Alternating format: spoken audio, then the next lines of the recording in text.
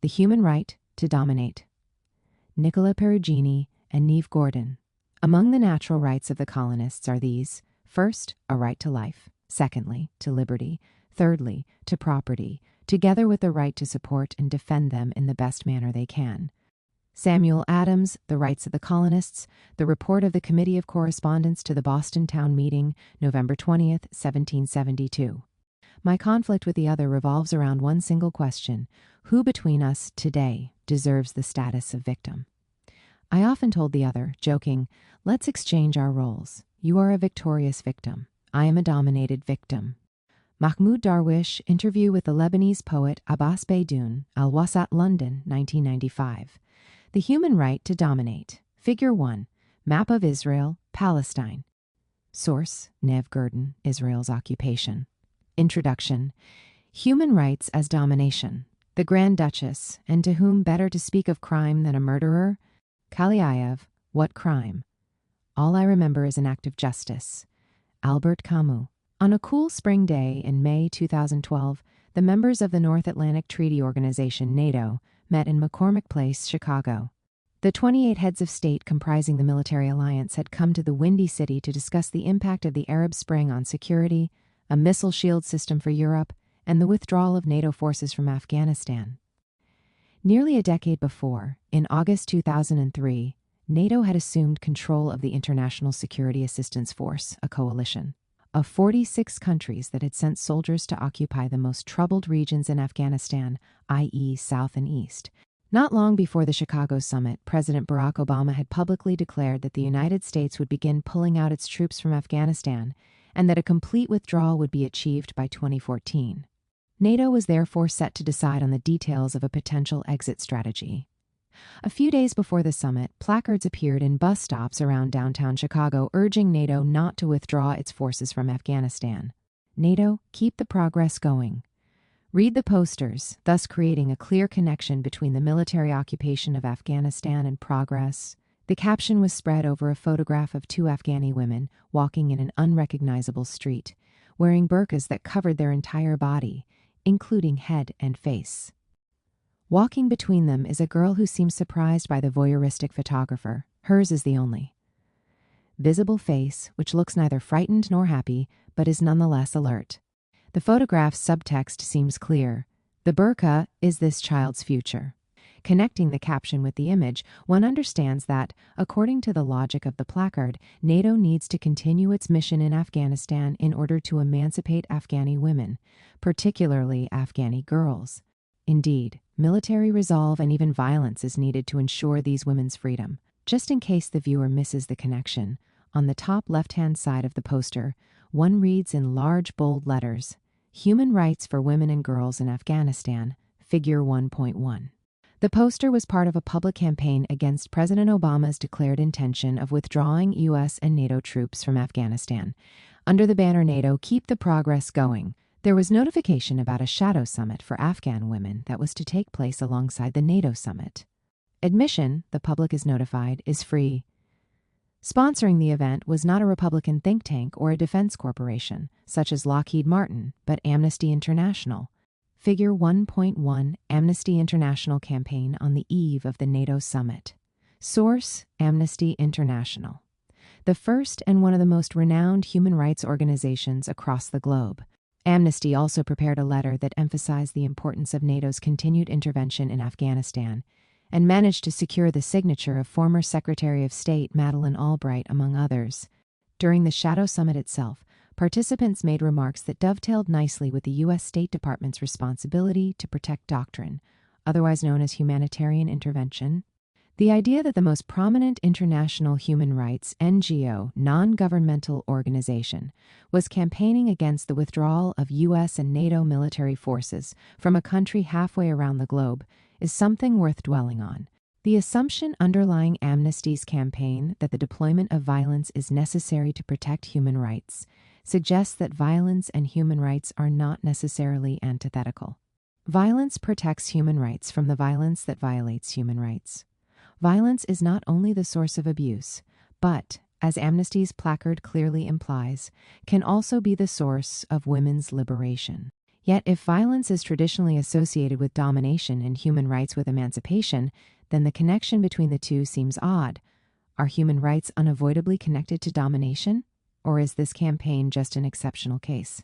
Domination in this book refers to a broad array of relationships of subjugation, characterized by the use of force and coercion. Our focus on domination is twofold. We are interested in violent practices deployed against individuals and groups in order to dominate them, but we want to examine also how by enacting different relationships of domination, these practices are rationalized, legitimized, and made sense of by appealing to human rights. What, in other words, is the relation between human rights and domination? While we assume that all forms of domination are violent, it is important to note that violence is not always or necessarily a manifestation of domination. Anti-colonial history teaches us, for instance, that violence can be deployed to resist, liberate, and disentangle people from colonial relationships of domination. The same could be said about the struggle in South Africa, where for several decades, various anti-apartheid groups resorted to violence. Ironically, Amnesty International was unwilling to adopt Nelson Mandela as a political prisoner because he refused to renounce the use of violence, since in his view, it was a legitimate weapon in the struggle against the apartheid regime. Even the United Nations, the main international institution responsible for protecting human rights, has reaffirmed the legitimacy of the people's struggle for liberation form. Colonial and foreign domination and alien subjugation by all available means, including armed struggle. Amnesty's Keep the Progress Going campaign is interesting because it implores a group of states to deploy violence and prolong a foreign military occupation in another country in order to defend women from radical Islam. The complex political situation in Afghanistan is thus reduced to religion-driven human rights violations against which protracted violent intervention is needed. Yet, unlike Arundhati Roy, who exposes the duplicity of the war in Afghanistan when she notes that if women's rights were indeed the objective, then it is unclear why. The Western military forces failed to stop on their way for a short excursion in Saudi Arabia. We are interested in the reasons why human rights are deployed to justify military occupation. If all forms of domination are violent, then all forms of mobilization of human rights in support of domination are functional to the reproduction of dominant violence, and ultimately to the protection and legitimization of domination itself. Behind the campaign urging NATO forces to remain in Afghanistan was Suzanne Nossel, Amnesty International USA's executive director at the time. Several years earlier, Nossel had published a foreign affairs article entitled Smart Power, where she called upon progressives, including, we infer, human rights activists, to learn from the example of the U.S. military's use of power in a smart way. The military, she said, has long recognized that its comparative advantage comes not from size or firepower, but from far-sighted strategy, sophisticated intelligence, professionalism, and precise weaponry. Although the military's weapons systems have been calibrated to conserve firepower and minimize collateral damage, the same cannot be said of U.S. foreign policy. While Nossel's use of the U.S. military as an example of smart power is based on a shaky argument, what is more interesting to us here is how the military becomes the paradigm for progressive action, including human rights work. A renewed liberal internationalist strategy, Nossel explains, recognizes that military power and humanitarian endeavors can be mutually reinforcing. This, we believe, is an intriguing claim that deserves some attention, since the welding of military clout with forms of humanism, including human rights, has become a prominent feature of contemporary global politics. Nevertheless, in her Foreign Affairs article, Nossel does not interrogate the relationship between human rights and domination. Instead, she is upset at progressives, whom she describes as flummoxed, and suggests that they, meaning her tribe, should fight against the appropriation of liberal internationalist tenets by conservatives who invoke the rhetoric of human rights and democracy to further the aggressive projection of unilateral military power. She thus identifies a process whereby conservative forces are appropriating human rights to legitimize and justify former President George W. Bush's wars in Afghanistan and Iraq. Yet her criticism is not directed against this appropriation per se, since, after all, she initiated the NATO Keep the Progress Going campaign, but against its use to justify the deployment of unilateral violence. What really bothers her is the identity of the actors' unusual suspects that suddenly appropriate human rights discourse, and the fact that they use it to advance policies that she, at the time, rejected. We, by contrast, are interested in the appropriation itself, the significance of the multifarious appropriations of human rights that we have been witnessing over the past decade and a half, and what the implications of this phenomenon may be, since this will enable us to better understand the connection between human rights and domination. Human rights appropriations. Amnesty International's campaign against the withdrawal of NATO troops from Afghanistan is merely a paradigmatic example of a much wider trend whereby human rights are being deployed in the service of domination. If during the 1980s and 1990s, conservatives in the United States tended to reject the expanding human rights culture and were, often even hostile to it, at the turn of the new millennium they began to alter their strategy, embracing human rights language. This shift is part of a global phenomenon. In fact, there are many parallels to be drawn between the way the Bush administration, aided by some international human rights and humanitarian organizations, invoked women's rights to help justify the war in Afghanistan and similar appropriations in other areas of the world. For some time now, the French nationalist Marine Le Pen has been advocating women's rights as part of her campaign against French and migrant Muslims. Her ideological counterparts in Denmark have become the most outspoken champions of the basic right of freedom of expression as they support the publication of vilifying caricatures of the Muslim prophet Muhammad in local newspapers. Geert Wilders, the founder and leader of the Conservative Freedom Party in Holland, who compared the Quran to Hitler's mine, Kampf, has invoked the discourse of gay and women's rights to attack and undermine religious freedoms in his country and elsewhere. Human rights discourse has become a desired resource for those seeking political influence and power, providing its diverse advocates legitimacy for their struggles and an aura of respectability that no other rhetoric can supply. These appropriations, whereby human rights have become the new lingua franca of global moral speak, underscore that human rights have been increasingly serving as a common horizon for political traditions of different stripes. Human rights, as Costas Douzinas has cogently observed, have become the new morality of international relations, a way of conducting politics according to moral norms and rules. Human rights are now the canonical text for the moral disposition of world affairs. Their widespread deployment as a dominant moral currency has also propelled institutional change, whereby conservatives began to introduce the language and strategies of human rights within existing organizations, while simultaneously creating an array of new human rights NGOs, which, until recently, seemed to be the sole turf of liberals. In the United States, well-established conservative think tanks, such as the Heritage Foundation and the American Enterprise Institute, have become home to scholars whose expertise includes human rights, while a plethora of conservative NGOs are now invoking human rights to advance their political objectives. The World Congress of Families, a U.S.-based global NGO founded in 1997, joined, for example, 100 groups, many of which define themselves as human rights NGOs, to support President Vladimir Putin's 2014 anti-gay law. On its homepage, the World Congress describes itself as an international network of pro-family organizations, scholars, leaders, and people of goodwill from more than 80 countries that seek to restore the natural family as the fundamental social unit and the seedbed of civil society.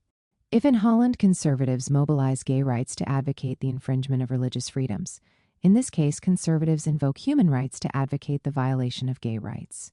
A spate of other conservative NGOs have adopted a human rights agenda and are mirroring not only the language and institutional scaffolding of liberal human rights groups, but also the methodologies and strategies they have developed. They understand that human rights are a powerful organizing tool.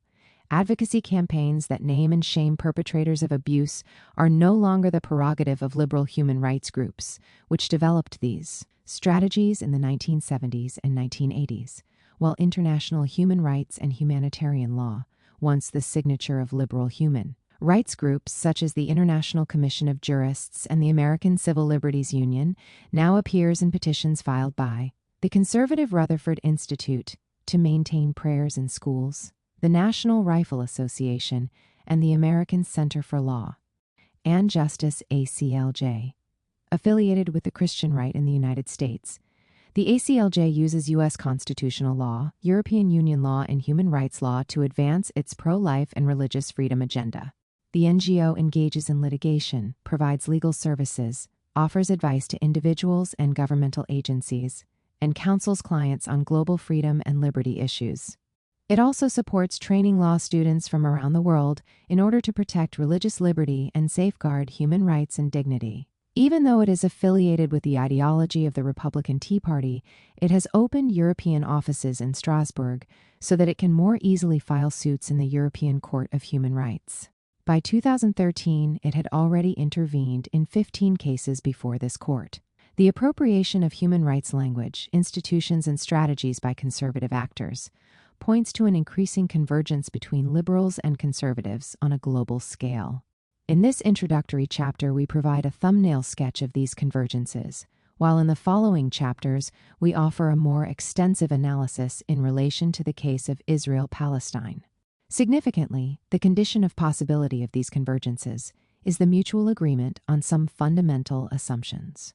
First, both liberal and conservative human rights NGOs share certain juridical assumptions about the law's authority, the court's decisive role, as the arbiters of disagreement and what constitutes adequate language to discuss evidence, in this case the legal vocabulary of human rights. Second, during the past decade, liberal and conservative human rights NGOs have adopted increasingly similar strategies of human rights advocacy. This form of convergence includes an agreement on the appropriate methodology and techniques for gathering data, what constitutes valid data, and consequently, what constitutes evidence.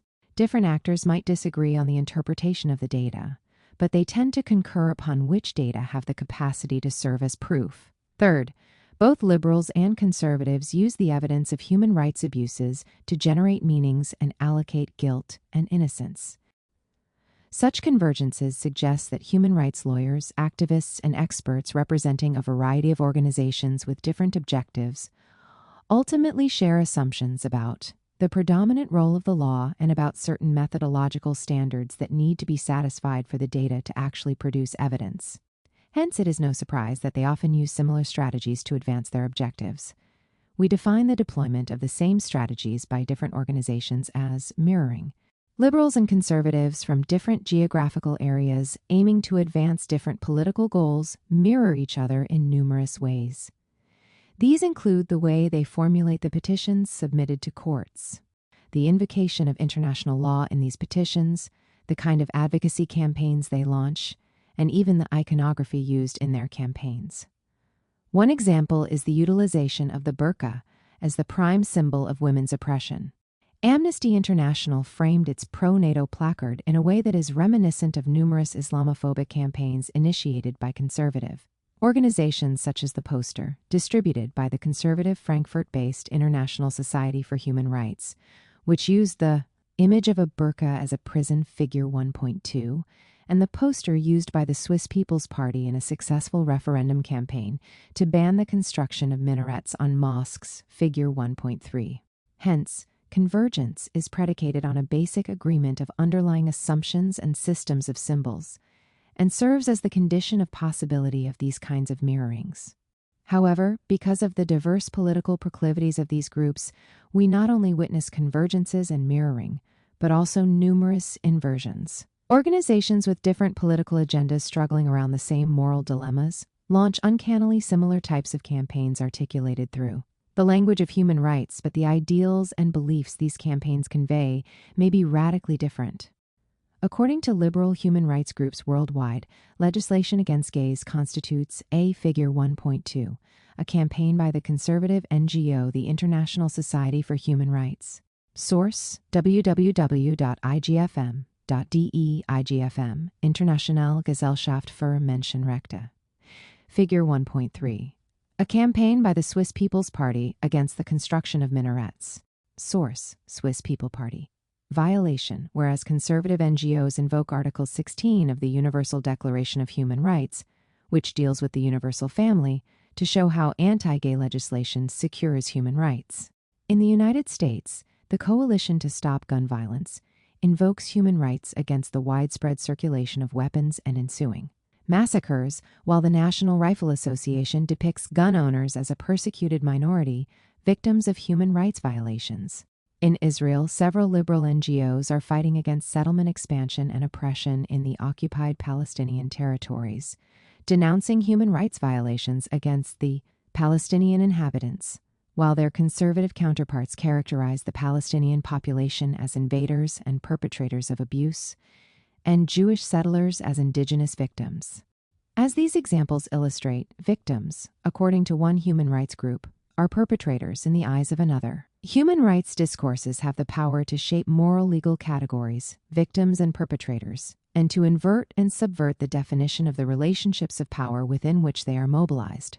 These inversions help expose that human rights, which most people assume to be progressive and liberating, can just as easily be connected with domination. This is not to say that the relation between human rights and domination is new, but rather that it has become much more apparent as soon as the new appropriations we are describing became pervasive across the globe. There are several reasons why we are currently witnessing this proliferation of human rights appropriations. One of these has to do with the larger politics of managing consent and dissent at home and abroad, whereby the deployment of human rights by conservative think tanks, NGOs, and philanthropy organizations is part of a response to the perceived success of liberals in advancing policy objectives. Another reason for the increasing appropriation has to do with the efficacy of human rights in framing history. The appropriations informing the inversions we mentioned, and those from Israel-Palestine, which we will closely explore in this book, reflect a struggle over the narration of history, or more precisely, the struggle over the interpretation of the history of violence as domination. Rights, as Duncan Kennedy points out, are extremely poignant because their invocation allows you to be right about your value judgments, rather than just stating preferences. They frame events legally and morally, and ultimately, as we show, help legitimize certain interpretations of domination while delegitimizing others. Given this epistemic function of human rights, and given the intrinsic link between violence and the modern concept of the human, it is not surprising that state security institutions that hold the monopoly over legitimate violence also began invoking international humanitarian and human rights law in their work. We described above how a liberal human rights NGO campaigned for militaries to deploy violence in order to secure human rights. But it is also important to note that militaries the world over have integrated human rights as part of their training. At Fort Benning, the home of the U.S. Army's armor and infantry schools, soldiers who are prepared and equipped to fight and win wars are also required to take a human rights class. The objective of the course is to impress upon the students that democratic values, international human rights law, and international humanitarian law are essential to leadership skills in the armed forces. The human rights class consists of 3 distinct segments: ethical foundations, legal imperatives, and operational considerations. The Institute's chaplain teaches ethics, while the judge advocate teaches international human rights and humanitarian law. Amnesty International estimates that each year, in addition to training its own soldiers, the U.S. government trains approximately 100,000 foreign police and soldiers from more than 150 countries in approximately 275 military schools and installations, while offering over 4,100 human rights courses. And although Amnesty International is critical of some of the messages conveyed in these courses, the organizers of the course at Fort Benning welcome the participation and observations of human rights NGOs. The military, as we show in Chapter 3, deploys human rights to frame its actions. As Laleh Khalili maintains, the invocation of law and legality often structures the conduct of war, which helps explain why states must invoke human rights as a means of ensuring regulatory and ethical compliance. The integration of human rights classes in military training also points to another shift within the field of human rights. If international humanitarian law was once considered to be the legal corpus dealing with armed conflict, and international human rights law was considered to be the corpus employed during times of peace, the 2 bodies of law are no longer thought to be totally separate. In their reports and petitions, human rights NGOs deploy these 2 legal frames simultaneously in the struggle to secure human rights in times of armed conflict and military occupation, and since conflict has become the norm in many parts of the world, it is now common practice to discard the so-called separation theory. In other words, human rights norms are no longer considered part of a field that is completely separated from the humanitarian norms of the Jews in Bello. For as the International Committee of the Red Cross maintains, there is a convergence between the protection offered by human rights law and that of international humanitarian law. 44. Within this context of convergences, mirroring, and inversions, the instrumentalist conception of human rights, according to which conservatives or militaries deploy human rights merely as a pretext for attaining other political objectives, is revealed to be both theoretically and empirically flawed. While we agree that the phenomenon we describe does not sit well with central parts of the social and political history of human rights, we do not think that the conservative and security actors we depict are simply distorting human rights. Put differently, the connection between human rights and domination that we examine in this book is not created through legal errors or the misapplication of human rights. Human rights are, no doubt, used as tools to advance political goals, but in the process of being appropriated, they do. Much more, they become an organic part of a social and political text, and not only a pretext for some other hidden objective. In this respect, there is no fundamental difference between the liberal and conservative appropriation of human rights, since both camps adopt the same reasoning. They appropriate human rights to develop a legal and moral framework in which historical events and political objectives are given a specific meaning. In this way, human rights help produce a certain narration of history, which simultaneously confers a specific political meaning on human rights. They constitute a highly flexible political discourse with the capacity to be constantly appropriated, translated, performed, and retooled in different political arenas. It is within such processes, we argue, that the relationship between human rights and domination reveals itself. Thus, the claim that the military or conservative think tanks and NGOs are merely distorting or perverting the meaning of human rights, as if liberal NGOs in some way own human rights or are the only actors that use them correctly, needs to be problematized. In fact, this claim prevents us from investigating the politics of human rights and the multifaceted forms in which they are performed by both liberal and conservatives. By the politics of human rights, we mean the struggle over the translation and interpretation of human rights not as pretext, but as text, whereby diverse actors integrate the grammar of human rights within their own worldview, while their worldview, in turn, is informed by this integration of human rights. In other words, the rhetoric of human rights is both a political tool and, just as importantly, an epistemic framework that shapes the way different actors conceive their own position within social space and the political significance of events that they witness or are concerned about. One of the objectives of this book is precisely to show how human rights are able to confer a very specific meaning to the contexts of power within which they are invoked. The human right to dominate is accordingly an exploration of both epistemic and political processes of appropriation. As the title suggests, we are particularly interested in how both liberal and illiberal forces appropriate and deploy human rights in a way that corroborates, reinforces, and rationalizes domination instead of destabilizing it. Rather than laying claim to a morally adequate conception of human rights, we aim to unveil how human rights and domination intersect. Indeed, the book is not a moral condemnation of a presumed misapplication and perversion of human rights. Rather, it is an interrogation of how human rights, whose assumed and stated goal is the protection of human dignity, can lend themselves to the enhancement of domination against the hydraulic model of human rights.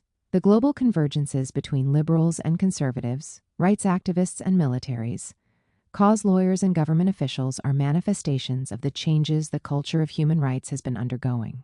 In order to map out these developments in the human rights sphere in the following chapters, we focus on Israel-Palestine analyzing an array of materials, including legal petitions, advocacy reports, military reports, media campaigns, and protocols of parliamentary discussions.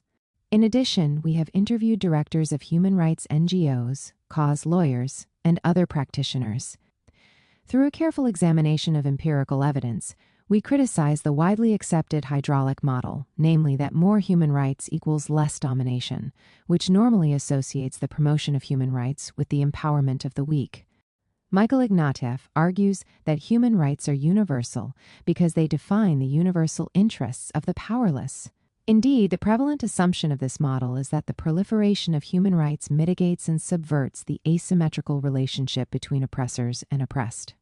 Human rights discourse, in other words, is generally conceived as an intrinsically counter-hegemonic tool and an instrument for righting historical injustices, exposing violations and abuse embarrasses, and even threatens the strong while paving the way for the rehabilitation of the weak. In the following chapters, we show that this linear and indeed progressive narrative, held by most human rights practitioners and taught in most human rights courses, is informed by two central elisions and fallacies.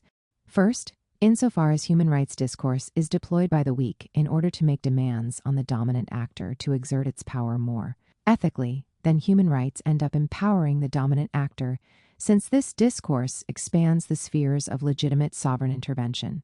This is precisely how Jack Donnelly describes the struggle against racial segregation in South Africa. After explaining to his readers that human rights are the language of the victims and dispossessed, he notes that the struggle against apartheid in South Africa was a struggle to change South African laws and practices so that average South Africans could turn to the legislature, courts, or bureaucracy should they be denied, for example, equal protection of the laws or political participation. Insofar as human rights empower the legislature, courts, and bureaucracy to secure the rights of the weak, then the claim that international human rights law is a form of exogenous intervention aimed at limiting state power or sovereignty is inaccurate. Even though the majority of scholarly publications on human rights accept the idea that human rights limit and restrain the state, the threat that human rights produce, as we show in the following chapters, is not really a threat to the state. Second, when the weak or those who claim to represent them invoke human rights to demand action from the dominant, they may, as Amnesty International USA did in 2012, demand the deployment of violence in order to protect human rights. As mentioned earlier, when this occurs, often rights-abusive policies are instituted to protect a right, revealing the inadequacy of the linear progressive assumptions of the hydraulic model. When the protection of one right entails the violation of another right, a paradox is produced, whereby the human rights discourse adopted in order to fight injustice through a humanitarian war may engender new forms of injustice. The hydraulic narrative precludes the understanding of such political dynamics because it flattens the analysis into a moral polarization cut off from concrete social and political relations of power.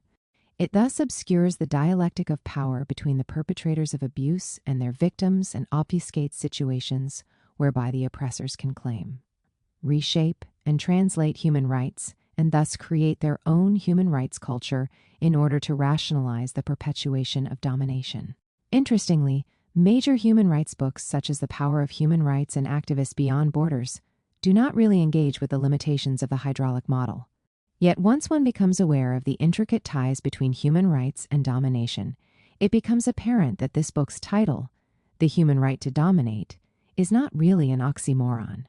In spite of its ostensible contradiction, the counterintuitive title we chose reflects a constantly evolving convergence between human rights and domination.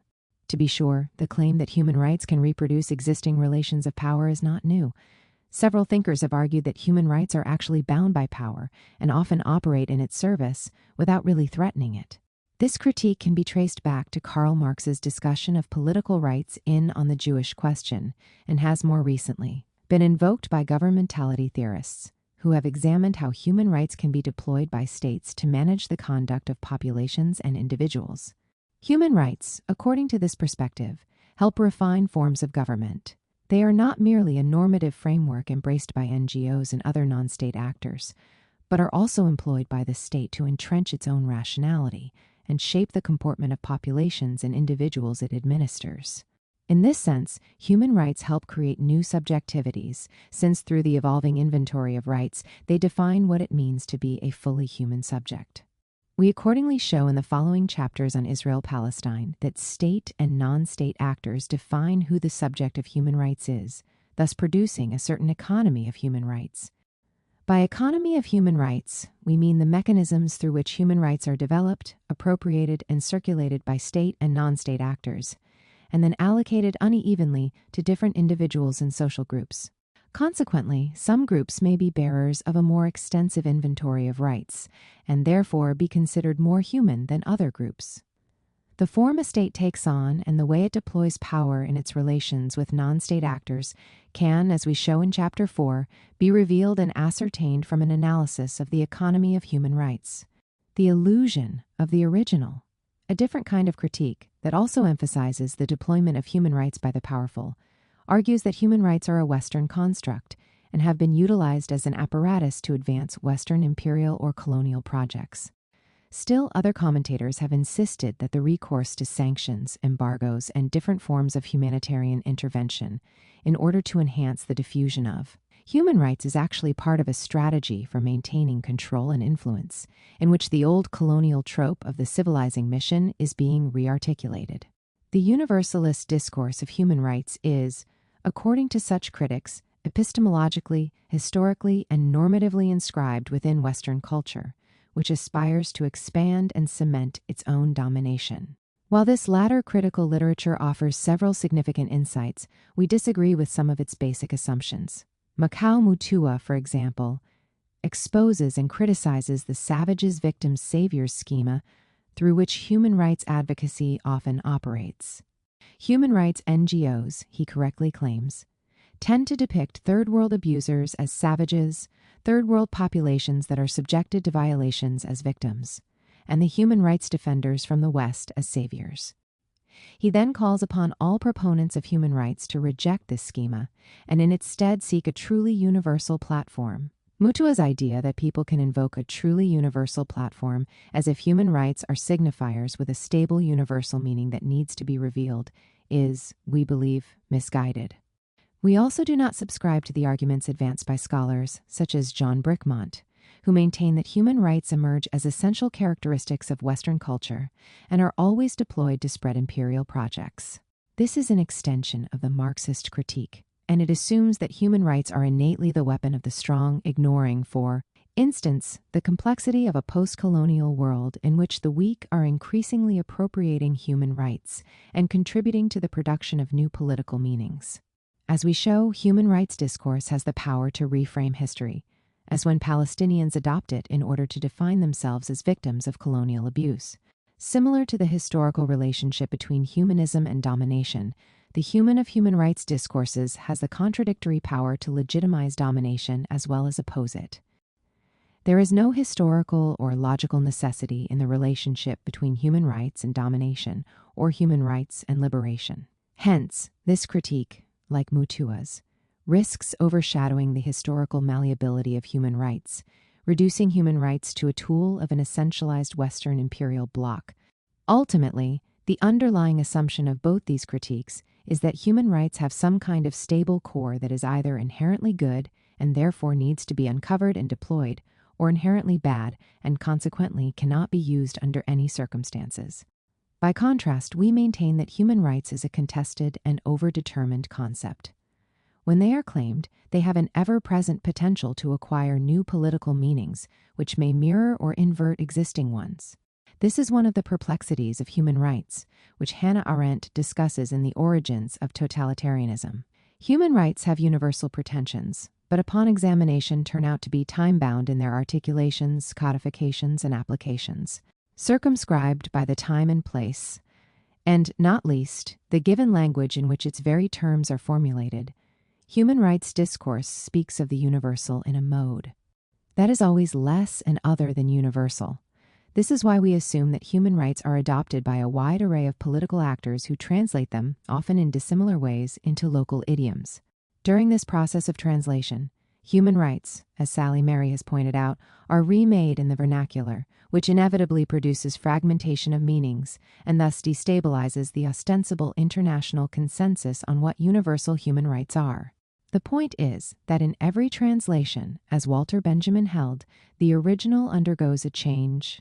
Yet each deployment of human rights is a translation that routinely claims to be an original in a way that corresponds with the construction of a specific understanding of history. Laying claim to an original is an act that aims to provide validity and authority to the human rights utterance.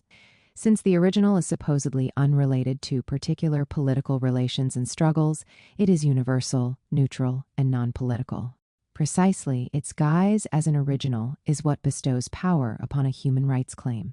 Abandoning the illusion of the original may be very difficult and be perceived as a betrayal, but we think that the effort not to lay claim to an original can contribute to a clearer understanding of what people do with human rights.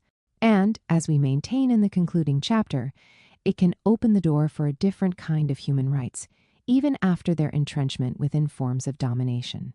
More specifically, human rights declarations and conventions pose as a depoliticized original, even though they, too, are translations and appropriations of earlier enunciations.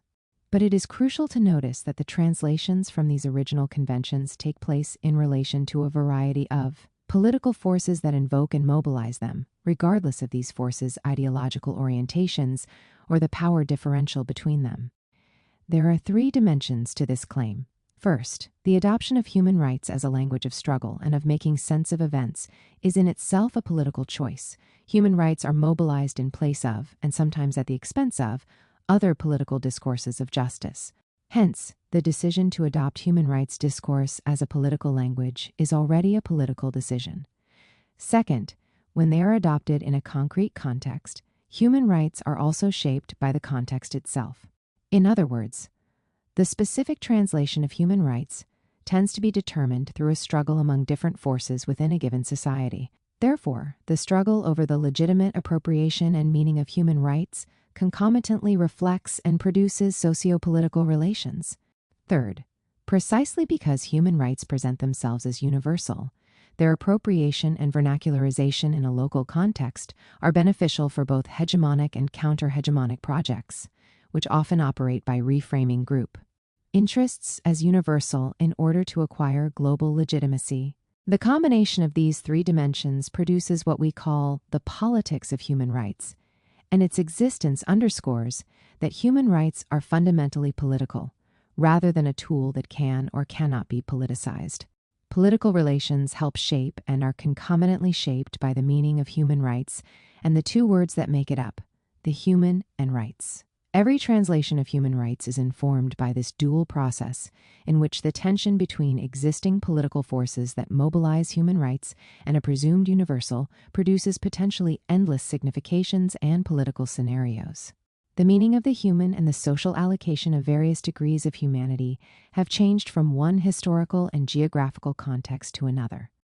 Within colonial regimes, for instance, the indigenous were often considered to be subhuman, while in Nazi Germany, the Jews became subhuman, as did the Muslims in Bosnia. The same can be said about the term right. The right to property was interpreted in one historical context as the right to be employed, and in another context as the right to own. And education, once merely a privilege enjoyed by the few, is currently considered a basic human right in most countries around the globe. A relatively recent example of the struggle over the meaning of human rights involves the attempt to introduce the new category unlawful combatant to international humanitarian law IHL. For over a century, IHL was based on the distinction between two categories of humans, combatants and non-combatant, and developed rules of moral conduct toward each category. Those who are in favor of introducing the category of unlawful combatant claim that there is a new phenomenon that is not captured by IHL, and therefore it is vital to introduce a novel category and determine new rules of conduct toward it. Their opponents claim that the category is being introduced in order to legitimize immoral forms of conduct against the enemy, such as torture and detention without due process. All these examples underscore the dynamic character of human rights, their multiple significations and appropriations, as well as the diverse forms of vernacularizations that they take on. They reveal that the idea of some primordial existence of original human rights is an illusion. Once one acknowledges the ultimate instability of human rights, and that their signification reflects, reproduces, and potentially transforms existing power relations, it becomes difficult not to be suspicious of claims often made by human rights practitioners about the distortion, misappropriation, or perversion of human rights. The fact that human rights are unstable signifiers does not mean, however, that they fall outside the normative sphere. On the contrary, it is precisely this instability that allows the constant redefinition, resignification, and transformation of the normative realm. After all, human rights produce notions of right and wrong, and in this way provide a normative frame to history.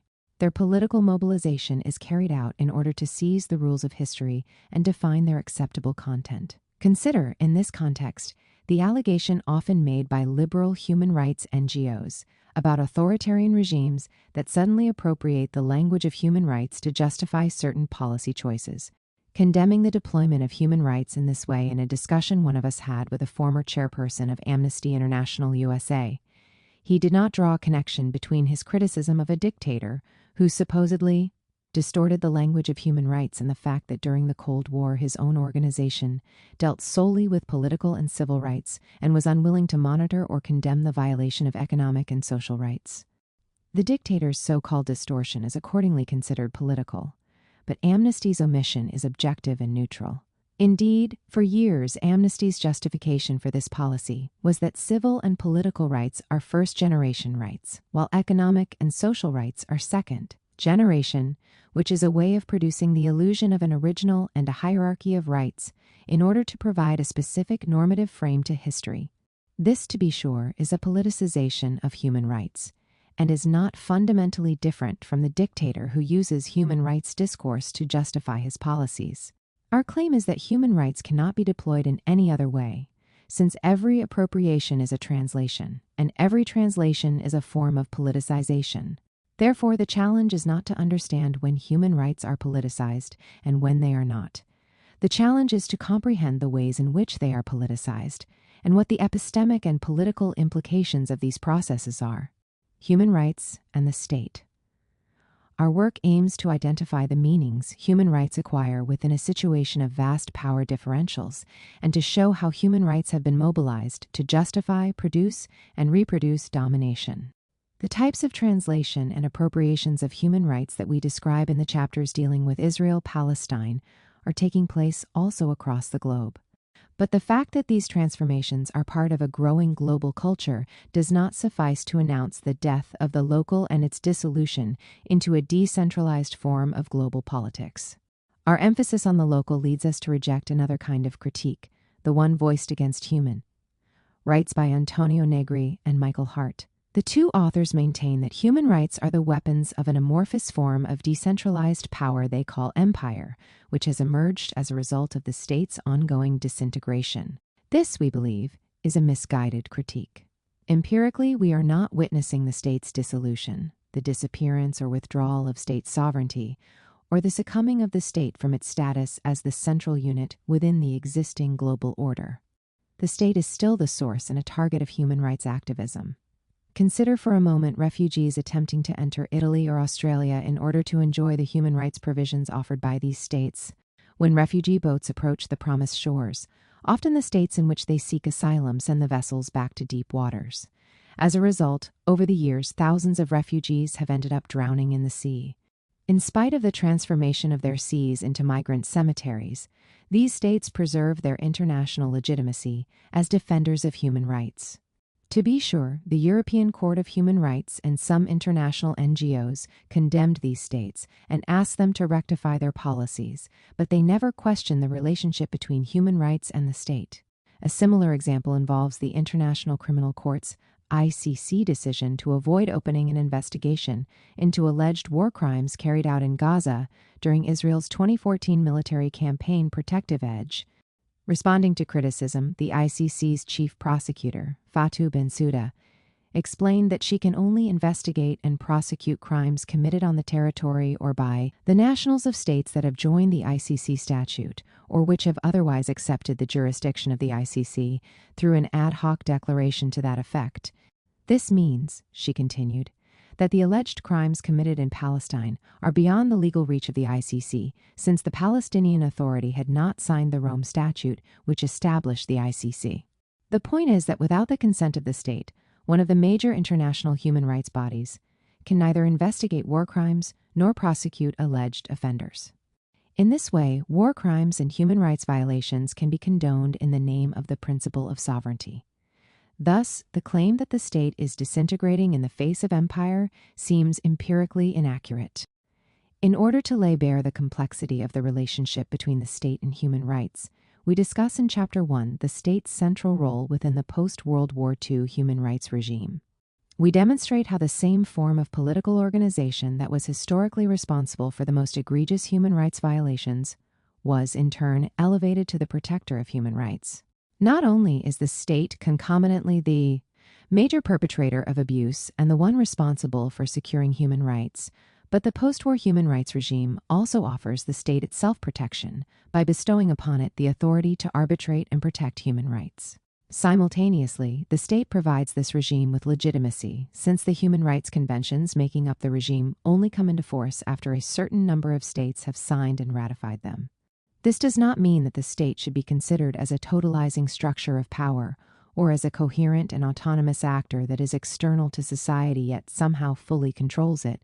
In the following pages, we unpack the relationship between the state, civil society, and human rights, showing that they are intricately imbricated, while illustrating this relationship through the creation of Israel and its colonial policies against Palestinians.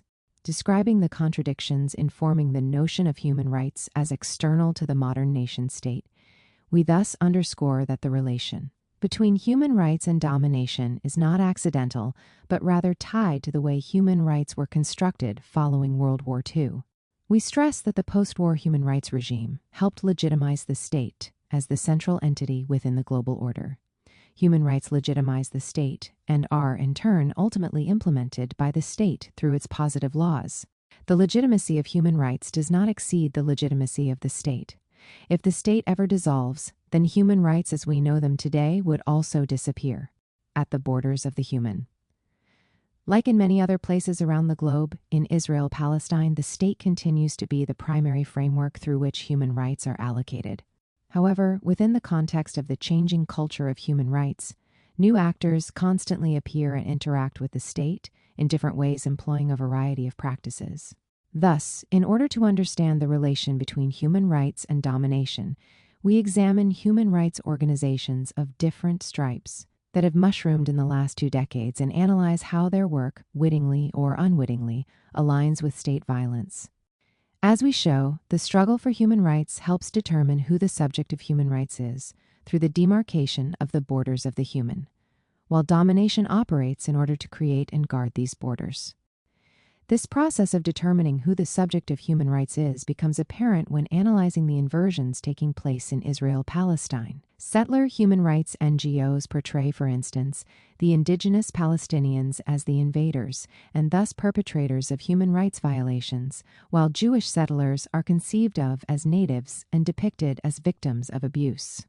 Through such processes of translation and narration, human rights shape the borders of the human by determining who the subject of human rights is.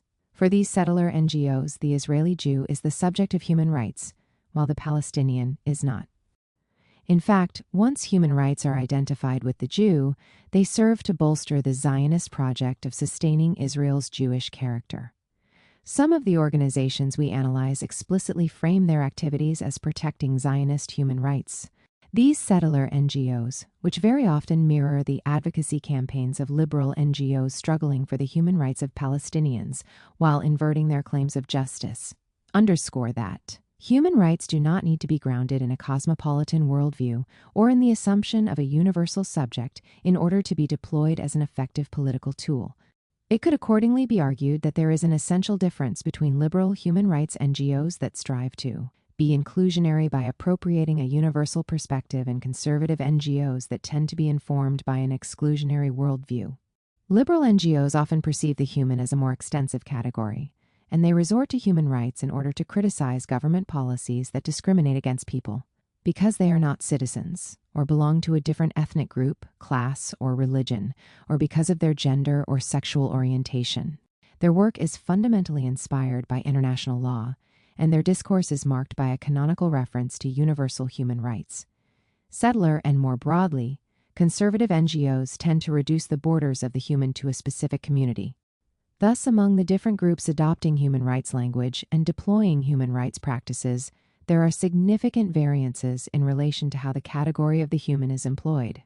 While we are fully aware of these distinctions, in the following pages we show that they are often not clear-cut, particularly because of the increasing convergences between liberals and conservatives, and because the universal always acquires a specific meaning once it is articulated within the local idiom as a legal political claim.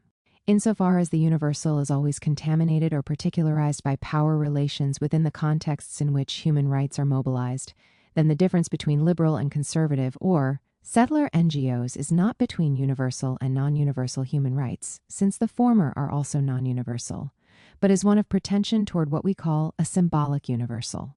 Our objective is to understand how this pretension is formulated and how it affects political practices. The liberal NGOs aspire toward what they consider to be a more universal claim. Yet, as we illustrate in Chapter 3, when it comes to the definition of what is legal and illegal violence, this symbolic universalism is state-centered and it enhances a particular definition of the human that is bound by citizenship.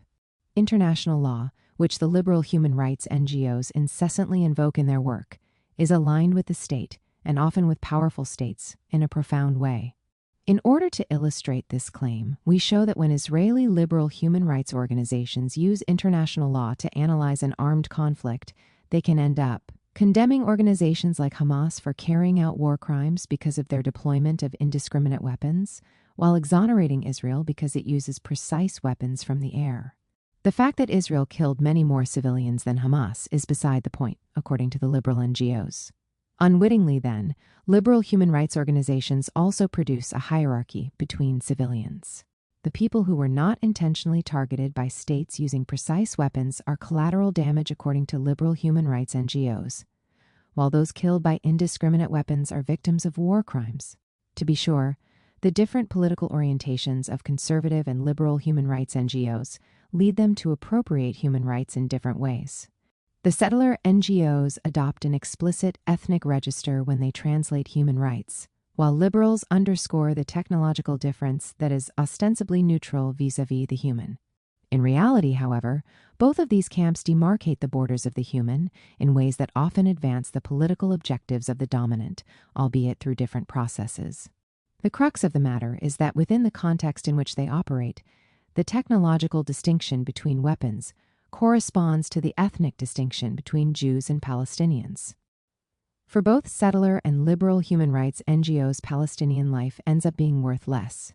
For the settlers because of ethnicity, for the liberals because the fact that international law favors high-tech states. As we show, one effect of these two translations of international law, one purely settler, the other liberal, is that the colonized is effectively dehumanized while the ethnocratic colonial ethos and its correspondent political regime are entrenched. Israel-Palestine is not unique in this sense. During colonialism, the right to employ violence and dispossess the indigenous population was framed as a sovereign right to dispose. Many modern democracies were colonial powers, and the ethos of rights informing the democratic regimes was used to frame colonialism as an emancipatory and civilizing project that enhances the rights of the indigenous populations. Simultaneously, though, colonization was sustained through acts of violation, ranging from massacres and rape to expropriation and dispossession. The liberal illusion that basic human rights in the colonies were being respected ended up, according to Alice Conklin, legitimating a regime of conquest based on force in the age of democracy.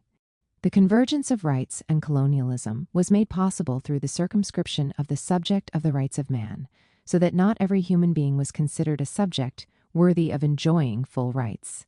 Colonial legal codifications translated rights that allowed for a series of distinctions between indigenous and non-indigenous rights. The difference between the colonizers of old and Israel-Palestine, though, is that Israel's right to dominate is articulated within a global landscape in which the human rights culture presents itself with more universal pretensions as a result of the development of the international human rights regime.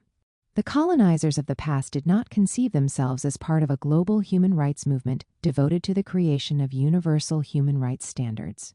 They did not create or work with human rights NGOs. They did not celebrate International Human Rights Day as settler NGOs recently did. In Israel, they did not struggle over the definition of who the legitimate human rights defender is. They did not monitor or denounce other human rights organizations for their politicization or distortion of human rights, or their incapacity to understand the correct definition of the borders of the human. Interrogating these transformations can, we maintain, help us gain insight into the relation between human rights and domination. In order to illustrate how human rights can help institutionalize, legitimize, normalize, and reproduce existing relations of domination in a given historical context, we examine the deployment of human rights in Israel-Palestine, focusing primarily on the last decade. The next chapter offers a historical overview of human rights in Israel, while showing how human rights are bound by the state in profound ways. Entitled The Paradox of Human Rights, this chapter begins by drawing a connection between the establishment of the international human rights regime and the creation of the State of Israel in 1948, showing that the Allies considered the creation of Israel as a form of human rights reparation for the horrific crimes carried out against the Jews in Europe.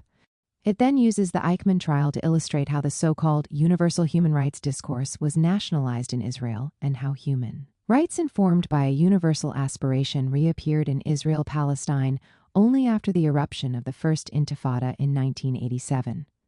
The chapter goes on to describe the Second Intifada and the military campaigns against Gaza, while showing that at least in the local political arena, human rights also served to normalize the colonial relations between Israelis and Palestinians. The following 3 chapters focus on the deployment of human rights in Israel-Palestine over the past decade.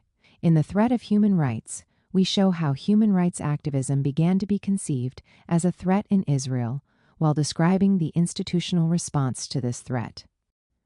We demonstrate how Israeli conservative actors began to frame liberal human rights NGOs as a national security threat, not in order to reject human rights tout court, but in order to counter the liberal NGOs' attempt to palliate and restrict state violence, and in order to ultimately legitimize Israeli military warfare. In the next chapter, The Human Right to Kill, we describe the convergence between Israeli military, government officials, and security think tanks on the one hand, and liberal human rights NGOs on the other. Focusing on Israel's military campaigns against Gaza, we show how international humanitarian law is used by Israel to legitimize and justify the killing of Palestinian civilians. We go on to demonstrate that liberal human rights NGOs adopt international law in a way that rationalizes the deployment of lethal violence against Palestinians. In the 4th chapter, The Human Right to Colonize, we describe the emergence of settler human rights NGOs and show how they use human rights discourse to advance colonial dispossession, both in the occupied Palestinian territories and in Israel. Not unlike Chapter 3, we show how this form of human rights activism takes place in a political, legal, and strategic space of convergence with liberal NGOs that support the human rights of Palestinians. In the concluding chapter, we ponder whether human rights can still be used in a counter-hegemonic way after they have been appropriated to advance domination.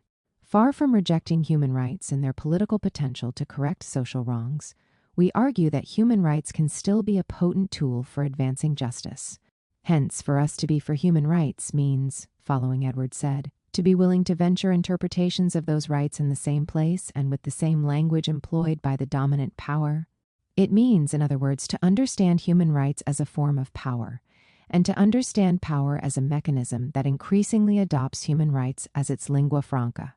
Consequently, the political and ethical obligation is not only to interrogate the intersection of power and human rights so as to better understand its epistemological and political implications, but also to constantly interpret and reinterpret human rights in a way that subverts forms of domination. Chapter 1. The Paradox of Human Rights. There was hardly a Western liberal during the late 1940s through to the 1970s who did not explicitly say that the establishment of Israel in 1948 was one of the great achievements of the post-war era, and who did not think it at all necessary to add that this was so for its victors in particular. From the point of view of the survivors of the dreadful massacre of the European Jews, it was a central achievement. There is no point at all in denying that. The Jews who came to Palestine were the victims of Western civilization, totally unlike the French military who conquered Algeria, the British felons forced to settle Australia, or those who have ravaged Ireland for several hundred years, or the Boers and the British who still rule in South Africa. But to admit that the difference in identity between Zionists and white settlers in Africa, Europe, Asia, Australia, and the Americas is an important one, is not to underplay the grave consequences that tie all the groups together. Edwards said, As the victors of World War II became fully aware of the ghastly consequences of the Nazi death machine, the idea of creating a regime to protect human rights rapidly surfaced in the international arena. A human rights vocabulary was developed in order to make sense of the horrors of the past and to help shape a new geopolitical order controlled by the war's victors. These efforts were propelled by the desire to find a way to prevent the repetition of such horrific acts in the future. Crimes against humanity became a common expression among the representatives of the post-war international community, while never again was adopted as a human rights truism against the recurrence of those crimes. From this moral and political framework, the Universal Declaration of Human Rights emerged and was adopted by the United Nations in 1948. Many prominent human rights exponents, including René Cassin, Raphael Lemkin, and Louis Henkin, interpreted the post-war ascendancy of human rights as a mechanism that limits state power. Universal human rights, according to this narrative, emerged after World War II to counter the excesses of the state by limiting the violence to which it can subject its own citizenry. As Jack Donnelly, a leading human rights scholar in the United States, put it, international law, including international human rights law, is the record of restrictions on sovereignty accepted by states. Leading organizations such as Amnesty International and Human Rights Watch also adopted this account and have been advocating human rights to help secure the freedom and liberation of individuals struggling against oppressive governments for decades. Aryeh Nir, the first executive director of Human Rights Watch, explains that human rights are a series of limits on the exercise of power. The state, and those holding the power of states, are forbidden to interfere with freedom of inquiry or expression. They may not deprive anyone of liberty arbitrarily. They are prohibited from denying each person the right to count equally and to obtain the equal protection of the laws. They are denied the power to inflict cruelty, and they must respect a zone of privacy. The assumption is that human rights are in some way external to the state and are most often deployed in an effort to protect citizens from the state and indeed restrict its abuses. This linear narrative of global salvation and redemption through human rights, a narrative that is reproduced in most scholarly books and taught in most human rights courses, disintegrates, however, once one examines more closely the explicit paradoxes of the post-war human rights regime. In the following pages, we problematize this process through the analysis of its political underpinnings and implications in Israel-Palestine. In particular, we discuss how the new regime bestowed upon the nation-state a central role in the post-war human rights order. We highlight how the nation-state was granted responsibility to protect human rights, while simultaneously the human rights regime provided the state with international legitimacy. We then turn to explain how the creation of Israel as the state of the Jewish people reveals one of the central paradoxes of human rights. Finally, we show how during different historical moments, the Eichmann trial, Oslo years, and Second Intifada, the international human rights discourse was appropriated to enhance domination. Let us turn to the Universal Declaration of Human Rights. According to this foundational charter of the contemporary human rights regime, member states have pledged themselves to achieve, in cooperation with the United Nations, the promotion of universal respect for and observance of human rights and fundamental freedoms. Hence, out of the atrocities perpetrated mainly by European nation-states, aspirations for justice were articulated through a universal vocabulary of human rights. Human rights thus became the moral standard for scrutinizing political violence and evaluating the relationships among states themselves and between states and the people living within their borders, while the nation-state was instated as the pillar of the new moral order in a very specific way. First, it was restored as the constitutive unit of a global family, the so-called family of nations responsible alongside the UN for securing harmony, peace, and freedom. Second, the authority to implement the emerging human rights regime was bestowed upon the state. In other words, human rights served to restore the legitimacy of this political entity, both as the central unit of global politics and as the juridical actor responsible for the people under its governance. By reproducing the complex bond between the universal and the state, the post-World War II human rights regime helped resurrect the nation-state from the ruins it had engendered. Simultaneously, the nation-state conferred upon the Universal Declaration and international instruments emanating from it legitimacy. After all, human rights conventions only come into force once a certain number of member states have signed and ratified them. It is because of these interrelated tensions that we can speak of an epistemic and political paradox intrinsic to the post-World War II human rights regime. This paradox is characterized by a tripartite configuration, operating as a complex and supposedly self-evident combination of protection from, protection by, and protection of the state. The 1948 Convention on the Prevention and Punishment of the Crime of Genocide exemplifies this clearly. First, it identifies the state and its officials as the potential perpetrators of genocide and human rights violations, thus instituting the protection from the state. Second, it requires state parties to recognize the crime of genocide as a constitutive element of international law and to punish persons guilty of genocide, thereby ascribing to the state the responsibility to protect. Hence, the citizen is simultaneously protected from and by the state. Finally, as an instrument that empowers the state to protect the citizen, the Convention offers the state itself protection. It serves as the protection of the state within the post-war world order by offering it continuous recognition and legitimacy as the central unit of the order itself and primary enforcer of the Convention. In all the major human rights conventions and treaties, the three forms of protection, from, by, and of, are combined, and the centrality of the nation-state is thus reiterated. This combination, we maintain, lies at the core of a paradox and points to an intricate link between human rights and domination, international juridical humanity. Despite its universal pretensions, human rights, as several scholars have already pointed out, are bound by the state and acquire different meanings in different historical and geographical contexts. Yet an extremely important element has remained constant within the diverse post-World War II adoptions and articulations of human rights. Not only has the nation-state persisted as the key political form, responsible for the organization and management of human communities, but also belonging to a nation-state has become the fundamental condition for acquiring human rights and becoming a member of an internationally recognized community. The struggle for human rights was considered by dominated people, women, colonized, disenfranchised minorities, and so on, as a way to achieve freedom from oppression and exploitation and acquire the right to be human.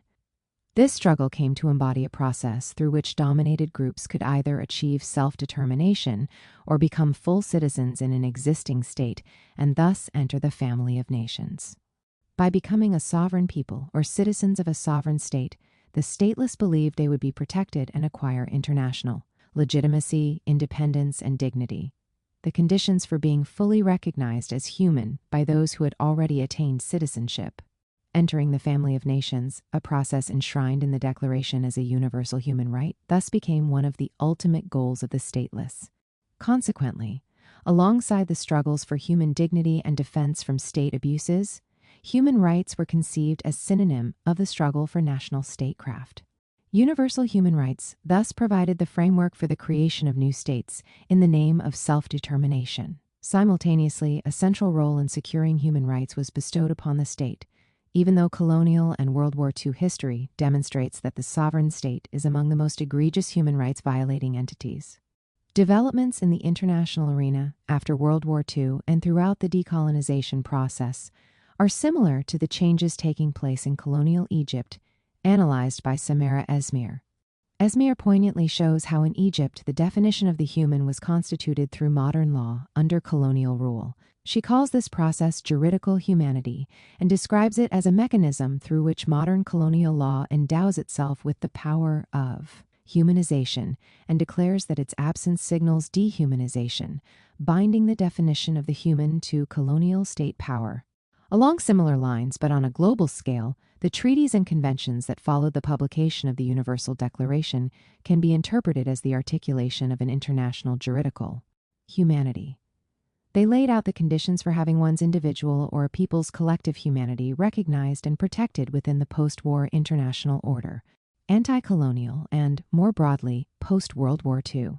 Self-determination struggles can thus be understood as struggles for obtaining access to a full, previously denied condition of humanity recognized by the community of nations, with all of its paradoxical implications. Self-determination transforms the victims of human rights violations into full human beings, since only after the collective enters the framework of the state does it become an active agent of history. When in 1952, the UN General Assembly adopted the resolution The Right of Peoples and Nations to Self-Determination. It couched self-determination as the prerequisite to the full enjoyment of all fundamental human rights. Hannah Arendt made a similar point when she claimed that at the very moment when the refugee appears on the political scene, when the individual is divorced from citizenship and all forms of political community, so that only the so-called human remains, at that moment all human rights are lost. It is, she infers, the state that bestows rights on people. But what were the political implications of granting the state the responsibility to protect people from human rights violations? What kind of new political agencies were developed as a result of this process? And how does this process help us better understand the relationship between human rights and domination? In order to explore these and other questions, we will now turn to Israel-Palestine, not because this case study is necessarily unique, but because it exposes the implications of the paradox of human rights in a clear and urgent way. Reparation for human rights violations. The European Holocaust, undoubtedly one of the major triggers propelling the development of the language and political practices that constitute the contemporary human rights regime, produced in Palestine, far from the territorial and geographical setting in which the extermination of the Jews took place, one of the most illuminating examples of the paradoxical welding of human rights with national statecraft. In fact, the history of Israel's creation illustrates very clearly the paradox of the international human rights regime and the constitutive interrelationship between human rights, national statecraft, and domination. It does so because during the mid-1940s, the Allies conceived Israel's foundation as a type of humanitarian reparation for the crimes committed against Jews. In Europe during the Holocaust, while this reparation assumed the form of a settler nation-state in Palestine, whose colonial practices generated new human rights violations, Israel's establishment coincided with the international response to the genocide that took place in Europe, the foundation of the UN, and the publication of the Universal Declaration. Debated within a framework of self-determination for both Arabs and Jews, the 1947 partition plan of Palestine was meant to provide two stateless peoples with two states by dividing a single territory, the British colony of Palestine. According to the plan, the indigenous Palestinian majority, comprising 68% of the population, was to receive about 43% of the land, whereas the Jewish minority, comprising 32% of the population, was allocated 57% of mandatory Palestine. Self-determination through the creation of a state was discussed by the UN member states as a post-Holocaust humanitarian solution for those Jews living outside of mandatory Palestine as well, and was therefore conceived within the broader framework of human rights.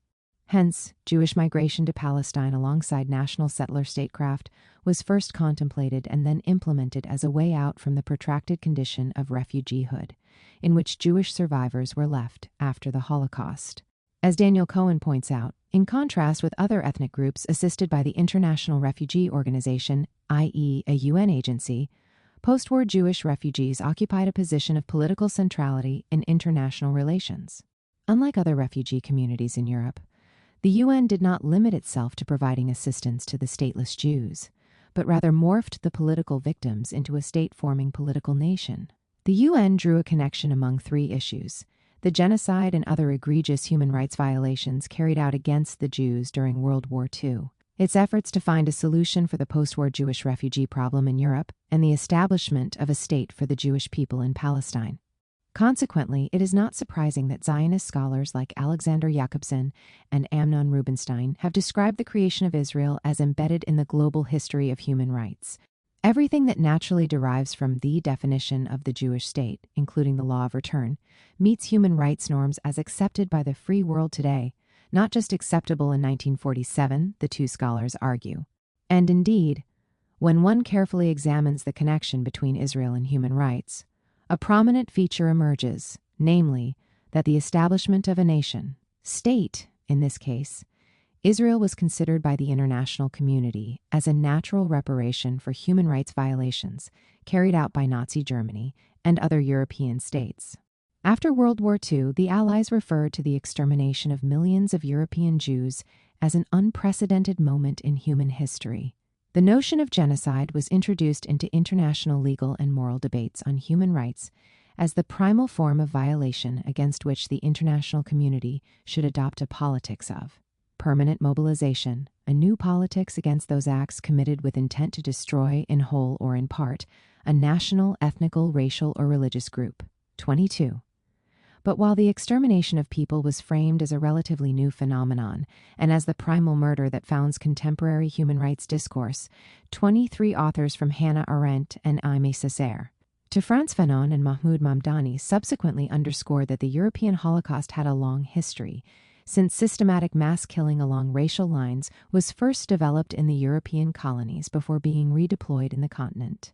In brief, the extermination of the European Jews cannot be fully understood without examining its colonial and imperial antecedents. This historical recontextualization of the Holocaust and the broader genealogy of genocides, especially in their settler form, is essential for understanding the paradox of human rights in our context, as we show momentarily. The international recognition that a state should be granted to the Jewish nation as post-Holocaust reparation for collective human rights violations became commonsensical because of a number of factors. Not least among these was the intensive work of the Zionist movement, which for years had lobbied state leaders and international organizations in order to legitimize its aspiration to create a homeland for the Jews in Palestine. In 1945, the Jewish Agency, the organization in charge of buying and settling land in Palestine on behalf of the Zionist movement, tried to lobby the member states at the UN conference in San Francisco as they signed the UN Charter, in which for the first time human rights were referred to as one of the constitutive elements of the international order. In this context, the objective of the Jewish Agency was to generate further international legitimacy for the creation of a Jewish state by introducing into the conference's agenda the relation between the plight of European Jewish survivors and the creation of a Jewish homeland in Palestine. The memoirs of Eliyahu Elath, representative of the Jewish Agency's political department, and later the first Israeli ambassador to the UN, shed light on this process. He describes how the Zionist efforts to weld the Jewish aspiration to self-determination in the British colony of Palestine and the emergence of an international community coalesced around the principles of human rights. In Zionism at the UN, Elath writes that one of the most urgent problems awaiting solution is that of the survivors of the Holocaust. Will the San Francisco conference rise to this challenge? Will it understand the problem and draw the necessary practical conclusions affecting the future of Palestine, the only country where their national life and dignity can be fully restored? 27. The notion of Israel as reparation, a state where Jewish human dignity could be fully restored, was espoused by the great powers, especially by President Truman, who closely followed the plight of the Jewish refugees in Europe. In 1945, the president sent Earl G. Harrison, a dean from the University of Pennsylvania, to carry out a survey on displaced persons in Europe. Harrison reported that the 1 million Jewish survivors still living in temporary refugee camps throughout Europe were behind barbed wire fences in what had been concentration camps, and they survived on a diet consisting of bread and coffee. Harrison concluded his study by recommending that the only real solution would be the immediate evacuation to Palestine of those Jews who desired to leave Europe. Immediately after reading the report, Truman started to exert pressure on the British government to allow Jewish immigration to Palestine. 2 years later, Britain agreed to raise the issue of Palestine at the UN. The relationship between Israel's creation and the plight of Jewish refugees in Europe was at the center of a thorny debate in the UN Special Committee on Palestine, UNSCOP. During the proceedings, several member states sent their representatives to the European camps where Jewish survivors were hosted after the end of the war and assessed their attitude regarding resettlement, repatriation, or immigration into Palestine. The idea of settling Jews in Palestine as a solution for the humanitarian crisis in Europe became a central point in the debate on the partition of Palestine. In his decisive 1947 testimony at UNSCOP, Chaim Weizmann, the UN representative of the Jewish Agency who later became Israel's first president, called upon the member states to encourage intensive colonization in the territory that the international community would soon decide to recognize as the State of Israel. Weizmann's invocation became reality, since Israel's state-building process amounted to the destruction of hundreds of Palestinian villages, the systematic expulsion of the indigenous population, and the settlement of hundreds of thousands of Jews in their stead. The reparation of a human rights violation through settler colonialism was bound to generate a new cycle of violence. The firm connection between the humanitarian solution for the European Jews who survived the Holocaust and were subsequently dispersed in refugee camps and the creation of a settler Jewish state in Palestine after decades of Zionist mobilization serves as a powerful example of the paradox of the post-world. War II human rights regime. While human rights were announced and enunciated as tools of protection from violent and dispossessive nation-states, dispossessed Jews were entitled to create a nation-state whose foundational form was settler colonialism. As we noted earlier, the genealogy of the European genocide can be traced back to the forms of violence first instituted by settler colonialism. In this paradoxical context, the framing of Israel's establishment as a humanitarian solution provided its settler colonial nature with an aura of international legitimacy. It also reveals that the two apparently irreconcilable discourses of human rights and domination can and do coincide, as well as how the first can be deployed to legitimize and normalize the second. This historical process is significant since it serves as a paradigmatic example of how the birth of post-World War II human rights regime was located in a space in which human rights, nation-state, and domination are entangled in a Gordian knot.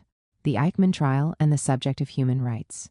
The Specialist, the name given to Adolf Eichmann in an inspiring courtroom documentary, was one of the masterminds of the extermination of Europe's Jews. In charge of a sub-department of Jewish affairs at the Gestapo, the Nazi secret police, Eichmann was one of the architects of the Nazi system of deportation and annihilation. When in 1960 Israeli Secret Service agents kidnapped Eichmann in Argentina and brought him to be tried in Israel, the survivors of the final solution were, for the first time, directly confronted with the dilemma of what to do with a perpetrator of some of the most horrendous crimes documented in human history. Often identified as a constitutive moment in the creation of an international legal regime of universal jurisdiction, the Eichmann trial did not dissolve the post-World War II paradoxes of human rights. On the contrary, it further revealed the contradictions of the evolving human rights regime in several ways. First, Eichmann was kidnapped by the Mossad, the Israeli Secret Services, in Argentina, where he had fled after World War II. Thus, Israel violated international law to bring to trial a criminal of international law. Second, and more fundamentally in the context of our discussion, as Hannah Arendt and other critics have already highlighted, the Nazi genocide that triggered. The development of the universal vocabulary of human rights was investigated in Jerusalem in a local court, where this ostensible universal discourse was translated into an ethno-national one. Arendt consequently concludes that the very monstrousness of the events is minimized before a tribunal that represents one nation only. 35. During the trial, the new Jew, the Israeli Jew, who was unprotected before the state's creation, was transformed into the subject of human rights, while the new state was deemed responsible for this transformation and for securing these rights. Human rights were accordingly made to coincide with the rights of Jews by completely ignoring the horrific violations Eichmann carried out against non-Jews. Indeed, reading the transcripts of the prosecution, one is left under the impression that human rights violations were committed during the European extermination against Jews and only Jews. In this way, the trial helped reproduce an existing Israeli moral framework that privileges the Jew over the non-Jew. But now, the framework was rationalized through the invocation of international law and the identification of the Jew with the subject of human rights. Moreover, the appeal to international law bolstered an existing moral framework that helped further rationalize certain laws and policies that already existed in Israel, such as the law of return, which provides any Jew, and only Jews, the exclusive right to return to Israel and immediately become a citizen, or the policies that allow the state to expropriate land from Palestinians and allocate it to Jews. Hence, the trial, with all its universal pretensions, was subsumed by a local idiom, and given a specific meaning, it served both to articulate an existing logic connecting the Jewish character of the state and the human subject, and as a vehicle through which this logic was further rationalized and disseminated. However, pushing our reflection beyond the historical moment, one can gain a glimpse of how the Eichmann trial continued to inform the relationship between human rights and domination.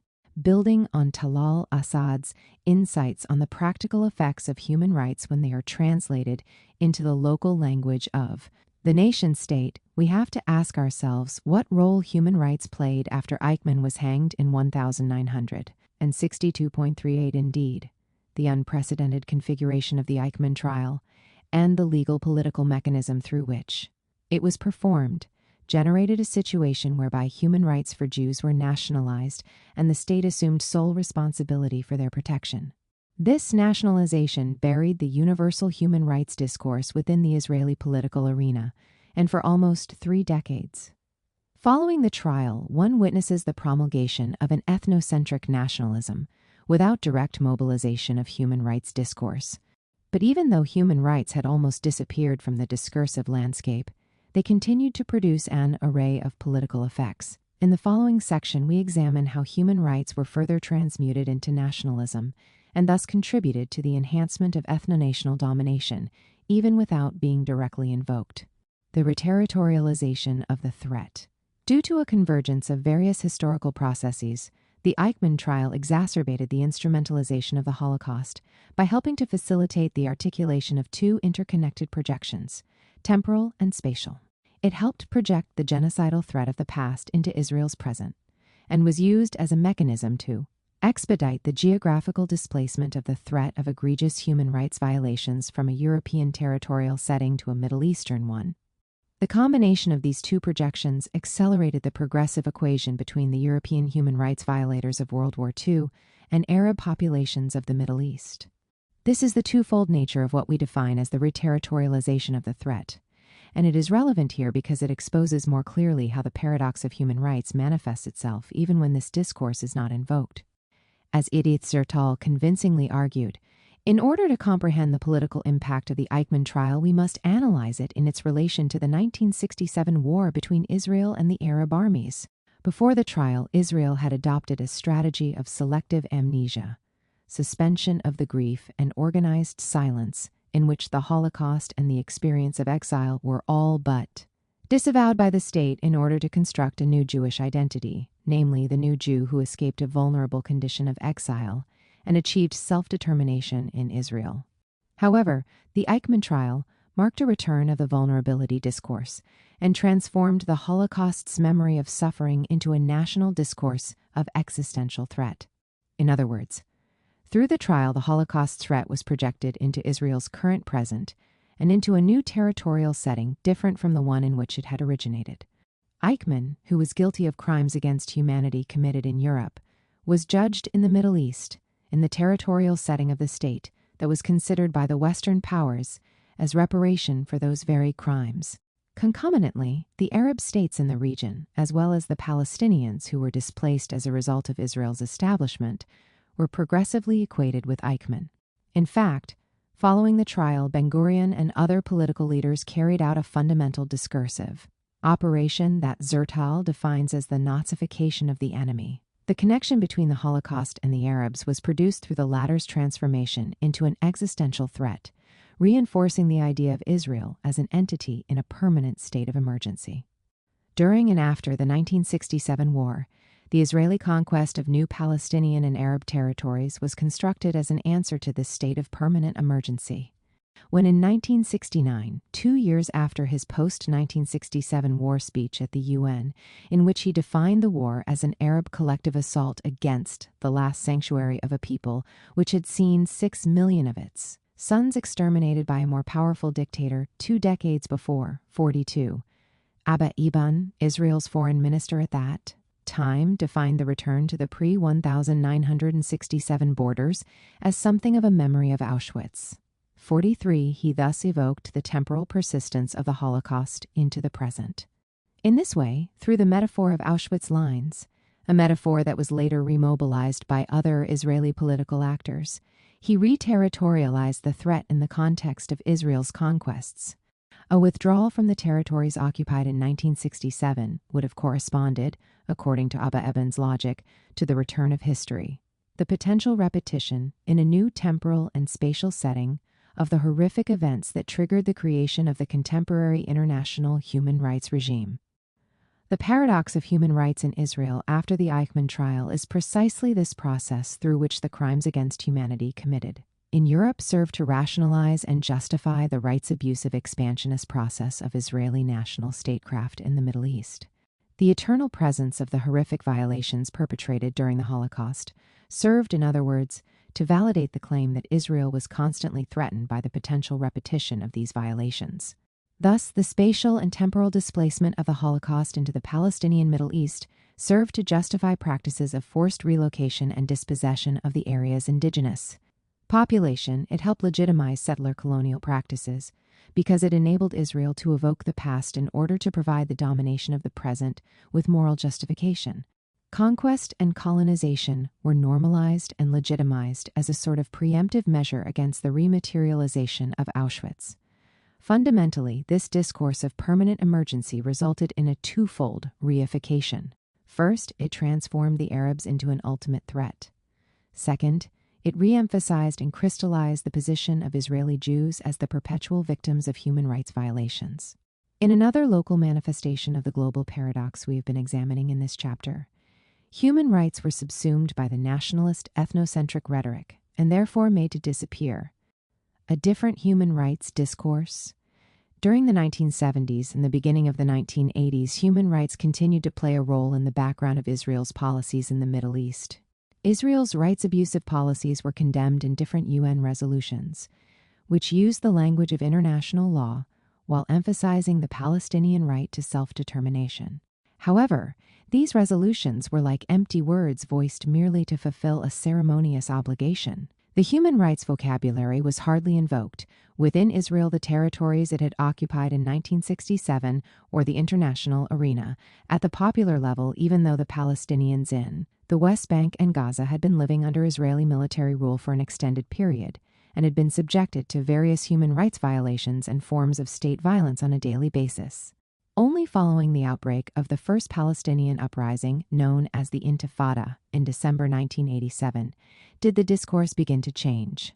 When the first Intifada erupted, protesters in the occupied Palestinian territories filled the streets, demonstrating against the occupying power. They blocked the major arteries with burning tires and large rocks and threw stones and Molotov cocktails at military patrols. Preservation of law and order in the Opt had come to be perceived among the general Palestinian public as serving the interests of an illegitimate government, indicating that violation of the law and challenging Israel's authority were considered to be acts of patriotism, loyalty, and heroism.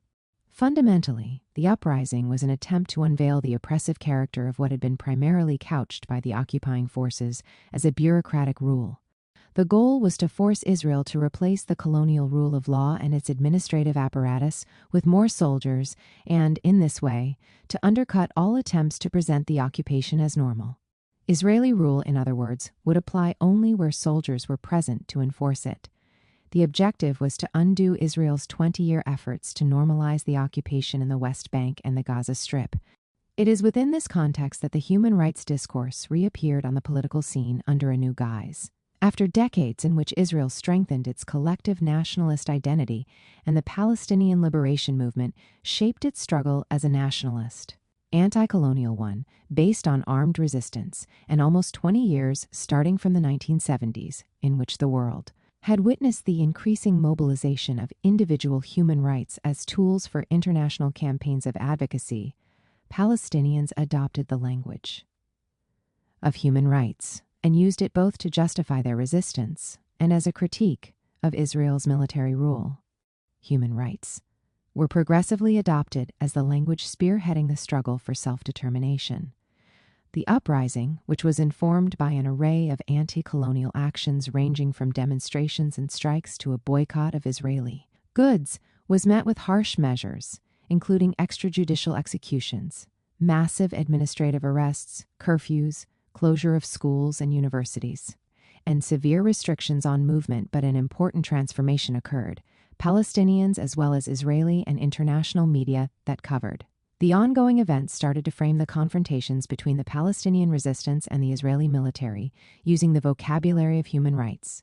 This international coverage of the uprising, particularly in major English-speaking outlets, seems to have had some impact on those reporters who covered the events for the local press, as well as on the public relations apparatuses of the Israeli government and military, all of which responded to allegations of abuse, using similar language and emphasizing that they too were concerned with the humanitarian plight of the Palestinians.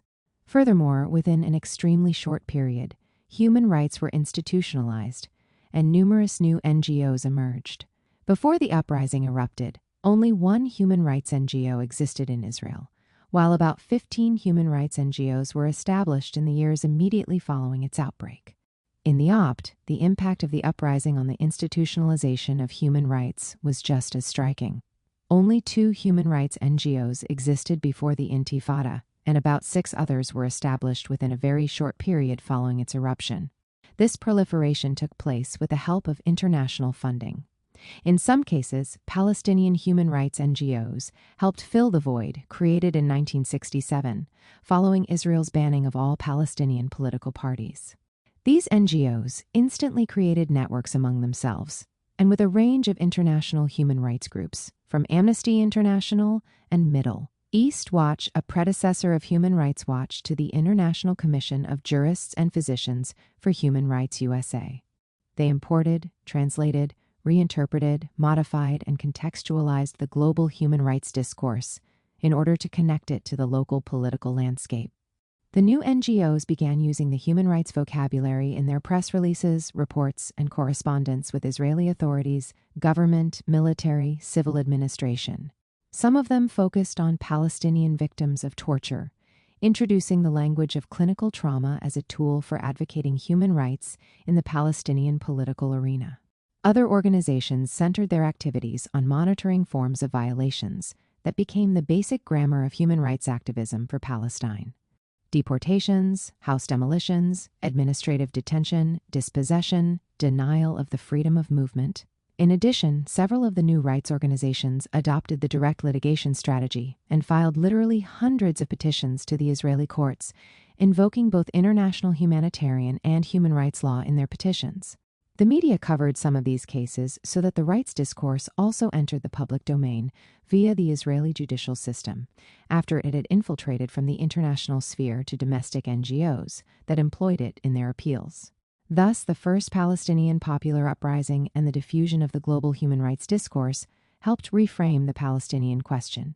For the first time after Israel's establishment, the abuses committed by the occupying state against the Palestinian population were systematically framed as human rights violations. Palestinians in the West Bank and Gaza Strip slowly gained access to the international circle of victims of human rights violations, producing a new situation whereby human rights claims were no longer the prerogative of the Jewish population of Israel-Palestine. This reframing process triggered an incremental shift in international public opinion toward the plight of the Palestinians, first among activists and later among wider segments of civil society. A paradoxical situation. This globalization of Palestine through the language of human rights ended up having a significant impact on the region's political landscape. The framing of the conflict using human rights and the increasing international preoccupation with the violations perpetrated against Palestinians helped force Israel to the negotiating table. After Israeli Prime Minister Yitzhak Rabin and PLO leader Yasser Arafat signed the Oslo Accords on the White House lawn in September 1993, international donors continued funding human rights NGOs both in Israel and in the Opt in order to help promote the implementation of the peace process. The rights groups were expected to monitor and denounce Israel's practices of dispossession of Palestinian land, as well as to expose other rights abusive policies. Within Palestinian society, human rights NGOs also acquired a prominent role in promoting and assisting the so-called state-building process managed by the Palestinian Authority. They often became an alternative to grassroots initiatives and traditional political parties in what critics have since called the NGOization of civil society. This new human rights boom did not, however, produce a rupture in the region's history of political violence. Notwithstanding the increasing activism, the NGOs did not manage to even create a dent within the local framework of colonial sovereignty. One example will have to suffice here. During the first Intifada, NGOs filed petitions to the Israeli High Court of Justice against the violation of Palestinian human rights. While these petitions seemed to be challenging government policies, and in some sense they partially did, for the most part the court ended up discharging Israel from any kind of responsibility for egregious violations. Indeed, Israel's High Court of Justice enabled the government to continue carrying out home demolitions. It authorized holding Palestinians in prison for years on end without trial, administrative detention. It justified the expropriation of Palestinian land and the deportation of Palestinian leaders. And it took well over 10 years after human rights NGOs launched an international campaign before it decided to outlaw torture.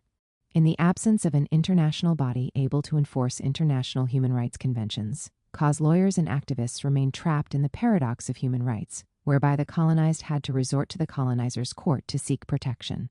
These practitioners found themselves requesting the dominant state to secure the human rights of the stateless Palestinians. Ultimately, human rights were incorporated by Israeli courts, in the sense that the court began to use the language of human rights to reinforce discretionary justice. 58. Wittingly or not, by filing petitions, the human rights NGOs helped legitimize the very same Israeli courts that many Palestinians had boycotted during the occupation's first decades. The human rights discourse brought the Israeli regime and the colonized closer, creating a convergence, but in a way that was far from the coexistence and peace that this discourse intended to produce. Through their daily interaction with these courts, as well as with the Israeli military and different government offices, human rights practitioners helped validate the institutional framework of the settler colonial state. The state that was responsible for extrajudicial executions, torture, home demolitions, and dispossession was asked to be both the arbitrator of and protector from the violations that it was carrying out. During this period, the first discussions concerning the correct proportion between national security and respect of human rights, see Chapter 2, emerged among Israeli legal experts.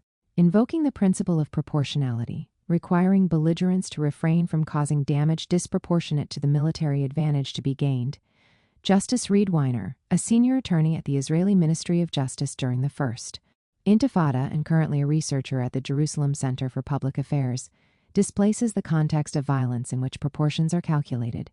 Writing in 1991, in the midst of the First Intifada, Weiner claims that a good part of the criticism Israel has faced is the result of the prolonged nature of the uprising. Israel is the only state in the Middle East that would have tolerated an insurrection like the Intifada and allowed it to persist for more than 3 years. Indeed, it is the great good fortune of participants in the Intifada that their adversary in this struggle is the State of Israel, a democracy committed not only to its own citizens' security, but to human rights for those non-citizens living under its rule. Human rights, the language that NGOs adopted in order to unveil the nature of the Israeli regime in the Opt, was beginning to be adopted by those organic legal experts whose ultimate political objective was the preservation of the ethno-national regime itself. Indeed, this is one of the first instances we have come across in which a state official frames the state's policies toward Palestinians using the language of human rights. On the one hand, then, the introduction of a human rights discourse in Israel-Palestine during the First Intifada, focusing on the human rights of the colonized rather than on the human rights of the colonizer, produced new practices echoing a broader transformation in global advocacy. Most importantly, it spurred the reframing of the conflict and began to alter the perspective regarding the identity of victim and perpetrator, particularly in the international arena. This rearticulation of the discourse facilitated the reframing of the historical understanding of the relationship between domination and human rights in the area, and triggered a different discourse from the one that had dominated the previous decades. Jews no longer had sole proprietorship of victimhood. On the other hand, however, human rights did not materialize as a tangible or effective counter-hegemonic political force, particularly not within the local context in which they were deployed.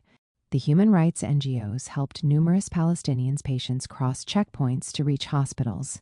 They postponed several house demolitions. They located thousands of political prisoners who had been taken from their homes in the middle of the night. They, at times, even pressured the military to lift a curfew, but they had no effect on the occupation structure and did not even destabilize the routine of domination that had led to their emergence. Moreover, the introduction of the global human rights discourse that was among the main causes of the Engoization of Palestinian society in many ways undermined other Palestinian political cultures of resistance. thus even. Though, or perhaps because human rights had become a hegemonic discourse, it did not manage to alter the asymmetry of power in the area. On the contrary, as the quote from Justice Reed Weiner exemplifies, the circulation of human rights discourse in Israel provided the settler state with a new tool to corroborate its legitimacy. Prominent Israeli human rights lawyer Michael Svard emphasized this point when he claimed that the mobilization of human rights within the Israeli legal system has generated a paradoxical situation that enables the state to criticize itself while in effect producing its own legitimization. The human rights lawyer's dilemma is complex. Arguably, internal opposition may lead eventually to a symbiosis between resistance movements and the authorities. The authorities need internal opposition to better assess the feasibility and ease of implementing its policies. It needs human rights litigation as a policy fine-tuner. This insight is overwhelming. The opposition, when it uses only internal means of combat, becomes part of the practice to which it objects. Its resistance is nicely boxed and is given an official role as a phase in the policy structuring procedure. Hence, human rights, in spite of the new framework in which they were deployed following the eruption of the First Intifada, conserved their paradoxical characteristics. At the end of the day, state institutions structurally embedded in the colonial system appropriated the human rights critique in order to constitute themselves as both legitimate and lawful. The performance, whereby the human rights lawyers appear in court and judges arbitrate between plaintiffs and government institutions that carry out violations, helped the state constitute an image of equanimity and morality. In this sense, the human rights critique became a legitimizing tool for state domination. In another manifestation of the paradox, the protection from the state merged with the protection of the state, normalizing domination. In September 2000, after the failure of the Oslo peace process and the continuous expansion of Israel's settling activities in the Opt, the Second Intifada erupted. The Israeli military defined the events in the Opt as an armed conflict short of war, and thus expanded the range of situations in which soldiers were permitted to fire live ammunition even in cases when there was no immediate life-to-threatening danger. Another feature of the change involved expanding the use of extrajudicial executions. Up until December 2008, the assassination policy led to the death of 384 Palestinians. While the assassination policy was, in fact, the continuation of a long-established practice, the year 2000 was the first time that Israel officially acknowledged its use of extrajudicial executions. In this way, Israel transformed the West Bank and Gaza Strip into the International Military Lab for aerial assassinations. In the military operation dubbed Defensive Shield, still other changes in Israel's repertoires of violence became apparent. The massive attack was launched in the West Bank on March 29, 2002, in response to a suicide attack where a Palestinian blew himself up during a Passover meal in a hotel dining room, killing 28 people. This was the culmination of a bloody month for Israel, perhaps the bloodiest one in Israel's history in terms of civilian deaths, with 81 Israelis killed in daily attacks. Call-up notices for 20,000 reserve soldiers were issued, the largest draft since the 1982 Lebanon War. Tanks rolled into Palestinian cities and towns throughout the West Bank, as population centers were placed under prolonged curfews. In March and April alone, close to 500 Palestinians were killed.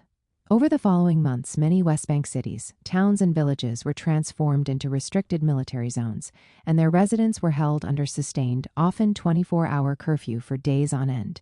On occasion, nearly 900,000 West Bank residents in 74 communities were held under curfew, so that, for example, during the 6.5-month period between June 17 and December 31, 2002, 37 localities and 547,000 people were, on average, confined to their homes.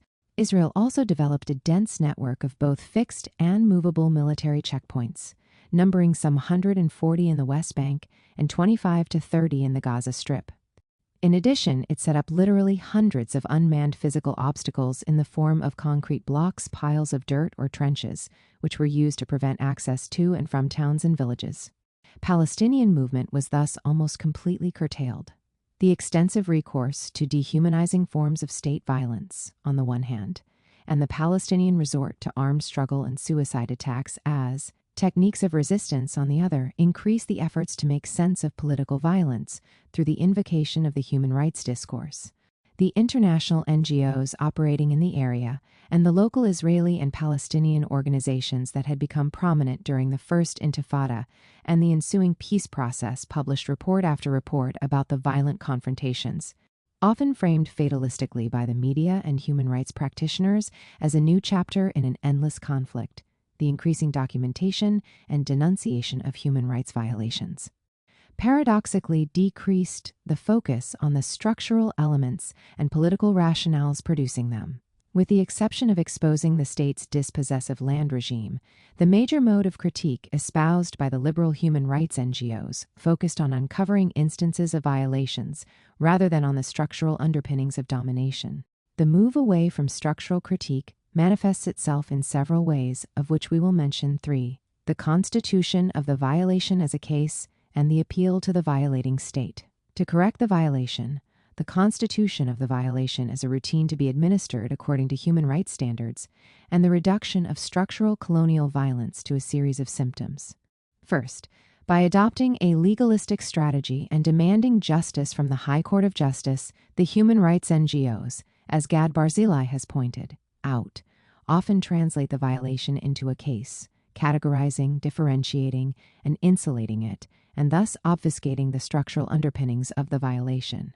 Moreover, by continuously appealing to the court that for years helped legitimize Israel's violations, the NGOs cover up the human rights paradox of the perpetrator as arbitrator, and in this sense, also help conceal some of the structural dimensions of abuse. Second, one notices a routinization of violations, which occurs inter alia when there is a convergence between human rights NGOs and the perpetrator of abuse. Analyzing the work of the liberal NGO Checkpoint Watch, created in 2001 to monitor military checkpoints and primarily the restriction of the Palestinian right to free movement, Iris Braverman reveals a link between the organization's surveillance of checkpoints and the Israeli military's capacity to bureaucratize its procedures at the checkpoints and frame them as abiding by human rights standards. She concludes that human rights groups have become part of the system of occupation, an instrument for improving the system from within, and a way for Israel to legitimize its border operations to the outside world by attending to the demands of human rights groups. Facilitating this convergence is the fact that the Israeli military has been meeting, interacting, and exchanging information routinely with these human rights NGOs and has started to speak the same language, which helps normalize its restrictions of the right to movement.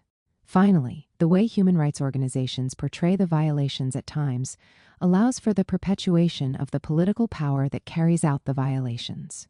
Didier Fassan has shown how, during the Second Intifada, human rights organizations operating in support of Palestinians began invoking the clinical discourse of trauma.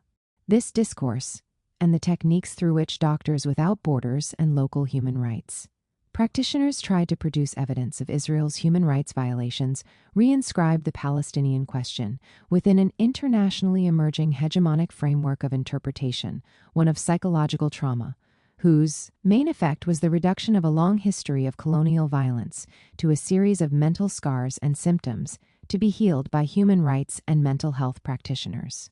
This process, which in the following years led to a proliferation of mental health support in the OPT, helped routinize domination, recovering its psychic symptoms, as in a medical routine, but often obscuring its underlying political causes and transforming a collective question of justice into individual experiences in cases of mental suffering and human rights violation. In this way, human rights have helped normalize relations of domination. We understand this process of normalization differently from the way it is usually evoked in Israel-Palestine. By normalization, we do not merely mean the normalization of the relationships between colonizers and colonized, whereby the two people continue to meet, conduct business as usual, and cooperate while ignoring the relations of domination between them. The sense of normalization invoked here refers to our claim that human rights activism, while developing new tools of monitoring and advocacy, has often elided the fundamental mechanisms of domination that produce the very actions this advocacy denounces and classifies as human rights violations. Human rights NGOs and researchers operating within and in support of Palestinian society further systematized and professionalized their techniques of evidence production. New human rights training programs were developed in Israel, and in the Opti through international funding, video cameras were distributed to Palestinian farmers asking them to record violations. Munition experts were flown in to analyze the architecture of destruction. Airplanes were commissioned to provide aerial photos of expropriated land, and the West Bank was mapped by human rights activists using GIS technology. Such techniques helped further reveal Israel's breach of international human rights and humanitarian law, and helped spur advocacy campaigns for the protection from state violations. To be sure, alongside the normalizing effect of human rights work, NGOs did at times analyze the state's practices of land grab, settlement building, seizure of Palestinian resources, collective punishment, and violence, and produced reports that examined not only the effects of domination, but also elements of its structure. But this professionalization of human rights, through the increasing sophistication of investigation techniques, also generated a sense of normalcy of human rights violations and the apparatuses producing them. When violence and human rights violations are normal and become the object of a denunciation routine, they are, as Laurie Allen has noted, everywhere and nowhere in particular. To recapitulate, the normalization of domination in the context of this book is a key feature of the human rights paradoxes we have analyzed. We have shown that Israel's foundation as a Jewish state in the Middle East was connected to the new international human rights regime through the notion of reparation for violations, and that in this way the ensuing settler project was legitimized. In the following decades, the state itself continued this process of normalization by framing different state practices of domination and dispossession as the prevention of the repetition of another genocide, Abba Eban's Auschwitz lines. But with the introduction and circulation of a human rights discourse during the First Intifada, its consolidation during the Oslo years, and its further proliferation during the Second Intifada, normalization became even more complex, taking on new shapes and practices. To be sure, we are not claiming that human rights organizations and actors operating in Israel-Palestine deliberately aim to obfuscate domination. But this, as we show in Chapter 3, has been one result of human rights activism in the area. However, in spite of this, normalization was not a linear process. In fact, the reframing of the conflict as an issue of human rights protection of Palestinians did have an impact on how it has been perceived, mainly in the international arena. Over the years, the human rights discourse managed to transform the lens through which the international community understands Israel, Palestine, and this new framing altered the conception about which side is inflicting systematic human rights violations. In spite of the normalizing effect of mainstream human rights activism, the Israeli government, alongside a group of NGOs and scholars, began to perceive Palestinian and pro-Palestinian human rights campaigns as a threat. We accordingly turn now to examine some of the dangerous effects human rights continue to produce in the wake of the new millennium. Chapter 2. The Threat of Human Rights. Today the trenches are in Geneva in the Council of Human Rights, or in New York in the General Assembly, or in the Security Council, or in The Hague, the ICJ. Danny Ayalon. The military campaign began on a cold winter day. Israel launched a series of aerial strikes on the Gaza Strip on December 27, 2008, targeting over 100 sites. Gaza, which for many years had been under a military and economic siege, was now under fire. By the end of the first day, over 200 Palestinians had been killed, while hundreds more had been wounded. Calling the campaign Operation Cast Lead, to create an association among Israeli Jews between the military offensive and the holiday Hanukkah that commemorates the Maccabee struggle for religious freedom against the Hellenistic Syrians in year 165 BC, which is symbolized by a dreidel made of cast lead upon which the acronym "A Great Miracle Happened There" is inscribed.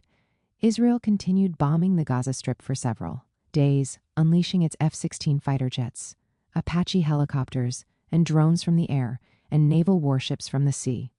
Israeli spokespeople justified the offensive, claiming that it had been initiated in retaliation to artillery being fired from the Gaza Strip on Israel's southern cities and towns. The Hamas government in Gaza countered this accusation by pointing out that a successful truce had been in place from June until November, and that the fray had resumed only after Israeli fighter jets violated it by killing a number of militants and moving its tanks across the Strip's border. Notwithstanding the mutual charges, the assault continued, and on January 3rd, Israel embarked on a ground offensive that lasted until January 18, 2009.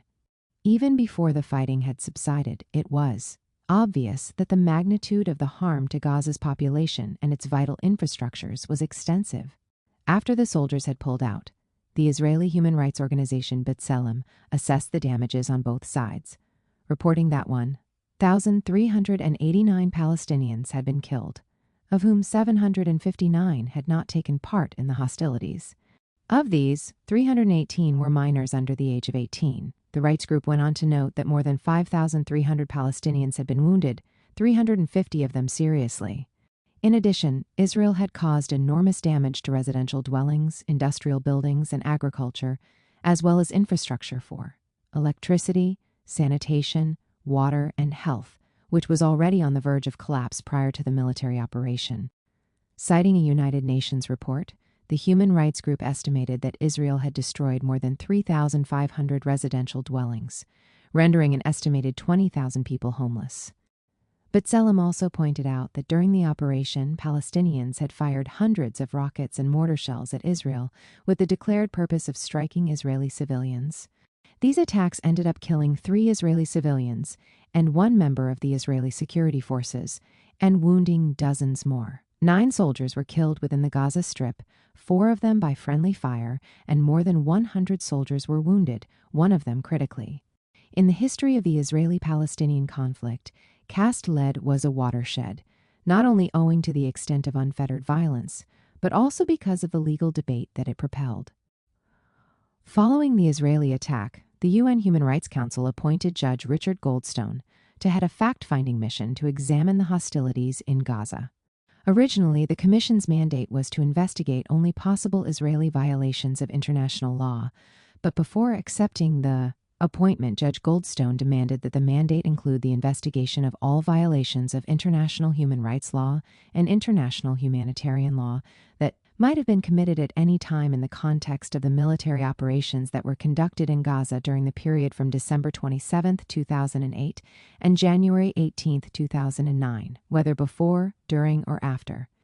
As a precondition for leading the fact-finding mission, he insisted that the International Commission would investigate Hamas as well, since he conceived the symmetry of the investigation as the only way to carry out a balanced inquiry into possible violations of international law.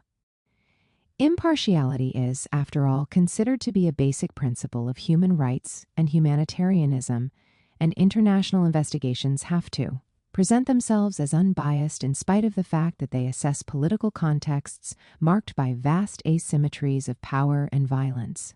Irrespective of the broadened mandate, the Israeli government refused to cooperate with the UN fact-finding mission, and even denied the Commission entry into Israel in order to interview Israelis who had been subjected to rocket fire launched from the Gaza Strip.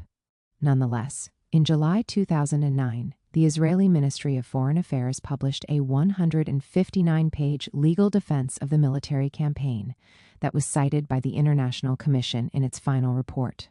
So even though the mission did not meet Israeli officials and could not question them, it was aware of the Israeli perspective as it was drafting what came to be known as the Goldstone Report.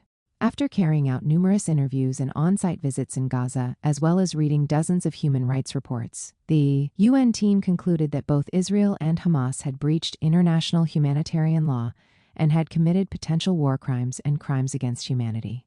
The brunt of the criticism was directed toward Israel, claiming, inter alia, that it had intentionally targeted civilians. In its recommendations, the UN team demanded that each side open criminal investigations and prosecute the persons responsible for the alleged war crimes. Legally, however, the findings do not amount to judicial proof beyond reasonable doubt, and therefore are considered conditional, serving as pointers for independent investigations that should be conducted by the Israeli and the Palestinian authorities. Israel understood the charge of breaching international humanitarian and human rights law as a threat to its sovereignty, and decided to forcefully counter the so-called attack. Immediately following its publication, a smear campaign was launched against Richard Goldstone, portraying the report as a blood libel against the Jewish state.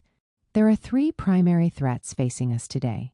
Prime Minister Benjamin Netanyahu averred the nuclear threat, the missile threat, and what I call the Goldstone threat. President Shimon Peres called Goldstone a small man, devoid of any sense of justice, and Harvard law professor Alan Dershowitz depicted Goldstone as an evil man, and harshly questioned his Jewish belonging by describing him as a traitor to the Jewish people, the UN's token court Jew, and a despicable human being. Yuval Steinitz, Israeli finance minister at that time, accused Goldstone of being an anti-Semite, a self-hating Jew. International human rights and humanitarian law served as the lens through which Goldstone examined the fray, the same lens used by liberal human rights NGOs, but this time it was deployed by an international commission representing the UN, and therefore signified even more blatantly the threat of human rights for the Israeli establishment. His team's report was threatening because it was an official UN body, and, following the cue of local NGOs, it used human rights to frame the conflict between Israel and Palestinians in a way that depicts Israelis as aggressors and violators of human rights, rather than victims of abuse, bestowing upon this framing further legitimacy in the international arena. While the politicians responded by depicting the report as a threat to the Jewish people as a whole, and not only to Israel, the Israeli Intelligence and Terrorism Information Center, a think tank operating from within the Israel Defense Forces IDF, prepared a 349-page monograph aimed at undermining the accuracy of the UN mission's findings. As this multifaceted offensive was waged, Israeli conservative groups started to blame Israeli and international human rights organizations for providing Goldstone's International Commission with evidence, testimonies, and forensic materials to substantiate accusations against Israel. Human rights NGOs were closely scrutinized and transformed into a national security threat. In this chapter, we maintain that conservative actors no longer conceive human rights as a threat per se. For them, the menace originates from what they call the politicization of human rights, by which they mean the use of human rights to criticize the state and its political order. Consequently, the assault they wage against liberal human rights advocacy is aimed at defining the legitimate meaning of human rights. We accordingly show how conservative NGOs working together with well-funded think tanks, government officials, and academics introduced the term lawfare in order to portray liberal human rights NGOs and their donors as carrying out an assault against the State of Israel. After describing the campaign carried out against these liberal actors, including naming and shaming, and the introduction of laws aimed at curtailing their work, we show how the major liberal donor in Israel and the leading liberal human rights organization internalized some of the accusations made against them. Finally, we argue that through this process of self-censorship, these liberal organizations prevented themselves from mobilizing human rights as a real threat to the state and its colonial order. The politicization of human rights. Leading this campaign against human rights organizations in Israel is NGO Monitor, founded in 2002 by Gerald Steinberg, a political scientist from Bar Ilan University, whose research focuses on the politics of human rights and non-governmental organizations. NGO Monitor analyzes reports and press releases of local and international NGOs and investigates the international donors funding them. Its self-declared goals are to expose distortions of human rights issues in the Arab-Israeli conflict and to end the practice used by certain self-declared humanitarian NGOs of exploiting the label universal human rights values to promote politically and ideologically motivated agendas. 15. In 2013, NGO Monitor was accredited as a member in the UN Economic and Social Council, and as such can participate in the UN Human Rights Council meetings. NGO Monitor's assault on liberal NGOs is directed against what it conceives to be the politicization of human rights, and not against human rights tout court. When political actors like Gerald Steinberg and NGO Monitor refer to the notion of politicization of human rights, they mean a distortion of the true sense of human rights and their alteration into a threat. They are, at least partially, mirroring the critique of liberal human rights NGOs against conservatives and dictators, Much of NGO Monitor's research and political activism is directed against the halos of perceived objectivity surrounding liberal human rights NGOs, which have historically succeeded in gaining immense power in placing human rights issues, as they interpret them, high on governmental agendas. Placing itself in a peculiar position of proximity to, rather than in contrast to, human rights, NGO Monitor has been developing a stance centered on the necessity to depoliticize human rights and to liberate them from self-appointed moral guardians who subjugated them to partisan interests. This line of criticism is part of a broader global trend, whereby NGO Monitor merely follows the cue of other organizations that have been leading an international campaign in the name of NGO accountability. These groups have affinities and direct interactions with Steinberg's organization, forming what could be defined as the conservative front for the salvation of human rights. Linked together by a shared mission, common political targets, and similar discourses, conservative NGOs from numerous countries have created a united front and a network that increasingly challenges liberal human rights NGOs like Amnesty International and Human Rights Watch. For instance, UN Watch, an NGO based in Geneva, founded in 1993 by Morris B. Abram, former U.S. permanent representative to the United Nations, aims to monitor the just application of UN Charter principles and combat the disproportionate attention and unfair treatment applied by the UN towards Israel. 19. Headed by former diplomats and scholars, this organization is funded, inter alia, by Zionist advocacy groups like the American Jewish Committee. Another example is Global Governance Watch, previously NGO Watch, a joint project of the American Enterprise Institute and the Federalist Society for Law and Public Policy Studies. Its goal is to raise awareness about global governance, to monitor how international organizations influence domestic political outcomes, and to address issues of transparency and accountability within the United Nations related to intergovernmental organizations and other non-state actors. 21. The discourse about NGO accountability and politicization promoted by these conservative groups echoes internal discussions carried out by many traditional liberal human rights NGOs, which in the last 2 decades have been preoccupied by issues of politicization, accountability, and transparency of their organizations. The convergence between liberals and conservative helps explain the prominence of this discourse at the UN and exposes a space where political adversaries, in spite of their different agendas, speak a common language. It reveals how diverging groups adopt similar moral imperatives: transparency, accountability, prevention of politicization, and concur that the attempt to uphold a neutral and objective stance through some kind of ethical transcendence is a necessary moral good that can be accomplished through human rights work.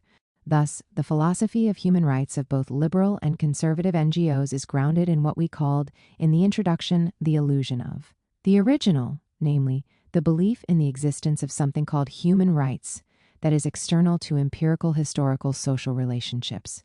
The assumption shared by these diametrically opposed NGOs is that the politicization of human rights undermines their orthodox meaning and is ultimately a perversion. The practitioners who aim to repress the politicization of human rights may accede that their own work has concrete political implications, but in order to claim credibility, they maintain that human rights themselves, as they appear in legal documents and treaties, are not political.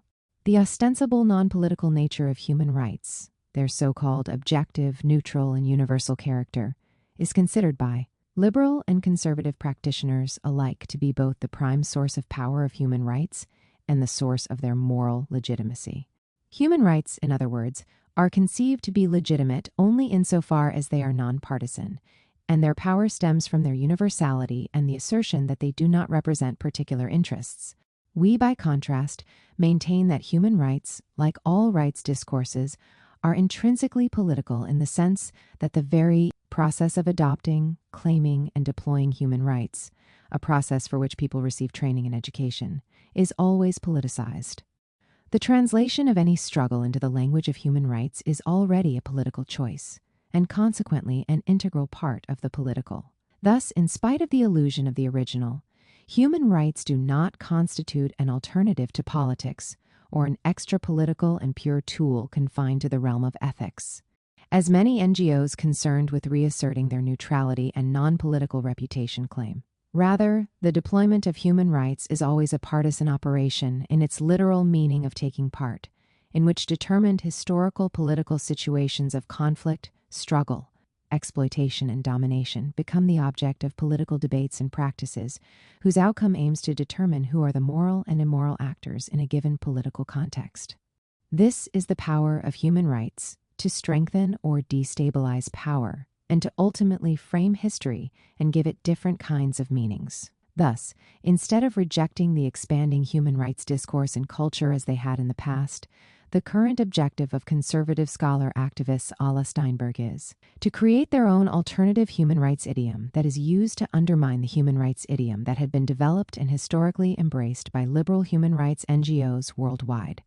Their struggle, which they share with liberal human rights practitioners around the globe, is over the legitimate articulation of an essentialist conception of rights, one that claims to be founded on the abstention from politics through a perspective that purports to be extraneous to the political processes. Lawfare. One of the most common ways of challenging the existing human rights discourse is by pitting it against national security concerns and against real and constructed existential threats. This strategy has become pervasive among conservatives who attempt to limit the impact of human rights campaigns by reframing events that liberal NGOs had, described as breaching human rights norms, as a security threat to the government's authority or the country's territorial integrity. During this process that we describe in detail in this chapter's next sections, liberal human rights organizations themselves are constituted as a threat to the state and become an object of a national debate as well as a site of repressive legislative and policy interventions. The conservative struggle against the politicization of human rights thus coincides with the struggle for the protection of the nation-state. In this sense, the politics of human rights acquires an even more profound connection with sovereign politics since human rights is equated with the state's security. NGO Monitor was the first Israeli organization to couch its criticism of liberal human rights organizations in security parlance. Its line of reasoning was articulated in an article entitled "NGOs Make War on Israel," penned by its founder Steinberg, who in a different venue also claimed that human rights are being exploited as a weapon against Israel. 28 Steinberg thus tapped into the post-9/11 conservative trend in the United States, which began employing the term lawfare in order to describe the endeavor of individuals and groups who appeal to courts against certain practices of state violence emanating from the so-called global war on terrorism, such as torture, extrajudicial executions, and the bombing of civilian urban infrastructure. The genealogy of the debate surrounding lawfare, a genealogy whose exhaustive reconstruction goes beyond the scope of this chapter, can be traced back well before 9/11 and deserves serious consideration. Here, however, we would like to note that lawfare combines the words law and warfare and is increasingly defined by state officials, scholars, and experts dealing with the various international fronts of the war on terror and asymmetric conflicts as the use of law for realizing a military objective. It is, however, not only used to describe attempts of human rights groups to submit warfare and conflict to legal oversight, but is, we argue, also a speech act that aims to reconstitute the human rights field as a national security threat, and in this way to counter a certain kind of deployment of human rights deemed threatening to the state. Lawfare, as we show below, has been used as the point of entry through which numerous securitizing actors, NGOs, think tanks, academics, policymakers, legislators, have mobilized the media, shaped public opinion, lobbied legislators and policymakers, introduced new laws, and pressured donors in an attempt to construct human rights as a security threat in order to pave the way for a form of exceptional intervention against, mainly liberal, human rights organizations. Originally, though, conservative actors hinged the term lawfare to the exercise of universal jurisdiction by national and regional courts that tried officials from the United States and Israel. Universal jurisdiction is predicated on the notion that there are acts that are so universally appalling that states have an interest in exercising jurisdiction to combat them. Indeed, a basic principle of universal jurisdiction is the extraterritoriality of international law. the idea that international law can be applied to alleged criminal acts that have occurred outside the state territory where it is being deliberated, even if the alleged violation has been perpetrated by a non-national, and even if the state's nationals have not been harmed. Acts that are subject to universal jurisdiction include extrajudicial executions, deliberate targeting of civilians in military operations, torture, enslavement, enforced disappearances, the use of indiscriminate weapons, collective punishment, intentional destruction of civilian infrastructure, and numerous other acts that constitute war crimes, crimes against humanity, or genocide. In point of fact, the deployment of universal jurisdiction is not new. The International Court of Justice, ICJ, has been providing advisory opinions for half a century about interstate disputes concerning the conduct of armed conflict. But the ICJ only hears cases filed by states, and only in the past 2 decades has it become more common for individuals and groups to use universal jurisdiction to file suits against alleged criminals. The ad hoc tribunals for the former Yugoslavia and Rwanda, as well as the establishment of hybrid tribunals in Cambodia, East Timor, and Sierra Leone a few years later, marked the beginning of a new era. Currently, non-state actors have 3 kinds of venues for filing such suits: the ICC, a few regional courts, e.g., European Court of Human Rights and the Inter-American Court of Human Rights, and scores of national courts. A paradigmatic and early example of the use of universal jurisdiction in domestic courts occurred in 1998, when Spain requested that the United Kingdom extradite fascist General Augusto Pinochet on grounds of widespread torture carried out during U.S.-led Operation Condor, in which Pinochet was implicated. Since then, hundreds of suits have been filed in countries such as Belgium, France, Italy, the Netherlands, Spain, Switzerland, Turkey, New Zealand, Norway, and the United Kingdom, primarily against military personnel and government officials from Africa, Latin America, and the former Yugoslavia. But the term lawfare, in its negative connotation, gained credence as a threat when suits were filed against officials from the United States and Israel. International humanitarian and human rights law becomes a weapon of lawfare not when this body of law is deployed in the international arena against any actor, but primarily when it is used against officials from the United States and Israel. The U.S. government was never an adamant supporter of universal jurisdiction, but ever since international law began being deployed by individuals and groups to check certain practices utilized in the global war on terrorism, it has adopted an oppositional stance. The United States opposed the 1998 passing of the Rome Statute that established the ICC as a permanent tribunal to prosecute individuals for genocide, crimes against humanity, and war crimes. It also pressured Belgium to change its domestic laws to limit the use of universal jurisdiction. Despite this opposition, high-ranking government officials and CIA agents were still being held accountable for rendition practices in absentia in German and Italian national courts that exercise universal jurisdiction. Hence, in 2005, a 24-page Pentagon document commissioned by Donald Rumsfeld and entitled The National Defense Strategy of the United States of America warned that our strength as a nation-state will continue to be challenged by those who employ a strategy of the weak using international fora, judicial processes, and terrorism. The Bush administration thus associated legal threats to U.S. state violence with terrorism.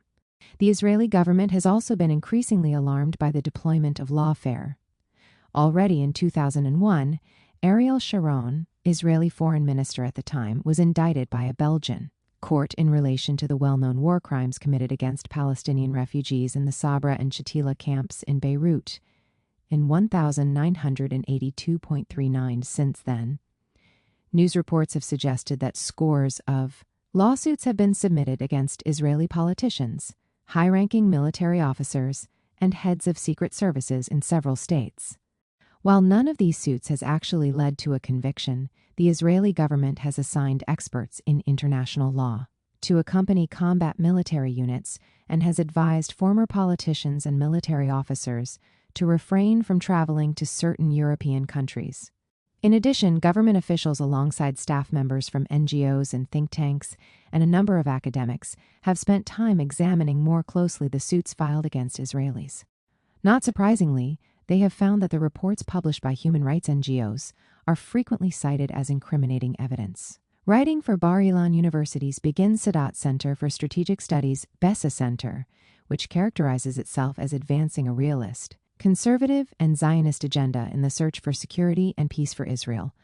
43 Elizabeth Sampson, an attorney specializing in international and constitutional law, contends that those who deploy lawfare are not fighting an occupier or challenging a military incursion. They are fighting the forces of freedom. They are fighting the voice of reason, and they are attacking those who have the liberty to speak and act openly. The weapon that the enemy is using, Sampson continues, was created by our own hands. That is the rule of law, a weapon designed to subdue dictators and tyrants is now being misused to empower the very same, and being manipulated to subvert real justice and indisputable truth. The enemy in this passage refers to the liberal human rights NGOs, and the fear of lawfare is the fear of mirroring between liberals and non-liberals, as well as the fear of a potential inversion of meaning ascribed to the history of violence.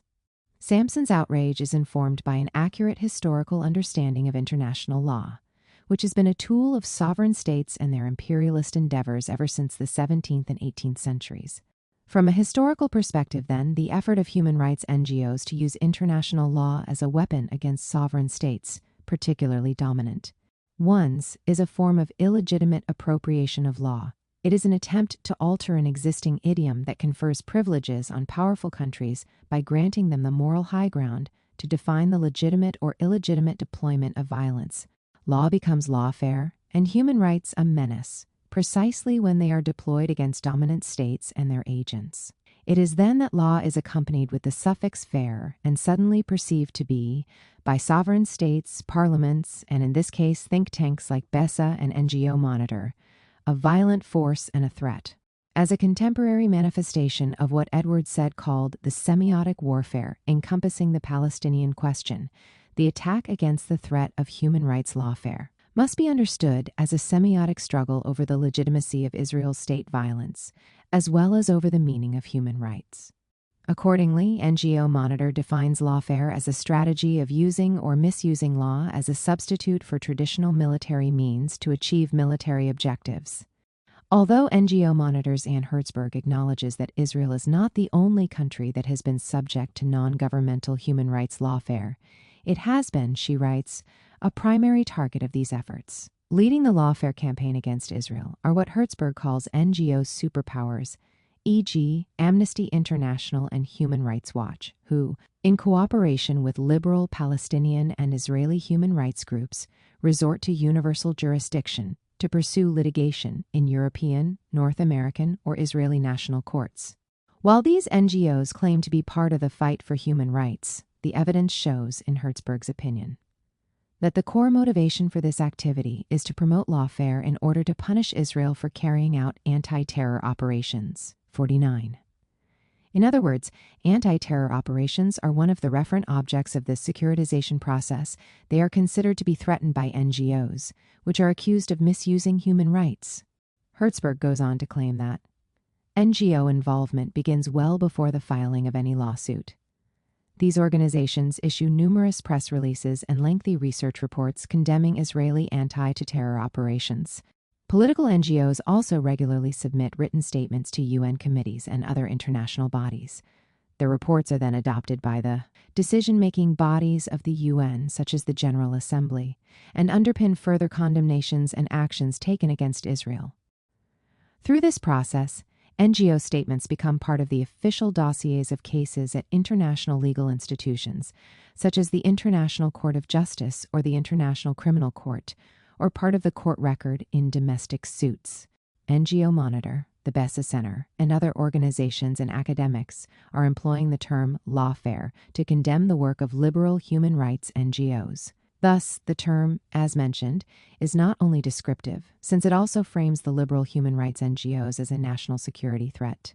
In order to successfully constitute them as a threat, lawfare has to follow the grammar of security, which constructs a plot that necessarily includes an existential national threat. Moreover, for this discursive act to actually have an effect, it is not enough for it to appear in a couple of reports published by NGOs and think tanks. Rather, it has to capture the public imagination. Once the rationale informing the lawfare discourse is widely accepted, it then becomes logical for Israel to adopt exceptional methods to delegitimize the work of human rights NGOs and obstruct the supranational vernacularization of human rights. If, as we showed in the previous chapter, after Israel's establishment human rights served as a frame that helped legitimize domination and protect the state against a perpetual existential threat, over the past decade we witness an increasing attack against human rights by the state and its proxies, because human rights activism has been striving to overcome the identification of the human with the national subject. Existential threats. While government officials criticized Israeli human rights organizations ever since they appeared on the political stage in the late 1980s, the effort to constitute them as a security threat gained momentum with the publication of the Goldstone Report. A few hours after the report was published, NGO Monitor issued a press release characterizing it as an NGO cut-and-paste document. The claim was that a considerable amount of the findings were based on reports and testimonies provided by biased human rights organizations, several of them Israeli. Joining NGO Monitor in this campaign was Im Tirtzu, if you will it, a grassroots organization that was established in 2006 in order to renew, in its words, Zionist discourse, Zionist thinking, and Zionist ideology to ensure the future of the Jewish nation and of the State of Israel. According to the organization's website, a major portion of Im Tirtzu's efforts is devoted to combating the campaign of delegitimization against the State of Israel. Both NGO Monitor and Im Tirtzu use their considerable resources to attack Israeli human rights organizations and the New Israel Fund, NIF, the single largest donor to Israel's human rights community.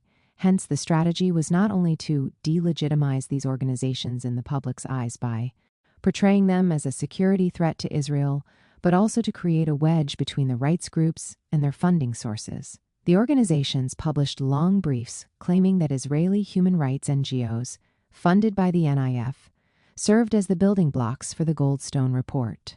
Im Tirtzu calculated that 14% of the references in the UN report came from publications or testimonies of Israeli rights groups funded by the NIF. NGO Monitor blamed Israeli rights organizations for lobbying the United States, the European Union, and other countries to legitimize the UN report and endorse its recommendations. In this way, the human rights organizations overstepped what the conservative groups consider the legitimate moral framework of human rights deployment, which inscribes human rights into the national Zionist agenda. Following the publication of these briefs, Im Tirtzu initiated a magazine expose in the widely circulated Ma'ariv, whose title on the front page read, "The Material from Which Goldstone is Made," followed by the subtitle, "New research discloses how a group of Israeli leftist organizations were active partners in drafting the Goldstone Report, which defamed the IDF and the state."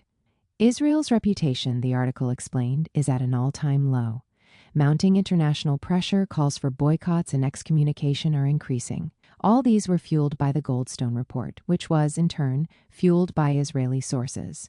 According to Im Tirtzu, the New Israel Fund provided money and financing for these sources. 59. Concomitantly, Im Tirtzu posted large, provocative, if not defamatory, billboard ads portraying the president of the NIF, former Knesset member Naomi Chazan, with a horn on her head.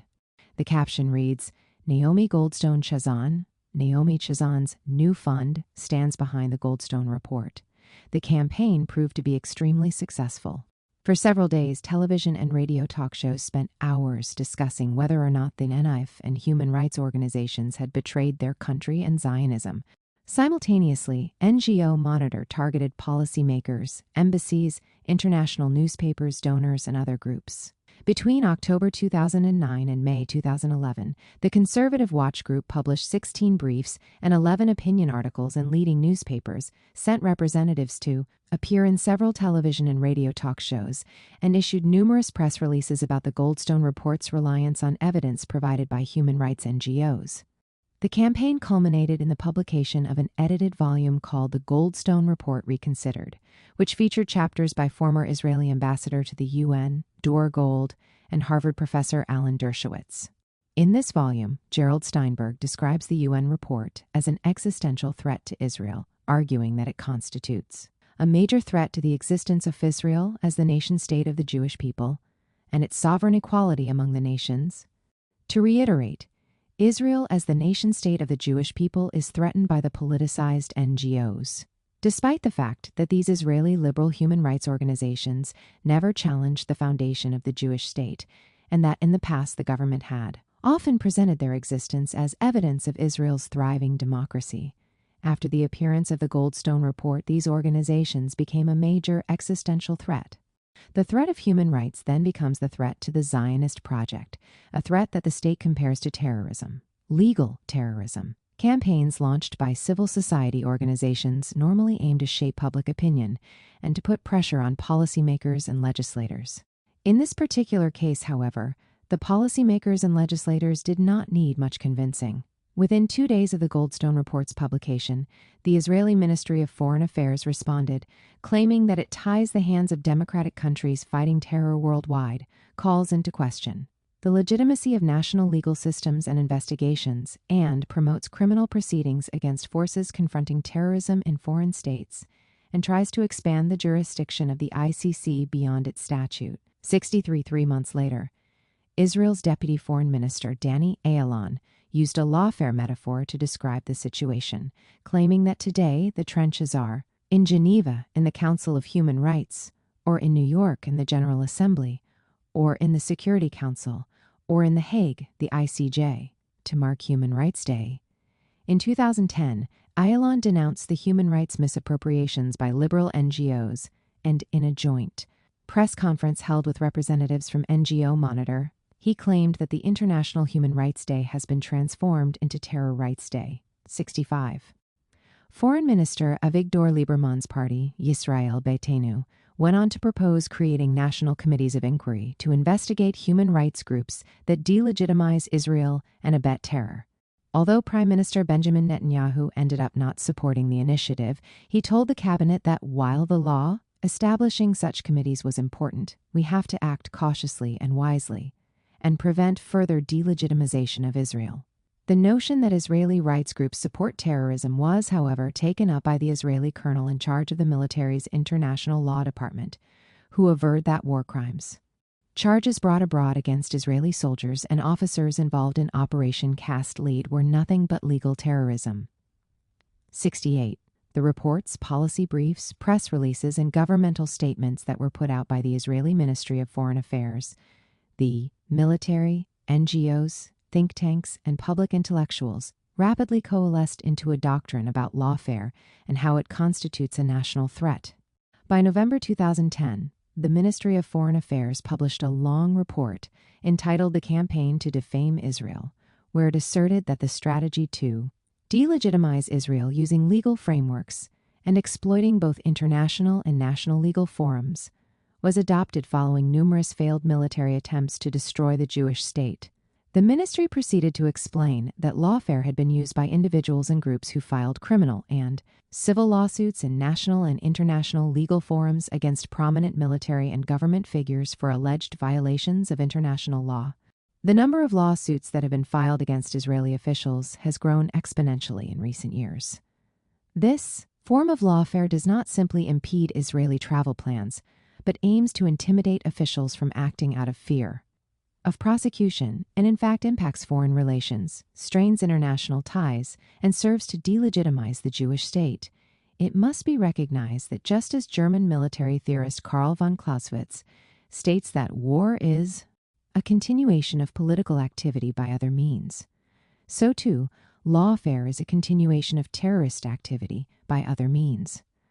70. The ministry's logic is straightforward. Lawfare is a form of terrorism. Human rights NGOs are lawfare enablers. Hence, human rights NGOs are part of the terrorism network.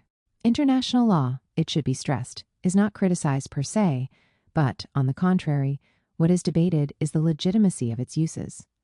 The conflict is over its appropriation and its correct application.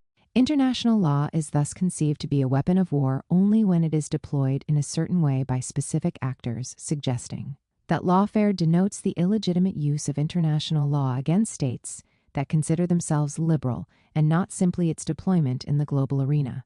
According to this framework, international humanitarian and human rights law is legitimately mobilized with broad international consensus to invade and occupy a UN member state like Afghanistan as seen in Amnesty International's campaign discussed in the introduction, but it becomes a form of legal terrorism when it is enforced against human rights violations perpetrated by a powerful state. Insofar as international law is terrorism by other means, the implementation of exceptional measures against human rights organizations becomes necessary. And indeed, the Israeli legislature did not hesitate to pick up the gauntlet. In January 2011, the Knesset voted overwhelmingly 41 versus 16 in favor of establishing a panel of inquiry to probe sources of funding for rights groups accused of delegitimizing the Israeli military, resembling the inquiries President Bush had introduced to probe the funding of presumed terrorist organizations. M.K. Fania Kirschenbaum, of the extreme right party, Yisrael Beitenu, who submitted the proposal, accused human rights organizations of being behind the indictments lodged against Israeli officers and officials. Around the world, while the coalition whip from the Likud said that NGOs sometimes cooperate with foreign bodies that use them to infiltrate messages or acts opposed to Israeli interests. 72. The proposal to create a panel of inquiry was just part of the legislative effort to clamp down on the production and international dissemination of liberal NGO knowledge. From 2009 to 2013, Israeli legislators introduced a spate of 30 anti-democratic bills that have either been approved or are still being discussed in subcommittees, and while only one touches directly on human rights organizations, many of them aim to limit freedom of expression. Thus, paradoxically, the lawfare espoused by human rights organizations is countered with another form of lawfare, this time employed and mirrored by the Israeli legislator. One of the differences is that the legislator does not merely utilize existing laws to fight the threat of human rights, but also has the power to create new laws that can be used in this fray. The juridical framework becomes the site for criticizing the state or protecting it, while laws are the weapons in this war. The most pertinent bill is a proposed amendment to the Israeli Associations Law and the Israeli Income Tax Ordinance that would prohibit foreign public funding of Israeli organizations that, inter alia, support indictment of elected officials and IDF soldiers in international courts, call for refusal to serve in the IDF, and support a boycott of the State of Israel or its citizens. 74. While this bill received widespread support in the Knesset, it was nonetheless shelved in November 2011 because of domestic and international pressure and is currently being reformulated. The fact, however, that a majority of Knesset members supported such a move rendered the proposed bill an ever-lurking threat. Not surprisingly, the campaigns launched to muzzle human rights NGOs have engendered growing public animosity toward them. Although it is difficult to determine the precise effect of such campaigns, over the past decade, there has been an identifiable and pronounced shift in the attitude of Israelis toward human rights organizations by about 30 percentage points. By 2011, only 21% of Israeli Jews had a favorable attitude toward Israeli human rights organizations focusing on Palestinian rights, while the proportion of respondents with an unfavorable attitude toward these organizations was 53%. The change in public perception suggests that the securitizing efforts succeeded and that a significant audience had accepted the designation of human rights organizations as a security threat. The nomos of the state. Not long after the campaigns against legal terrorism were launched, the main liberal Zionist donor organization, the NIF, changed its funding guidelines and stopped channeling donations to two organizations it had worked with in the past. With headquarters in the United States and offices in Canada, Europe, Australia, and Israel, the NIF is the single largest donor to liberal human rights organizations in Israel and has raised more than $200 million over the years, almost solely from Jewish donors outside country. It provides assistance to numerous liberal NGOs like the Association for Civil Rights in Israel and B'Tselem in an attempt to enhance equality of social and political rights to all its inhabitants, without regard to religion, race, gender, or national identity. The organization describes itself as being widely credited with building Israel's progressive civil society from scratch, and as a leading advocate for democratic values that builds coalitions, empowers activists, and often takes the initiative in setting the public agenda. 78. While the conservative campaign against the NIF led the donor organization to introduce a series of new policies and guidelines for its grantees, it simultaneously stimulated a surge in donations from liberal Jews who had been outraged by the attack on human rights NGOs and freedom of expression in Israel. Here, however, we are interested in how I Am Tirtzu's and NGO Monitor's campaign impacted NIF to change its policy regarding universal jurisdiction. In its new guidelines, it wrote, "As the leading organization advancing democracy in Israel, the New Israel Fund strongly believes that our job is to work within Israel to ensure democratic accountability. With a free press, involved citizenry, a strong and independent judiciary, and a track record of officially constituted commissions and committees of inquiry, there are internal means to hold Israeli leaders accountable to the law, and we work to strengthen all those institutions. We therefore firmly oppose attempts to prosecute Israeli officials in foreign courts as an inherent principle of our dedication to Israeli democracy." Making explicit an issue that had until now been left vague, NIF stresses that although it does not oppose the application of international law, it believes that international law should only be applied against Israeli government and military officials tried in Israeli courts.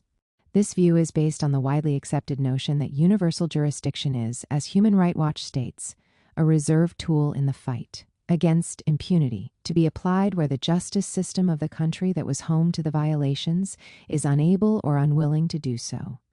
This principle, known as subsidiarity, implies that courts within the state are able and willing to prosecute military and government officials for crimes, and consequently should have the priority in exercising jurisdiction over the crimes. The problem with this principle, according to HRW, is that subsidiarity runs the risk of ignoring or widening the impunity gap that may exist in the state where the crimes occurred. Legal scholars have shown that in the past 4 decades, in almost all of its judgments relating to the occupied territories, especially those dealing with questions of principle, the Israeli High Court of Justice has decided in favor of the authorities, often on the basis of dubious legal arguments, 82, and has never held government or military officials accountable for contravening international law. The upshot is that Israeli human rights organizations that wish to receive support from the NIF cannot directly submit evidence to courts abroad and have to be extremely careful when displaying any other kind of active or even vocal support for universal jurisdiction. Moreover, the fact that the donor made the decision in the weeks following the campaign against it underscores the campaign's impact. It seems that liberal political actors like the NIF are not aware or prefer to ignore the paradox of human rights. In fact, the logic underlying the NIF policy change consists in reinforcing the role of the very state that is accused of violating human rights as the arbiter of those human rights violations themselves. The NIF conceives human rights to be a legitimate tool of the struggle for justice, which deserves to be funded, but only insofar as the institutional body responsible for implementing justice is the state. In this way, the legitimacy of mobilizing human rights is restricted to the Israeli High Court, which has a long record of legitimizing colonial violence and granting impunity to its perpetrators. The normative axiom about the state's role as the ultimate arbiter is extremely similar to the position held by the Israeli government and groups that supposedly sit on the opposite side of the Israeli political arena, like NGO Monitor and Imtirtzu. In other words, the principle of subsidiarity, which NIF decided to subscribe to following Imtirtzu's and NGO Monitor's. Assault can be understood as a sign of convergence among these actors. For all of them, human rights are bound by and inscribed in the nomos of the state. Pillar of cloud, balancing testimonies. Comparing the response of B'Tselem, the Israeli Information Center for Human Rights in the Occupied Territories, to the November 2012 attack on Gaza, dubbed by Israel as Operation Pillar of Cloud, with its response to Cast Lead, which took place about 3 years earlier, is revealing since it underscores how the securitization process affected liberal human rights NGOs. Established in February 1989 by a group of liberal Knesset members, academics, attorneys, and journalists, B'Tselem is currently one of the most prominent Israeli human rights NGOs. It endeavors to document and educate the Israeli public and policymakers about human rights violations in the combat, the phenomenon of denial prevalent among the Israeli public, and help create a human rights culture in Israel. As an Israeli human rights organization, B'Tselem acts primarily to change Israeli policy in the occupied territories and ensure that its government, which rules the occupied territories, protects the human rights of residents there and complies with its obligations under international law. Thus, according to its mandate, B'Tselem focuses more on violations perpetrated by the Israeli government than on violations carried out by Palestinians. B'Tselem's response to Pillar of Cloud underscores the impact of the attack on liberal human rights NGOs. This military operation began following an escalation of clashes between Israel and Palestinians in Gaza. The two sides had reportedly entered negotiations through Egyptian mediation that abruptly ended on November 12, when Ahmad Jabari, the chief of Hamas's military wing, was assassinated by an Israeli airstrike just hours after having received the draft of a ceasefire agreement. Hamas retaliated by launching rockets on Israel's southern towns and cities, and on November 14th, Israel responded with a full-blown military campaign. According to the United Nations, during an 8-day period, Israel carried out over 1,500 airstrikes on Gaza, as well as strikes from the sea and mortar shells from the border. After targeting training sites belonging to Hamas's Izz al-Din al-Qassam brigades and other military sites, the Israeli Air Force struck at police stations, buildings housing civilian ministries, and other governmental structures. In the final days, Palestinian residential buildings and other civilian areas were also targeted. Media offices, hospitals, and schools were also damaged, resulting in a significant increase in civilian casualties. All told, 174 Palestinians were killed in Gaza, at least 168 of them by the Israeli military, of whom 67 are believed to be militants and 101 civilians, including 33 children and 13 women. Hundreds of Palestinians were injured. Palestinian armed groups fired hundreds of mortar shells, rockets, and long-range Grad rockets at Israeli targets. For the first time, a number of rockets reached Tel Aviv and Jerusalem. 6 Israelis, including 4 civilians, were killed, and over 200 were reportedly injured. During the 2008 to 2009 military operation in Gaza, the major Israeli human rights groups created an ad hoc coalition with a website, sent numerous letters to Israeli decision-makers, filed petitions to the High Court of Justice, published a series of ads in Israeli newspapers, and sent a letter to the editors of all Israeli media outlets protesting the unbalanced coverage of the operation. Very little of this was repeated in Pillar of Cloud. Referring to the reaction of human rights organizations during Pillar of Cloud, one practitioner said, with obvious self-criticism, that it's like someone in a state of shock. The blow is not as hard as before, so she doesn't feel it anymore. 88. Still, we would expect the difference in scope and magnitude between the two military operations to lead to a reduction in the response, rather than a change in the strategy adopted by liberal human rights groups. It is precisely the strategic change that interests us here. Analyzing how B'Tselem responded to the November 2012 military operation underscores the extent of this change. There was a conspicuous decline in its advocacy, limited to one relatively long press release calling on the government to protect civilians and not to repeat the mistakes of Cass Lead. In addition, the rights group published testimonies of events on its website without offering concrete analysis with respect to alleged breaches of international law carried out by Israel, except for an attack on the media offices in Gaza. B'Tselem's most explicit condemnation was, however, directed against Hamas.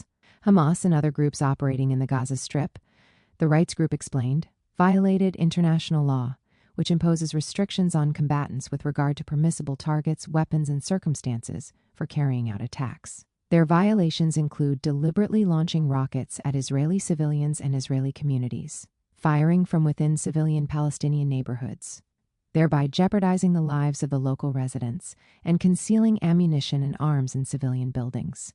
Deciding whether the Israeli military has violated IHL provisions, the NGO continued, is not as simple. 90 thus. In addition to B'Tselem's limited response during this military operation, the only actor actually blamed for carrying out war crimes was Hamas. This despite the fact that there was no real comparison in terms of fatalities, 172 Palestinians versus 6 Israelis, and that the disparity of injured and the damage to civilian infrastructure was just as noticeable. While we return to this point in the next chapter, since it sheds light on the relation between international human rights and humanitarian law, military technology, and the state, here we are interested more in B'Tselem's change of monitoring, documentation, and interpretation of violations of international law. In terms of testimonies, a notable change can be discerned in B'Tselem's approach and framework of investigation. While in Cast Lead, it published 30 testimonies, all of them taken from Palestinians from Gaza. In Pillar of Cloud, it published 12 testimonies, 4 of which were testimonies provided by Israelis who had been subject to rocket attacks' strategic change. In other words, there was a concerted attempt by B'Tselem to create some kind of balance or symmetry between Israel and Palestinian armed resistance groups. So much so that one of the testimonies provided by B'Tselem was taken from 3 children from a kibbutz located not far from the Gaza Strip who had experienced rocket attacks in 2006, 6 years before Pillar of Cloud. Also, the Rights NGO added a disclaimer alongside the testimonies taken from residents of Gaza, stating, "With the current military campaign ongoing, B'Tselem is taking testimony from Gaza residents, mainly by telephone. B'Tselem verifies, to the best of its ability, the reliability and precision of the information reported. Nevertheless, in these circumstances, reports may be incomplete or contain errors. Given the urgency of informing the public about events in Gaza, B'Tselem has decided to publish the information now available. When the military campaign ends, B'Tselem will supplement these reports as needed." Significantly, this disclaimer was not published next to testimonies posted during Cast Lead, despite very similar circumstances. Without doubt, the disclaimer can be attributed to cautiousness due to the attacks waged by conservative groups against B'Tselem, but wittingly, or not, it questions the truthfulness of the testimonies and positions the witnesses as partial, so as to underscore the ostensible objectivity of the organization. On one level, this liberal post-ethnic stance situates Pillar of Cloud as both devoid of power relations and even outside of politics, therefore the balance, and simultaneously within politics, therefore the disclaimer. On another level, B'Tselem itself is politicized, because if the organization's self-proclaimed mandate is Israel's rights, abusive policies, why suddenly does it strive to create some kind of balance that necessitates broadening its mandate to the violations carried out by Palestinians? B'Tselem's balance and its so-called apolitical position became instrumental in the characterization of the dominated group as an actor that deploys violence in an ethical way as it is inscribed in and sanctioned. By international law, Israel, in B'Tselem's report published in the aftermath of Pillar of Cloud, is suspected of violating international law, while Hamas is accused of carrying out war crimes. In this way, the liberal human rights group reproduces and reinforces the existing political asymmetry between the dominant and dominated. The insertion of symmetry in an asymmetric situation, to put it differently, amounts to the suspension of history, which is a well-known colonial mechanism of validation and justification of domination. We have come full circle.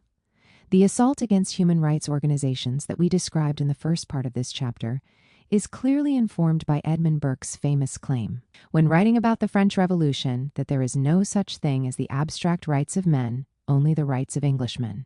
For those leading the campaign against liberal human rights organizations in Israel, the threat of human rights emerges from their ostensible universality. In order to dissipate this threat, they have to reassert the theoretical and empirical claim that rights are born solely by those who are part of the nation. Insofar as human rights are never really external to the state, but rather tend to be integrated within the state as part of its governing apparatus, then, at least partially, they reflect the state's rationality. In Israel-Palestine, nationhood corresponds with settler colonial domination and any form of human rights-inspired protection of the Palestinian native, even when this protection is innocuous, since it does not tackle the issue of the state's colonial nature, is perceived by the dominant as threatening the state's ethnocratic character.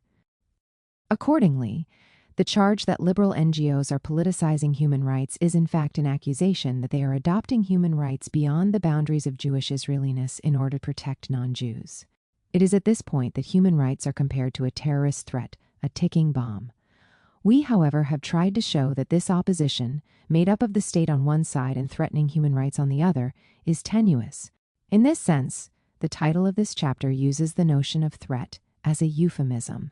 To be sure, human rights are often deployed in an effort to shape the state by determining its practices, but they cannot have a concrete manifestation that is in some way external to the state. The state remains the central political forum within which human rights are vernacularized. While actors of different stripes may try to use human rights in radically different ways, still the existence of the state as an immanent political organization responsible for enforcing human rights is sanctified by all of them. Our claim, in other words, is that the threat of human rights to state power is actually contingent upon human rights being already bound by the state. Struggles like the one we described in this chapter are the manifestation of a certain economy of human rights, by which we mean the way human rights meanings and practices are produced, shared, and circulated in specific historical contexts and political forums, the way in which human rights groups are defined as legitimate and illegitimate representatives of true human rights, the way in which certain human rights practices are promoted and allowed, and others repressed and banned for being politicized and posing a national security threat, the way in which international law is understood to be related to the context in which it is deployed, the way in which victims and perpetrators of human rights violations are identified, the situations in which the deployment of human rights is appropriate or inappropriate. The central feature regulating these processes involves the allocation of rights to certain groups and the exclusion of others, which in contexts of extreme political violence can resort to the legitimation of killing and dispossession. In this sense, the economy of human rights is also an economy of domination. Chapter 3, The Human Right to Kill. It turns out that the American military is by far the world's largest human rights training institution. Across the globe, engagement with the U.S. military, purchasing our weapons, participating in joint exercises with our forces, comes with training in international norms and regulatory practices of humanitarian law and human rights. David Kennedy. Prominent Harvard law professor David Kennedy describes the human rights training programs run by the U.S. military in recent decades as courses in which the message is clear. This, he says, is not some humanitarian add-on, a way of being nice or reducing military muscle. We stress that internalizing humanitarian law and human rights is a way to make the military more effective. We asserted, with some justification, that it is simply not possible to use the sophisticated weapons one purchases, or to coordinate with the international military operations in which they would be used without an internal military culture with parallel rules of operation and engagement. An expert on the relation between international humanitarian and human rights law and war, Kennedy has gained a considerable amount of experience and public recognition working with numerous human rights organizations, as well as with the U.S. military and other armed forces. Already in 1996, he traveled to Senegal as a civilian instructor with the Naval Justice School to train members of the Senegalese military in the laws of war and human rights. At the time, he notes, the training program was operating in 53 countries, from Albania to Zimbabwe. Describing the message conveyed to the trainees in these countries, he writes, "We insisted humanitarian law will make your military more effective, will make your use of force something you can sustain and proudly stand behind." 3. Kennedy's ongoing reference to a we, whereby the well-known law professor simultaneously portrays and considers himself as part of the military machine waging civilized wars, is not an oversight. To be sure, Kennedy, who called one of his books The Dark Sides of Virtue, is aware of the uncomfortable complicity between those who are trained to kill and those who are trained to defend human rights. But this complicity, the fundamental and recurrent convergence of human rights and violent forms of domination, is a conundrum that needs to be further interrogated beyond the questions that Kennedy asks in his pragmatist effort to make the international human rights movement more coherent and effective. Human rights, we maintain, are frequently used by the state, by conservative, and even by liberal human rights organizations to civilize forms of killing as well as to attribute rational objectives and justifications to the very act of killing. 4. The unprecedented public scrutiny that military forces have been subjected to in recent years triggered a pedagogic process in which men and women in uniform started learning through multiple ad hoc education programs the philosophical and moral foundations of the deployment of violence. International human rights and humanitarian law occupy a prominent position in these programs. As we pointed out in the introduction, Human rights classes are often mandatory in the U.S. military, while the government trains each year approximately 100,000 foreign police and soldiers from more than 150 countries. The education and professionalization of the military under the auspice of human rights is often described using aseptic language as essential to leadership skills in the armed forces. The interesting issue for us is not so much that human rights professionals train soldiers, but rather that human rights NGOs and militaries converge with respect to the use of human rights as an epistemic and moral framework for judging the significance of killing within a given context. Kennedy maintains in his book that in order to participate in the international military profession, one has to learn its new humanitarian vocabulary. We had no idea, of course, what it meant in their culture, i.e. of militaries of other countries, for violence to be legitimate, effective, something one could stand behind proudly. But they had learned something of what that meant in the culture of global humanitarian and military professionalism. What stands out in Kennedy's description of the U.S. military's training program is that human rights and military professionalism are not part of antithetical spheres informed by an opposing ethos, but are or have become part of the same political culture that aims to produce a specific ethics of violence. We are interested in analyzing this convergence and what it tells us about human rights appropriations in the contemporary world. Not unlike its American counterpart, the Israeli military also emphasizes its concern with human rights and humanitarianism. On its official blog, it describes, for example, how over the years the IDF's humanitarian aid has served as a source of relief for people all over the world. The spokesperson notes that an IDF rescue delegation just returned from 12 days in the Philippines, assisting civilians in Bogo City whose lives were uprooted by Typhoon Haiyan. Upon arrival, the spokesperson continues, IDF doctors immediately set up a field hospital where they treated over 2,600 patients, performed 60 surgeries, delivered 36 babies, and worked on repairing schools damaged by the storm. A certain kind of know-how developed in the military, for example, swiftly reaching unsafe places, setting up a makeshift hospital with doctors and medics that have experience working in difficult conditions, is utilized to mitigate humanitarian catastrophe. The blog's readers are then referred to a map figure 3.1 in order to discover the long history of IDF aid delegations all around the world. The poster, entitled IDF Without Borders, mirrors the motto of Doctors Without Borders, perhaps the most prominent humanitarian organization in the world. The Israeli military, which for years has been an instrument of domination in the Opt, is thus cast within a moral framework of global humanitarianism. In this chapter, we show how the Israeli military, government officials, security think tanks, and liberal human rights NGOs all concur that humanitarian and human rights law should be the framework for judging the morality of war, and therefore all of these actors use these bodies of law to advance their objectives. This, as we show, led to an institutional change in the military, where the international legal departments have grown and their political status within the military has risen. Focusing on the concept of human shields, we show how international humanitarian and human rights law is used by Israel to legitimize and justify the killing of Palestinian civilians. We go on to demonstrate that liberal human rights NGOs adopt international law in a similar way, and therefore they too use human rights to rationalize the deployment of sovereign violence against the dominated. Moral killing. Considering that attempts to regulate war are as old as war itself, this convergence between killing and humanitarian aid is the culmination of figure 3.1. IDF Without Borders echoes the name of the famous humanitarian organization Doctors Without Borders. Source: Israel Defense Forces official blog. Long process.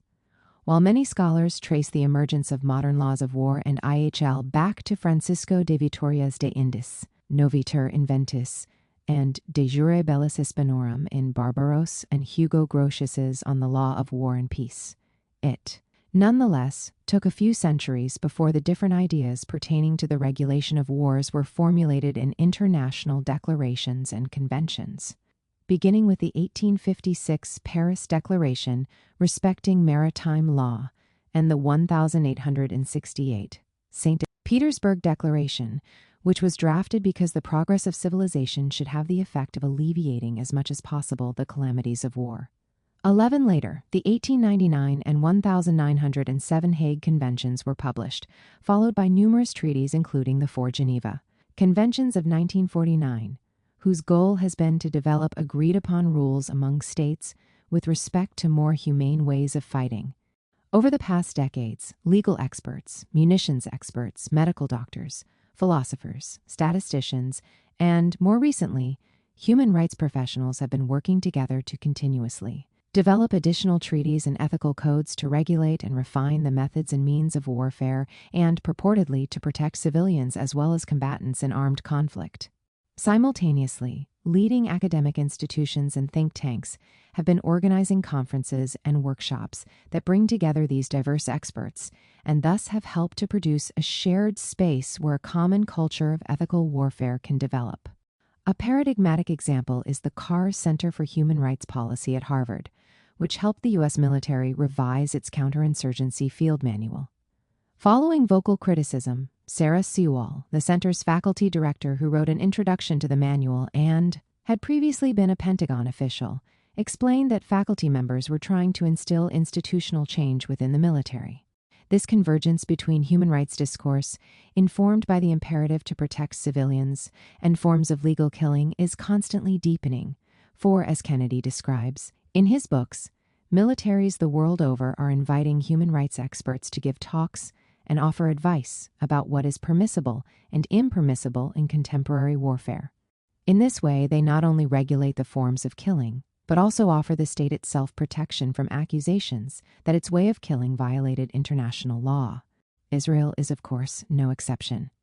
Working together with the Israeli military, philosophy professor Asa Kasher of Tel Aviv University formulated guidelines outlining when it is ethical to assassinate in fighting terror.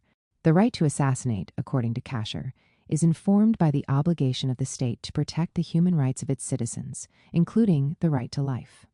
Put differently, assassinations are carried out within the framework of human rights, i.e., morally permissible when they satisfy. Two forms of protection mentioned in Chapter 1, the protection of the citizens by the state and the protection of the state itself. Human rights serve as the justification for killing and thus transform killing into a right. One of the patent manifestations of this convergence is the widespread phenomenon of bringing experts in international humanitarian and human rights law into the war room and bestowing upon these lawyers the authority to make decisions that directly affect combat. Once considered obstacles to the war effort, lawyers have been integrated into strategic and tactical decisions, and even accompany troops into battle. It appears that the 1991 Gulf War was a watershed in this respect, with 200 lawyers being brought in to work in the U.S. Army's theater of operations, ensuring that military decisions were impacted by legal considerations at every level. 17. In Israel, this has also become common practice. Following the 2014 war in Gaza, one of Israel's first conclusions was that the IDF's International Legal Department had to be further enlarged.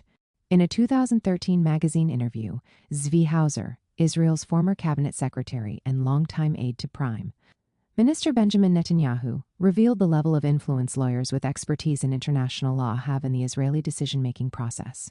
He described in detail a meeting in the days preceding the attempt of the Mavi Marmara, an unarmed ship manned by mostly Turkish citizens, to break Israel's military siege on the Gaza Strip in order to provide humanitarian aid to its Palestinian residents.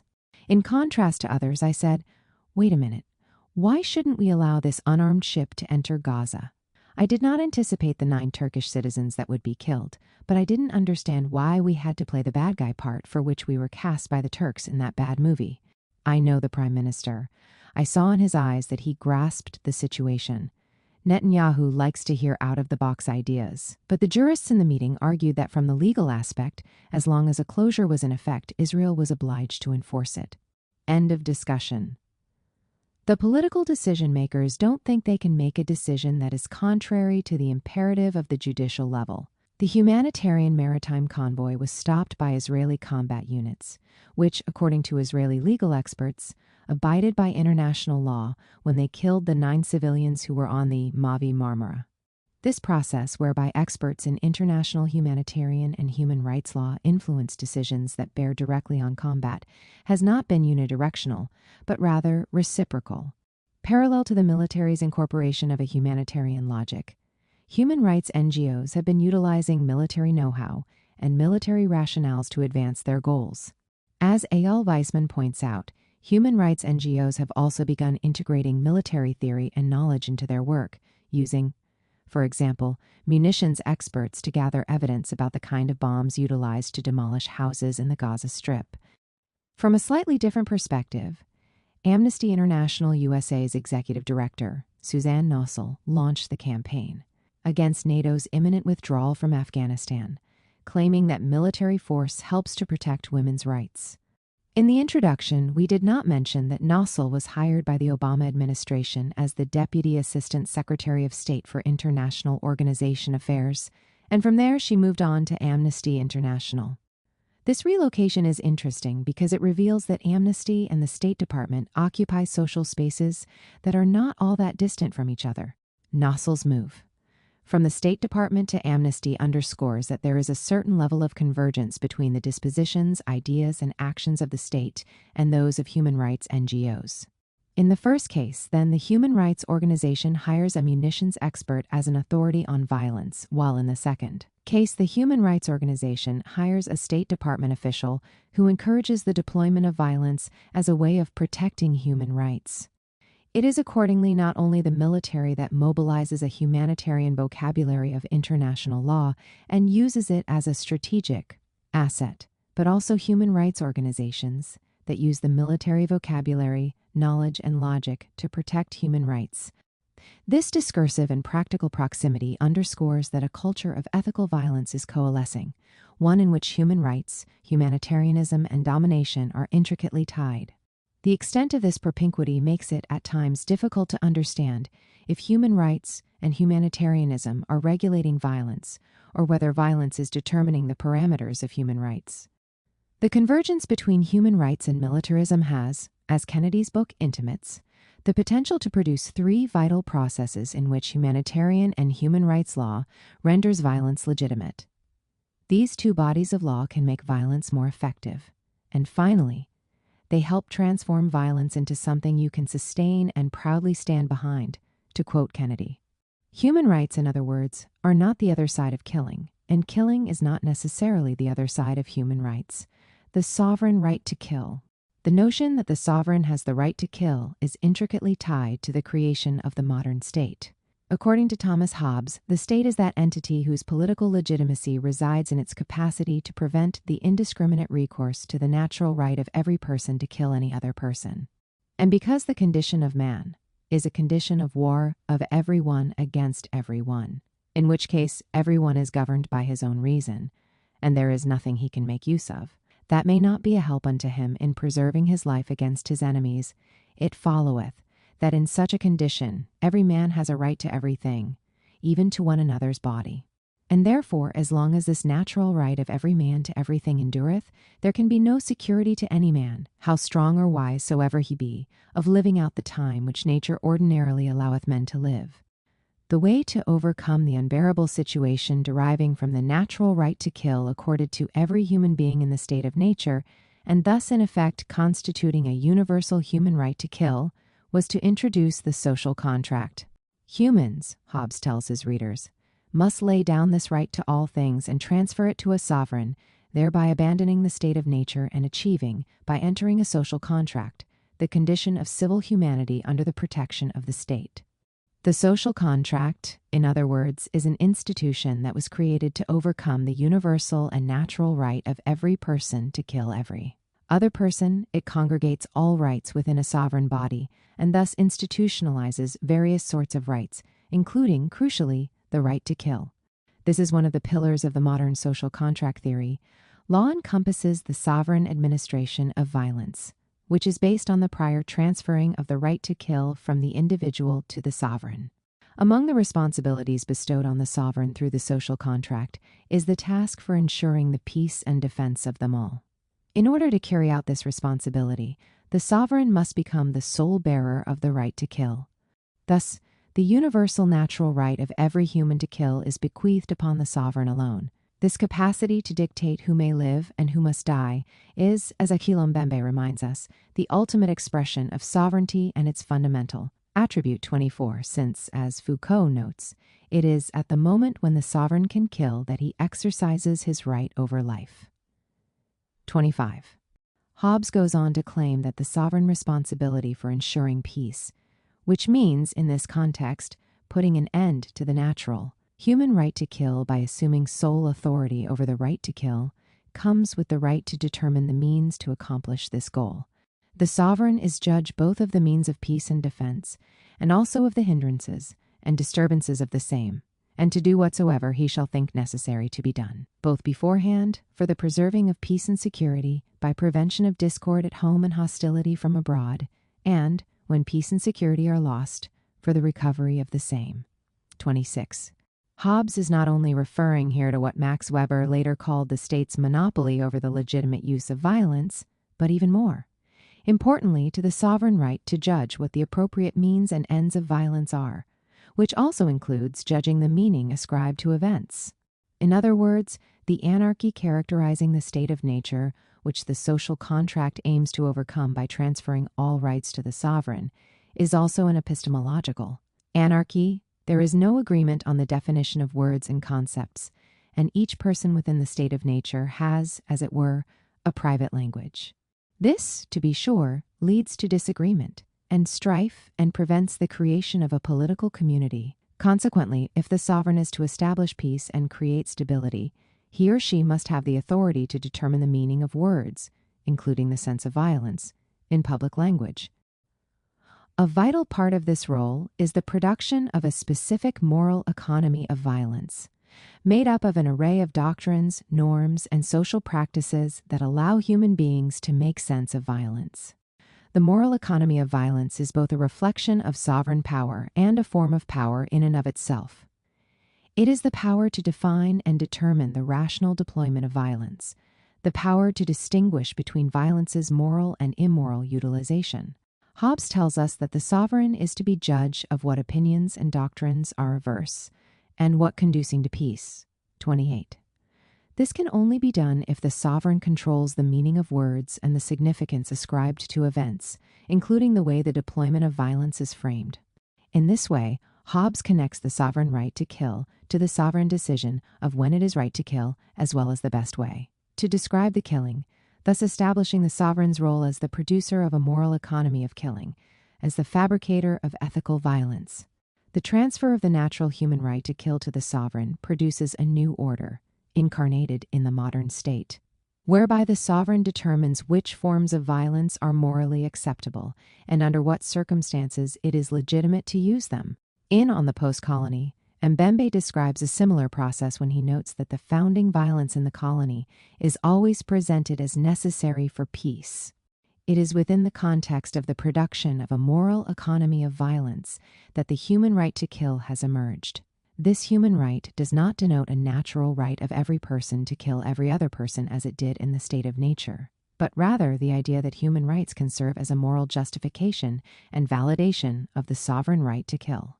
The sovereign never gave up his right to kill, and he has always had to justify the killing by controlling the meaning of words in public language. It is only in the past 2 decades, however, that human rights are being mobilized to justify sovereign violence, whether in Afghanistan, Iraq, or Palestine, because of the rise of human rights discourse as the new lingua franca of global moral speak.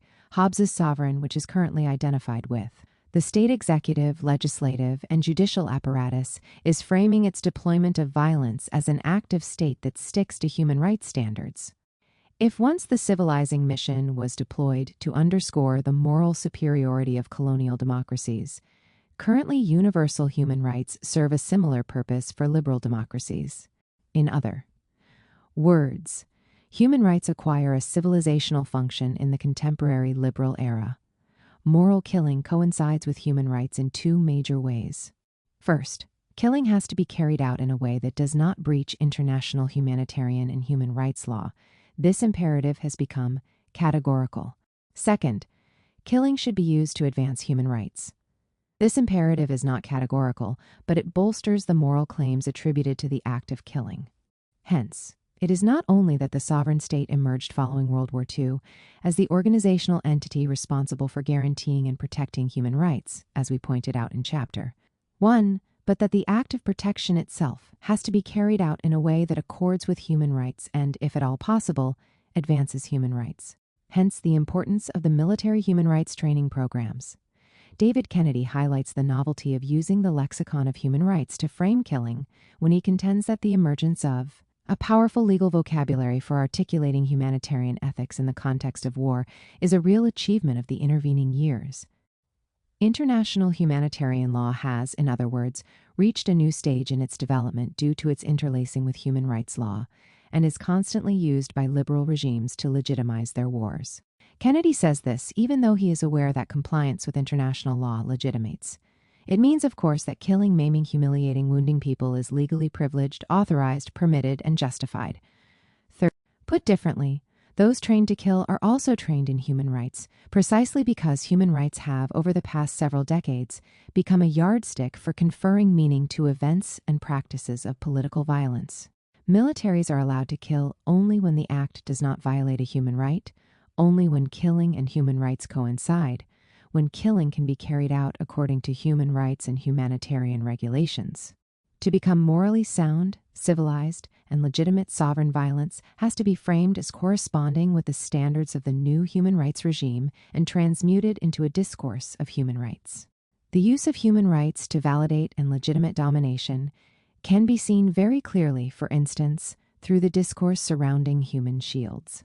Offering a concise genealogy of the way human shields have been invoked in Israel, Palestine reveals how the insistence on legality of action, as Laleh Khalili points out, goes hand in hand with the will to improve that is inherent to liberal imperial invasions, occupations, and confinements.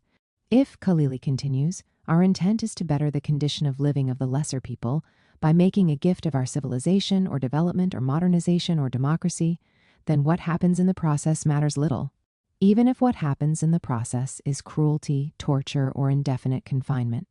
A virtuous intent to improve is one of the strongest characteristics of liberal warfare and is what distinguishes it from its illiberal kin. 31.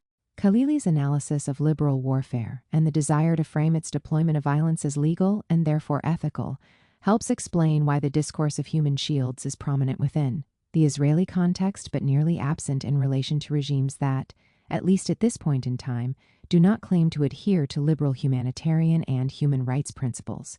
Moreover, human shielding provides a concrete example of how the liberal logic of contemporary warfare operates. Therefore, analyzing how it has been deployed during Israel's 2014 Gaza war provides us with some insight into the subtle ways liberal ethics helps to shape violence, and violence helps to shape liberal ethics. Human shields. Human shielding refers to the use of persons protected by international humanitarian law, such as prisoners of war or civilians, to deter attacks on combatants or military sites. Placing civilians on train tracks, in airports, or in any site that is considered to be a legitimate enemy target in order to prevent the latter from striking is illegal according to IHL. Along similar lines, carrying out military operations from within civilian spaces, particularly schools, hospitals, religious sites, and even civilian neighborhoods and industrial areas is considered illegal because of the inevitable transformation of the non-combatant populations into human shields. Article 28 of the Fourth Geneva Convention states that the presence of a protected person may not be used to render certain points or areas immune from military operations. 33. The 1977 Additional Protocol 1 to the Convention explains in Article 51(7) that the presence or movement of the civilian population or individual civilians shall not be used to render certain points or areas immune from military operations, in particular in attempts to shield military objectives from attacks or to shield, favor, or impede military operations. The parties to the conflict shall not direct the movement of the civilian population or individual civilians in order to attempt to shield military objectives from attacks or to shield military operations. More recently, the 1998 Rome Statute of the International Criminal Court characterized the use of human shields as a war crime. The significance of human shield clauses in international law cannot be overstated, considering that urban settings are rapidly becoming the most prominent arenas of contemporary warfare. Urban areas, as Stephen Graham proposes, have become the lightning conductors for our planet's political violence, while warfare strongly shapes quotidian urban life. The dramatic increase in urban warfare entails that civilians inevitably occupy the front lines of the fighting. Insofar as this is the case, then practically all fighting within cities involves warfare practices that, according to IHL, include the use of human shields. Civilians have often been at the forefront of violence in Israel-Palestine. Yet it was only in the midst of the Second Intifada that several liberal human rights NGOs decided to use IHL clauses pertaining to human shields to criticize practices deployed by the Israeli military.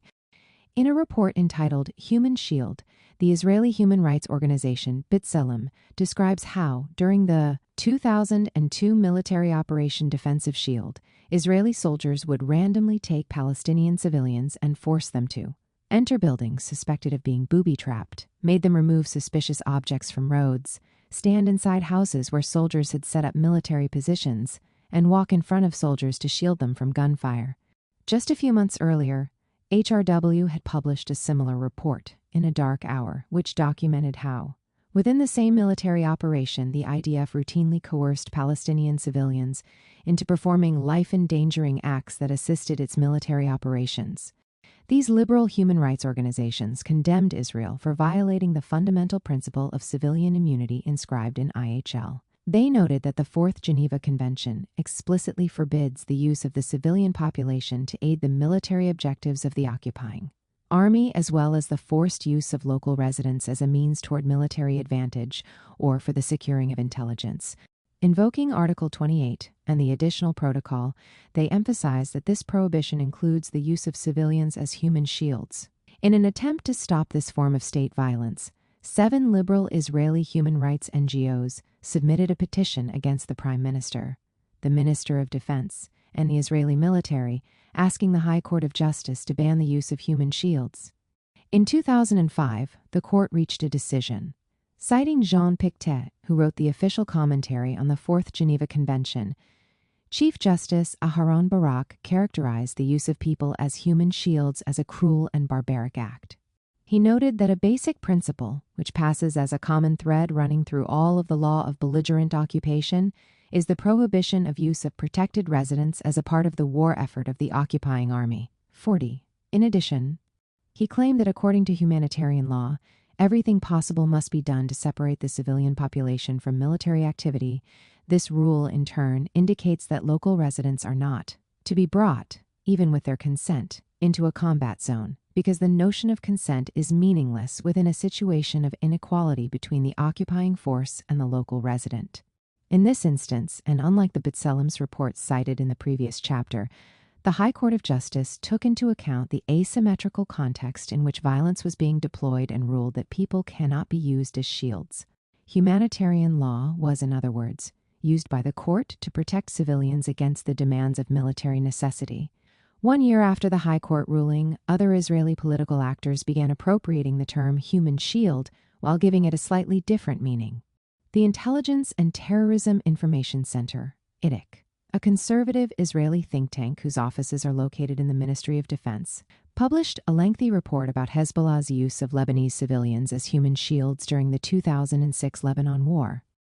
In this report, the arguments originally made by Israeli and international human rights organizations against the IDF, and which were validated by the High Court of Justice, were slightly reframed. Appropriating the same logic advanced by the human rights NGOs, the anti-terrorism think tank accused Israel's enemies of human shielding. In so doing, the think tank transformed the prohibition of using human shields into a legal and ethical justification for military necessity. It reasoned that Hezbollah's violation served to legitimize Israel's killing of Lebanese civilians, pointing out that the exploitation of a civilian population is considered a war crime and gross violation of international laws governing armed conflict. The same think tank went on to argue that the IDF's airstrikes and ground attacks against Hezbollah targets located in population centers were carried out in accordance with international law, which does not grant immunity to a terrorist organization deliberately hiding behind civilians, using them as human shields. Hence, the use of human shields is not only a violation, but, within contemporary asymmetric urban wars, can also help validate the ethical claim that the death of untargeted civilians is merely collateral and thus legitimate damage. A few years later, in the aftermath of the Israeli military campaign in Gaza called Cast Lead, the same conservative think tank published a report entitled Evidence of the Use of the Civilian Population as Human Shields. In this and other reports released in subsequent months, the ITT provided a series of images and testimonies as evidence of how Hamas and other militant groups had used homes, schools, and mosques for military operational purposes. ITT's descriptions help corroborate A.L. Weizmann's claim that cities are not simply the site, but the very medium of warfare, as urban spheres increasingly become primary theaters of violence. Hence, alongside the convergences we have been describing within urban warfare, the non-combatant and combatant, as well as civilian and military edifices overlap. This became evident during the 2014 Gaza War, where human shielding became a central trope in Israel's semiotic warfare, as it strived to provide moral justification for killing hundreds of civilians. An analysis of a series of posters disseminated by the Israeli military on its Twitter account, Facebook, and blogs during Protective Edge provides an unparalleled illustration of how Israel strived to provide legal and moral justification for the killing of hundreds of civilians. Protective Edge. The poster. Where do Gaza terrorists hide their weapons? Figure 3.2 is a paradigmatic example, where the subtext as the speaking houses, mosques, schools, and hospitals are legitimate targets because they are presumed to be weapon depositories. This is also the message in When is a House a Home? Figure 3.3, which simply zooms in on one of the images in the previous poster, showing how Palestinians presumably hide rockets in civilian homes. The logic is straightforward. Insofar as Hamas hides weapons in houses illegitimate, Israel can bomb them as if they were military targets legitimate. Within this framework, a single function hiding weapons out of many existing functions, home, shelter, intimacy, etc., determines the status of an urban site, in our case the house, so that the edifice's form loses its traditional signification. Giorgio Agamben's analysis of sovereignty helps to understand the discursive operation of the Israeli army. In Homo Sacer, Agamben defines sovereign power as the power to determine and administer the threshold between private and public life. In this case, the Israeli army defines the function of a house and the forms of life taking place within it by claiming that the armed resistance in Gaza distorted its traditional function and created an exceptional situation.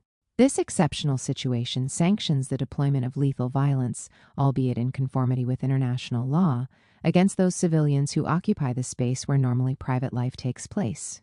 In this way, the notion of human shielding erases any distinction between private and public life, thereby transforming private life into bare dispensable life. Figure 3.2. Where do Gaza terrorists hide their weapons? Source: Israel Defense Forces. The overlapping of civilian and military functions in urban warfare alongside the resignification of the urban architectural structures, as well as subjects, creates new challenges for international law and the sovereign articulation of ethical violence.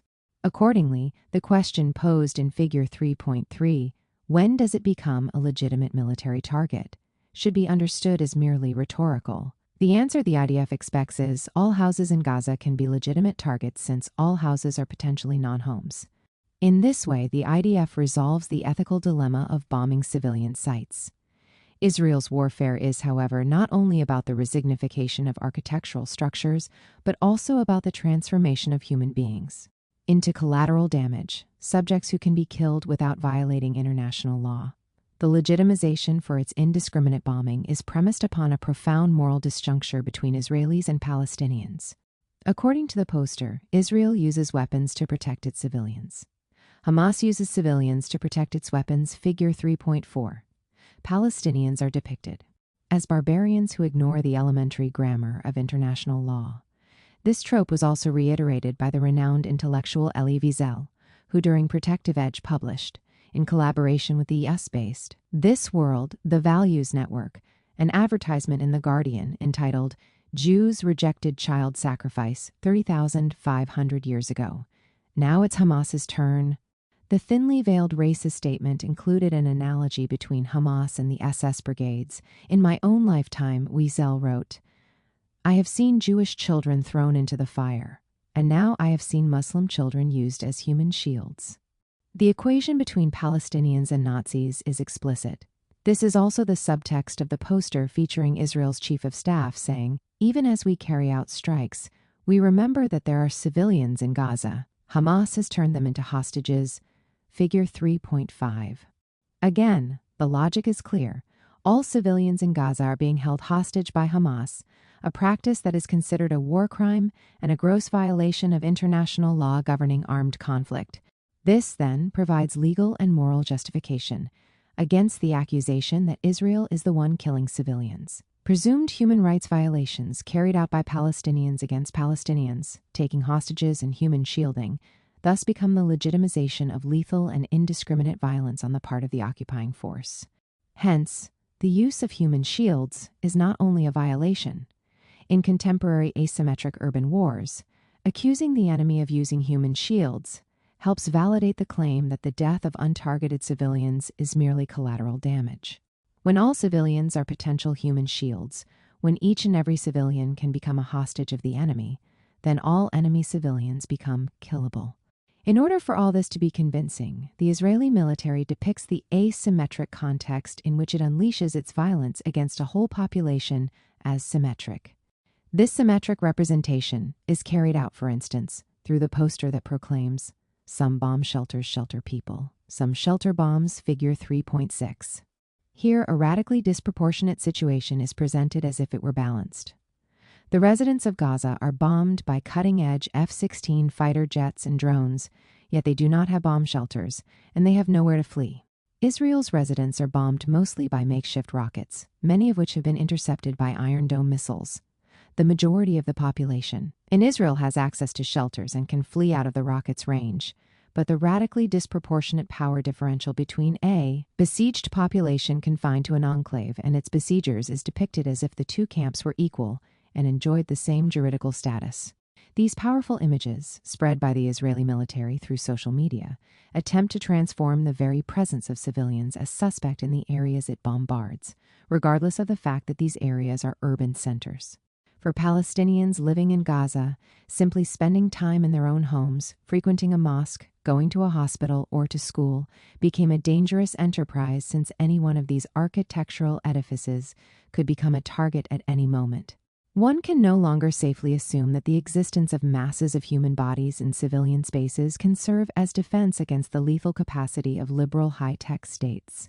Human shielding does not provide a last resort and a protection against the killing of vulnerable persons, as the phrase would seem to suggest. On the contrary, the deployment of the phrase human shielding allows the inclusion of the shield within the category of those human beings that can be killed in accordance with international law. Similar to Agamben's homo sacer, a human shield is a person who can be killed without it being a crime. However, unlike homo sacer, a human shield is not outside the law. Indeed, the condition of possibility of becoming a human shield is that one is not a homo sacer, but instead, the person is recognized as a civilian, situated within the law and a bearer of rights. Palestinian testimonies. Let us go back in time to Israel's Operation Cast Lead in order to expose yet another dimension of the human right to kill. After the winter 2008 to 2009 war on Gaza, in addition to a series of images that were disseminated as evidence demonstrating that Palestinian terrorist organizations violated the Fourth Geneva Convention and its additional protocol by hiding weapons in residential houses and mosques and launching rockets from sites located near schools, mosques, and UN facilities. The IDIC and Ministry of Foreign Affairs cited testimonies provided by Palestinians about how Hamas had exploited civilians as human shields. Nawaf Faisal Attar, a Palestinian from Gaza who had been detained on January 11, 2009, said during interrogations that Hamas regularly launched rockets from civilian houses and agricultural areas despite the objections of the owners, who feared their houses and fields would be destroyed by the IDF. However, he said, local opposition was limited because the Palestinian population did not dare argue with Hamas operatives, who would shoot their legs or even kill them, claiming they were collaborators. 51. Mirroring B'Tselem, which uses testimonies gathered from Palestinians in the Gaza Strip. The Intelligence and Terrorism Information Center and the Ministry of Foreign Affairs also invoke Palestinian testimonies. Crucially, however, when B'Tselem posts a testimony, it is meant to serve as evidence of human rights violations, while the testimonies cited in these reports have two additional functions. Testimonies like the one given by Nawaf Attar are simultaneously an accusation and a defense. As an accusation, they have a function similar to the testimonies provided by B'Tselem. The victim remains the same Palestinian population, but the perpetrator is new, namely, they supposedly provide evidence of Hamas's violation of international law. But the testimonies also function as a defense, since the descriptions of Hamas's violations are meant to provide legal and moral justification for the accusation that Israel kills civilians. Human rights violations carried out by Palestinians against Palestinians thus become the legitimization of violence. If in the previous chapter we described how the Israeli government and think tanks have launched a campaign against human rights NGOs that subject the Israeli-Palestinian conflict to legal oversight, here we see that simultaneously the government and other think tanks invoke IHL to justify state violence against civilians. This underscores yet again two central claims: that in and of itself international law is neither inherently just nor unjust, and its value is determined by its use, and that liberal regimes use international law to frame their violence as ethical. Hamas, as Nawaf Attar testifies, is immoral because it shoots the legs and kills fellow nationals, while Israel's ethical superiority is established by the statement that Palestinians knew Israel would not bomb a school, even though Hamas has no qualms about launching military operations from educational facilities. In this way, the sovereign uses the voice of a Palestinian prisoner to produce a framework of ethical violence, whereby the immorality of the colonized corroborate the morality of the colonizer and its adherence to IHL. It is also through these processes that the sovereign right to kill is uttered and presented as coinciding with human rights. Taken together, then, these testimonies are used to create an ethics of violence framing the civilizational distinction between colonizer and colonized. The testimonies cited by ITK and the Ministry of Foreign Affairs mirror those published by liberal human rights NGOs in that they too are used as a form of legal evidence employed to reveal the truth about an existing human rights violation. The think tank and ministry did not, however, gather the testimonies themselves, but rather used testimonies that were obtained by the Israeli Security Agency, the secret services known as the Shabak. Mimicking B'Tselem, the Shabak also posted the testimonies on its website, explaining that during Operation Cast Lead, IDF forces arrested dozens of Hamas and Islamic Jihad activists. Interrogations by the Shabak have a long history and have usually been associated with uncovering ticking bombs and terrorist networks, and not so much with human rights violations. Hence, it seems that interrogations are being marshaled by the Shabak to do certain kinds of evidentiary work that they had not done in the past. In this case, the interrogators, who may have received human rights training, extracted testimonies about a violation of humanitarian law, the illegal use of Palestinians as human shields by other Palestinians. The Shabak tells us that all the testimonies posted on the website provided evidence that Hamas used mosques, public institutions including schools, and the houses of activists for weapon storage, as well as the fact that rocket launchings were carried out from these locations and from densely populated areas on the assumption that Israel would avoid targeting such areas. 53. These testimonies serve to justify Israeli bombing of densely populated neighborhoods so as to underscore its ethical use of violence. Thus, the human rights of the dominated are deployed as a way of legitimizing the violence carried out by the dominant. Testimonies and violations. Reconstructing the process leading to the production of these testimonies uncovers yet another dimension of how the sovereign right to kill is framed as part of a human rights discourse. B'Tselem, like many human rights NGOs, has field workers whose job is to go out in the field and find people who can and are willing to provide testimonies. The field workers choose people who witnessed events in which human rights violations occurred. They then interview these people, record their testimonies, and use them both to make the truth of inhumanity present and as a form of legal evidence. Once the testimonies have served their purpose, they are filed in the organization's archive and can be accessed at a later date if the need arises. The Shabak, by contrast, interrogates the witnesses, often using physical and psychological violence to obtain a confession, which can later be used as testimony and serve as evidence.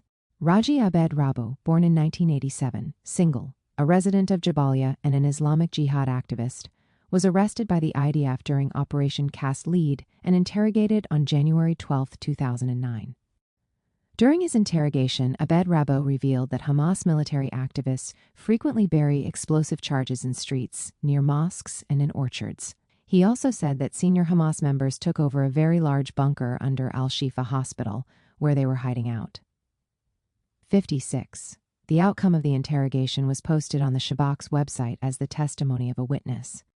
There are no doubt significant differences between the testimonies collected by B'Tselem and those gathered by the secret services, particularly in terms of how and under what circumstances they were assembled. Raji Abed Rabo, whose testimony appears on the Shabak website, provided another testimony to two liberal human rights NGOs, which later published part of it in a report called Exposed, the treatment of Palestinian detainees during Operation Cast Lead. In this second testimony, he describes how on January 6, 2009, he was in his home together with 15 family members when they were ordered by Israeli soldiers to leave their home before it was bombarded. Over the next 3 days, he and his brother Rami were held by the military and used as human shields. The soldiers instructed them to walk in the street in front of the force as they aimed their weapons toward them. The brothers were then made to enter houses in the neighborhood before the soldiers, often through windows and balconies. Raji's brother Rami notes that the soldiers, after we would exit the house, would send a dog, and after it exited, they would check a mechanism hanging around its neck and only then enter the house and set up there. When they were not serving as human shields, their hands were tied behind their back, and they were barely fed. In the one example of Raji, there are multiple layers of shielding. During the Gaza offensive, Raji served as a human shield to protect Israeli soldiers from booby traps and Hamas militants. Raji then provides testimony to the Shabak about how Hamas uses human shields, and his testimony serves as a shield too. Protect military and government officials from lawfare carried out by the UN fact-finding mission and numerous local and international NGOs. Raji and his brother, it is important to stress, are not the only ones who appear on both the Shabak and liberal human rights NGOs websites. In many ways, Shabak's mirroring of human rights NGOs has further effects, since certain liberal organizations may locate those interrogated by the Shabak and publish new testimonies, not so much to contradict the first testimonies, but to expose what is missing from them, including vivid descriptions of numerous human rights violations carried out by the military and Shabak. So while the Shabak mirrors strategies of human rights NGOs, these NGOs reappropriate these same strategies to expose the Shabak. These mirroring tactics are complex because the form constituting quotidian human rights work preserves its shape, collecting testimonies, field workers, and so on, while the content not only changes but in many respects is inverted. In the next chapter, we analyze a series of human rights inversions and discuss their significance in the context of legal struggles over land, while here, we focus on what is missing from the testimonies extracted by the Shabak to reveal other dimensions of how human rights are used to rationalize killing. Hussam Azad Attar, another Palestinian whose testimony appears on the Shabak website, confessed about his involvement in the placement of an explosive, charge detonated against IDF forces on the 5th day of fighting, and admitted his awareness of tunnels intended to serve for the kidnapping of soldiers. In the testimony that he gave later to 2 Israeli liberal human rights NGOs, he describes parts of an interrogation after his arrest. I was taken to a trailer with 2 interrogators behind a desk and soldiers around them. One of the soldiers said his name was Mukhtar, the head of a village or a community, and that he was there to beat me.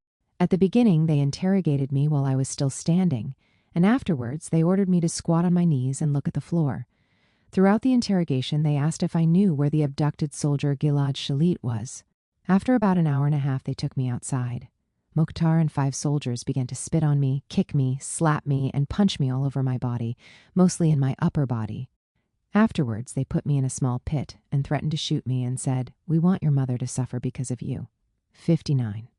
Hussam Attar's first testimony, as it turns out, was given while being tortured. His body and mind had to be violated while he provided evidence of another human rights violation, Hamas's use of human shields, evidence that was used to justify the killing of civilians and as a shield against the lawfare campaigns. To be sure, the basic human rights of the Palestinians, whose testimonies appear on the Shabak website as evidence of human rights violations, were violated. First, when their bodies served as a shield to protect soldiers carrying out urban warfare, and later when it was physically and mentally broken. This, we believe, is neither coincidental nor in any way unique. The pilot who justifies bombing urban edifices by referring to human rights is doing much the same thing. Hence, hegemony produces the convergence between human rights and killing, which is, in effect, the reconceptualization of the sovereign right to kill as a human right. Fight it right. Not only have the Israeli government and its think tanks formulated sovereign acts of killing as a human right, but liberal human rights NGOs that analyze conflict and warfare have followed suit, framing state violence within the sphere that human rights deems permissible. As we show below, the use of human rights as a discursive mechanism to justify domination is not merely the prerogative of the state. As it turns out, the hegemonic practices that produce convergences between the state and liberal human rights NGOs enhance an agreed-upon conception of ethical violence. According to the UN, during the 2012 Operation Pillar of Cloud, 174 Palestinians were killed in Gaza, at least 100. And 68 of them by the Israeli military, of whom 67 are believed to be militants and 101 civilians, including 33 children and 13 women. Palestinians killed 6 Israelis, 4 of whom were civilians. Analyzing the circumstances in which these people were killed, the Israeli human rights NGO B'Tselem invokes international humanitarian law. Even when the target of an attack is legitimate, the combatants must, as far possible, adopt various precautionary measures to prevent harm to civilians. Therefore, the law permits the use only of precise weapons capable of distinguishing military from civilian targets. Furthermore, the provisions stipulate that the civilian population in the area must be given prior warning, as far as circumstances permit, to enable them to protect themselves. In any case, if projected harm to civilians significantly outweighs anticipated military benefit, attacks must not be carried out. B'Tselem concludes that Hamas and other groups operating in the Gaza Strip violated these provisions. Their violations include deliberately launching rockets at Israeli civilians and Israeli communities, firing from within civilian Palestinian neighborhoods, thereby jeopardizing the lives of the local residents, and concealing ammunition and arms in civilian buildings. Hence, according to B'Tselem, the Palestinian militants breached the principle of discrimination between combatants and non-combatants in 2 ways: by deliberately targeting Israeli civilians and by using the local population as human shields, thus also violating the human rights of Palestinians. Because Hamas did not fight it right, to use a phrase developed by the ICRC, it committed, according to the liberal human rights NGO, war crimes. At least in relation to these 2 accusations, the Human Rights Organization is in full agreement with the Israeli government and its think tanks. This convergence deepens when the rights group notes that deciding whether the Israeli military has violated IHL provisions is not as simple. It is not simple, in B'Tselem's view, because statements by Israeli officials assert the military's commitment to abide by IHL provisions. In addition, published Israeli summaries of the campaign emphasize that the military went to great lengths in order to prevent harm to the civilian population in Gaza. Similarly, an ISA announcement stated that during the attacks an effort was made to prevent injury to the innocent, and to minimize as far as possible any injury to uninvolved civilians. This approach is also evident in an article posted on the IDF spokesperson's website after the campaign, entitled, "How did the IDF minimize harm to Palestinian civilians during Operation Pillar of Defense?" 63. B'Tselem also notes that in the above-mentioned article, taken from the same IDF blog in which the posters we analyzed were posted, the IDF explains how the military minimized harm to non-involved civilians through the use of its technological capabilities that enabled the use of pinpoint surgical strikes and the option to abort missions in real time if it discovered that non-involved civilians were on site. Precision, however, is not judged by its effect, only by the inherent components of the weapon deployed. In other words, Israel's use of advanced technological weapons that can be guided and directed with relatively high level of precision protected it from violating international law, irrespective of the actual number of civilian fatalities. We notice not only how ethical violence is intricately tied to the type of weapons used, but also that the liberal human rights NGO appropriates the connection between ethics and high-tech weapons. B'Tselem goes on to cite the IDF blog, noting that the commanding military officers were given legal advice prior to and during the campaign, underscoring the IDF's claim that its forces operate in accordance with international law, including all restrictions it imposes. Hence, the practice of providing the military with legal advice in and of itself serves to protect it from violations. Finally, the rights group accentuates the IDF's decision to include a representative of the District Civil Liaison Office, which coordinates between the civilian population in Gaza and the military in all meetings related to the fighting, because this representative communicates the humanitarian needs of the population. 65. In line with IHL doctrine, B'Tselem intimates that without intent to deliberately kill, no violations occurred. It is important to note, however, that pinpoint surgical strikes, precision bombs, and the ability to abort attacks signify the possibility to devise a perimeter for intentions and not necessarily a reduction in human fatalities. B'Tselem takes at face value Israel's declared precautions published on the IDF blog and ascribes to them a more significant value than it does to the actual effect. Of the violence, 87 Palestinian civilian deaths as opposed to 4 Israeli civilian deaths, not to mention the long-term lethal effect of bombing Palestinian civilian infrastructure. Lala Khalili underscores this point when she writes that what matters in the end is how virtuous our intent was, how precisely we targeted the guilty, what clean instruments of killing and confinement we used. Since intent becomes the primary criterion for judgment, numbers, in this case the number of fatalities, which, on other occasions, are so important to both the state and liberal human rights NGOs in determining an ethics, have no impact on the morality of violence. In this way, the human rights NGO helps buttress the position that Israeli fought the war right and that the killing of Palestinians was carried out in a humanitarian way. Humanism, as Gregoire Chamaillot notes, can be the bearer of murderous policies, a humanitarian shield. While the evidence B'Tselem relies on to substantiate its legal position, namely statements made by the Shabak and IDF, is questionable and reflects the increasing permeability between human rights violators and human rights defenders, it should also be stressed that the Human Rights NGO is reiterating the dominant interpretation of IHL. As we noted, the illegality of using human shields is spelled out in IHL, so that Article 51.7 from Additional Protocol 1, for example, can be interpreted as a legal and moral protection for the sovereign right to kill. To reiterate, according to the article, the presence or movement of the civilian population or individual civilians shall not be used to render certain points or areas immune from military operations. 70. Scholars of different stripes agree that the principle of proportionality, which requires belligerents to refrain from causing damage disproportionate to the military advantage to be gained, remains prevalent in cases of human shielding, but as Yoram Dinstein claims, the actual test of excessive injury to civilians must be relaxed. That is to say, the appraisal whether civilian casualties are excessive in relation to the military advantage anticipated must make allowances for the fact that, if an attempt is made to shield military objectives with civilians, civilian casualties will be higher than usual.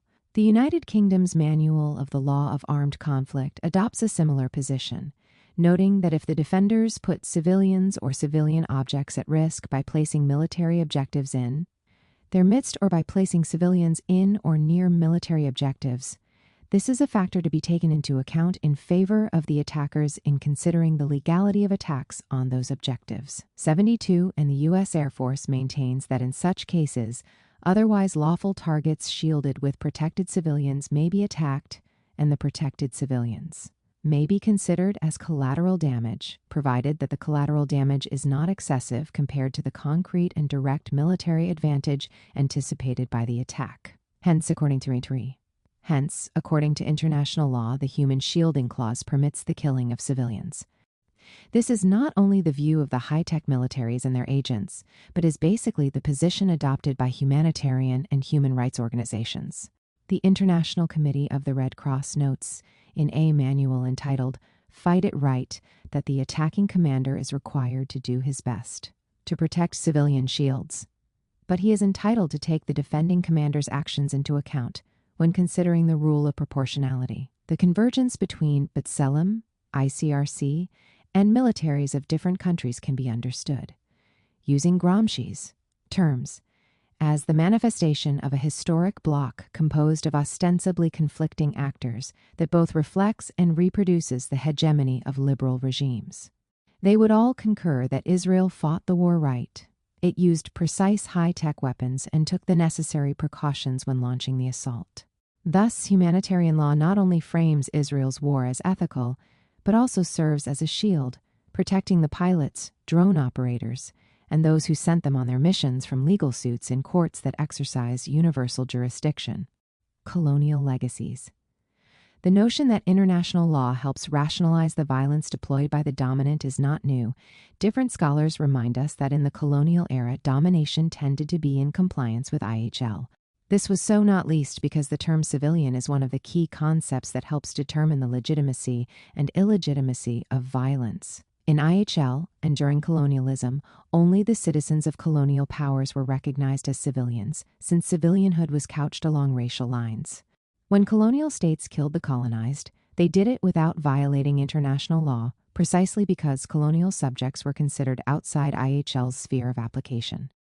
Only during the process of decolonization, the category of civilian was extended to the ex-colonized, who became civilians and as such human beings protected under international law. Within this post-colonial context, whereby civilianhood has been universalized, warfare and international law have been facing new ethical dilemmas. A new tension emerged between, on the one hand, the desire of liberal states to frame their wars and violence within international law, and, on the other hand, the wide-scale killing of civilians in contemporary wars. This again can be witnessed when examining the contemporary legal and ethical debates on the deployment of the category of human shield. Writing for the Israel Yearbook on Human Rights, Michael Schmidt notes that human shielding has become endemic in contemporary conflict, taking place across the legal spectrum of conflict from the Iraq-Iran War and the two Gulf Wars to Somalia, Liberia, Sierra Leone, and Chechnya.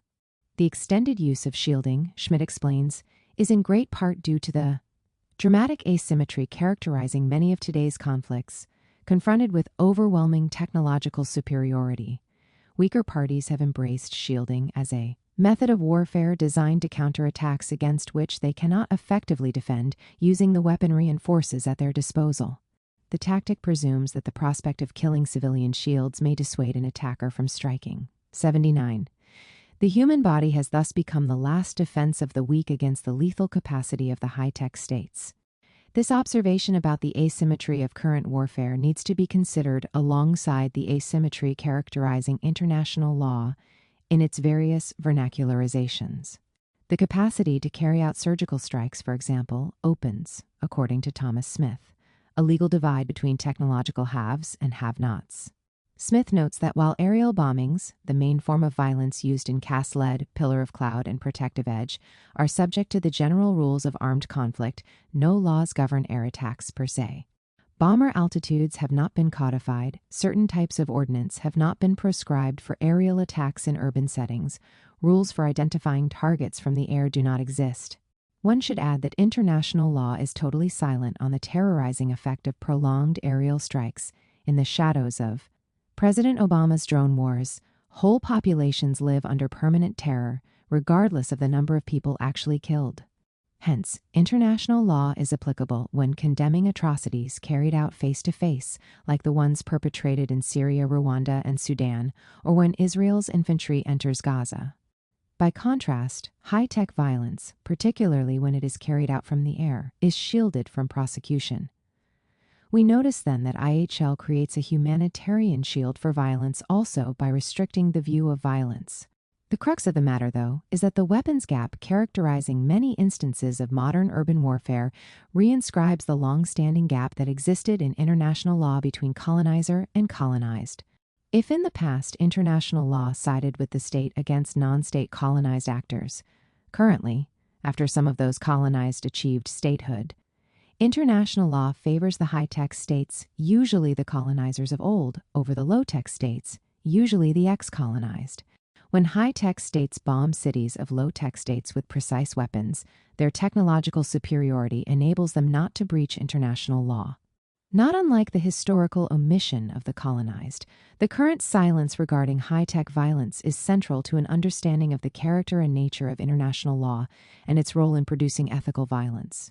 Humanitarian law is structured to favor the dominant, namely, those who have the power to define and determine the criteria for its application in given historical and geographical contexts.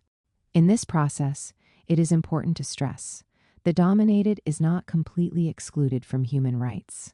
On the contrary, the state, its military and courts, as well as its human rights NGOs, must acknowledge and condemn the human rights track record of the dominated in order to enhance the human right to dominate.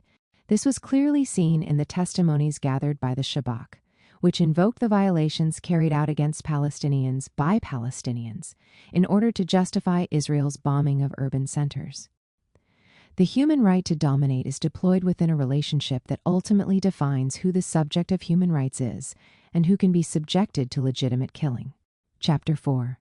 The human right to colonize. The successes of history belong to those who are capable of seizing these rules, to replace those who had used them, to disguise themselves so as to pervert them, invert their meaning, and redirect them against those who had initially imposed them, controlling this complex mechanism.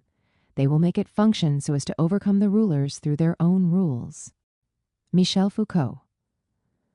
On the Perversion of Justice, a glossy booklet published in 2010 by the Israeli NGO Regavim, National Land Protection Trust, describes the alleged deficiencies of law enforcement in Israel, particularly in relation to the execution of demolition orders against Palestinian illegal building. One of several new Jewish settler human rights organizations, Regavim's mandate is to protect national lands and properties and prevent Palestinians from taking over the country's territorial resources. The booklet's authors analyze an array of legal cases brought before the Israeli High Court of Justice and argue that the court sees the Judea and Samaria regions, the biblical names for the West Bank, as occupied territory and not parts of the homeland, sees the state of Israel as an occupying power and not as a nation returning to its land, and sees the Palestinians as an occupied and oppressed people instead of an enemy that desires to destroy us and expel us from our ancestral home. 1. The lack of law enforcement and the discrimination in favor of Palestinians are, in Regavim's view, placing the foundations of the Israeli state and the democratic principle of legal equality at risk by fostering the dispossession of Jews. The report proceeds to catalog instances of differential treatment by the High Court of Justice while criticizing several liberal Israeli NGOs that have been urging the court to abide by international law and oppose the expropriation of Palestinian land and the construction of Jewish settlements. Disregarding the fact that Israel's High Court of Justice has consistently legalized and reinforced Israel's colonial project, Regavim goes on to argue that Israel's judicial system has been perverted because it tolerates Palestinian construction in the West Bank, while simultaneously persecuting Jewish settlers for building in their homeland. Reminding its readers that equality guards government from arbitrariness and is a basic value in democratic societies, Regavim inverts the historical trajectory of Israeli dispossession.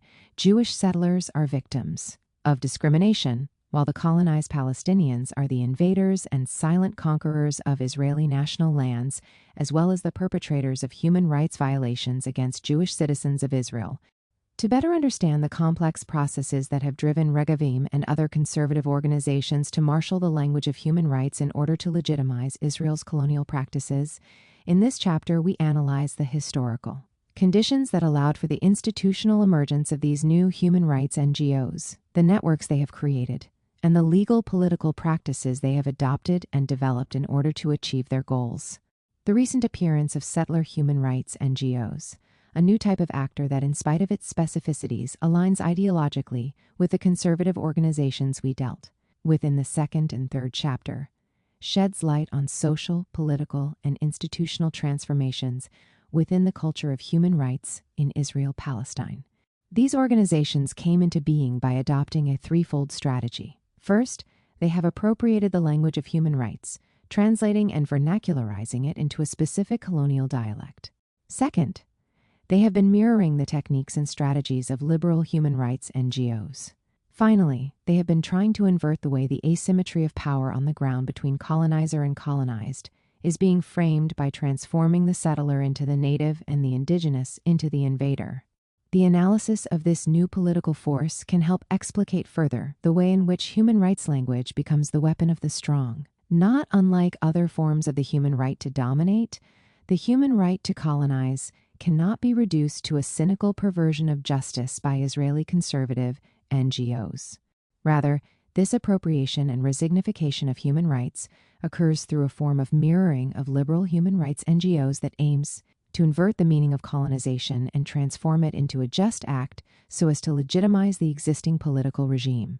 Despite their denunciation of the government for its perversions, the goal of these conservative human rights NGOs is not to overcome the rulers, to borrow Foucault's words, but to enhance the historical mechanism through which the processes of dispossession have been taking place in Israel-Palestine. The paradox of human rights continues to reproduce itself in a new form in our colonial present, sensitive souls. In 1993, at the wake of the so-called Oslo peace process, Israeli Prime Minister Yitzhak Rabin believed that the creation of a Palestinian authority responsible for administering the daily lives of Palestinians in the Opt would stifle the mounting criticism directed against Israel. In his view, this would end the involvement of the High Court of Justice and Israeli human rights organizations in the conflict.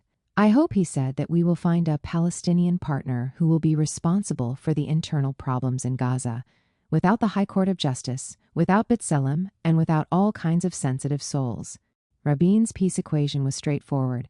If Palestinians would be responsible for administering themselves, Israel would no longer be legally responsible for human rights violations taking place in the Opt. This would render the activities of institutions like the High Court of Justice and human rights organizations such as B'Tselem, actors that he described as sensitive souls embodying humanitarian compassion for the Palestinians, unnecessary. Rabin's declaration can be seen as a precursor to the Israeli debate on the threat of human rights, see Chapter 2, since it seems that his aspiration was to purge what he already conceived of as the dangerous efforts to frame Israel's occupation as a human rights issue. He hoped Oslo's two-state framework would deflect the human rights criticism by establishing a new juridical structure regulating the relationship between Israelis and Palestinians. 2 years later, Rabin was assassinated by an Israeli settler. He therefore could not have known that over the successive decades, during and after the failure of the peace process, there would be an exponential increase in both Israeli and Palestinian human rights activity. Indeed, Rabin could not have foreseen that human rights would become the dominant lexicon deployed by different and often conflicting actors, and that the human rights discourse would mushroom in the most unthinkable corners of the Israeli-Palestinian political arena. Obviously, Rabin could not have predicted that by 2010, 15 years after his assassination, a different conservative group of sensitive souls would establish several human rights NGOs, Regavim, the Legal Forum for the Land of Israel, and Yesha, for human rights, and that these NGOs would deploy the vocabulary of human rights in a petition to the High Court of Justice, asking the court to cancel the conviction of Margalit Harshefi, the woman who in 1998 was found guilty of failing to prevent her friend Yigal Amir from assassinating Rabin. Jewish outposts. Yesha for Human Rights, one of the NGOs petitioning in favor of Margalit Harshefi's release, was founded in 2002 by Orit Struk. Struk is a Jewish settler who in 1982 was evacuated from a settlement in the Sinai and currently lives in a Jewish settlement inside the Palestinian city of Hebron, located in the occupied West Bank. She was one of the key figures who initiated the new wave of settler human rights activism by creating the first settler human rights NGO after the Israeli army evacuated a Jewish family from an outpost near Hebron during the Second Palestinian Intifada.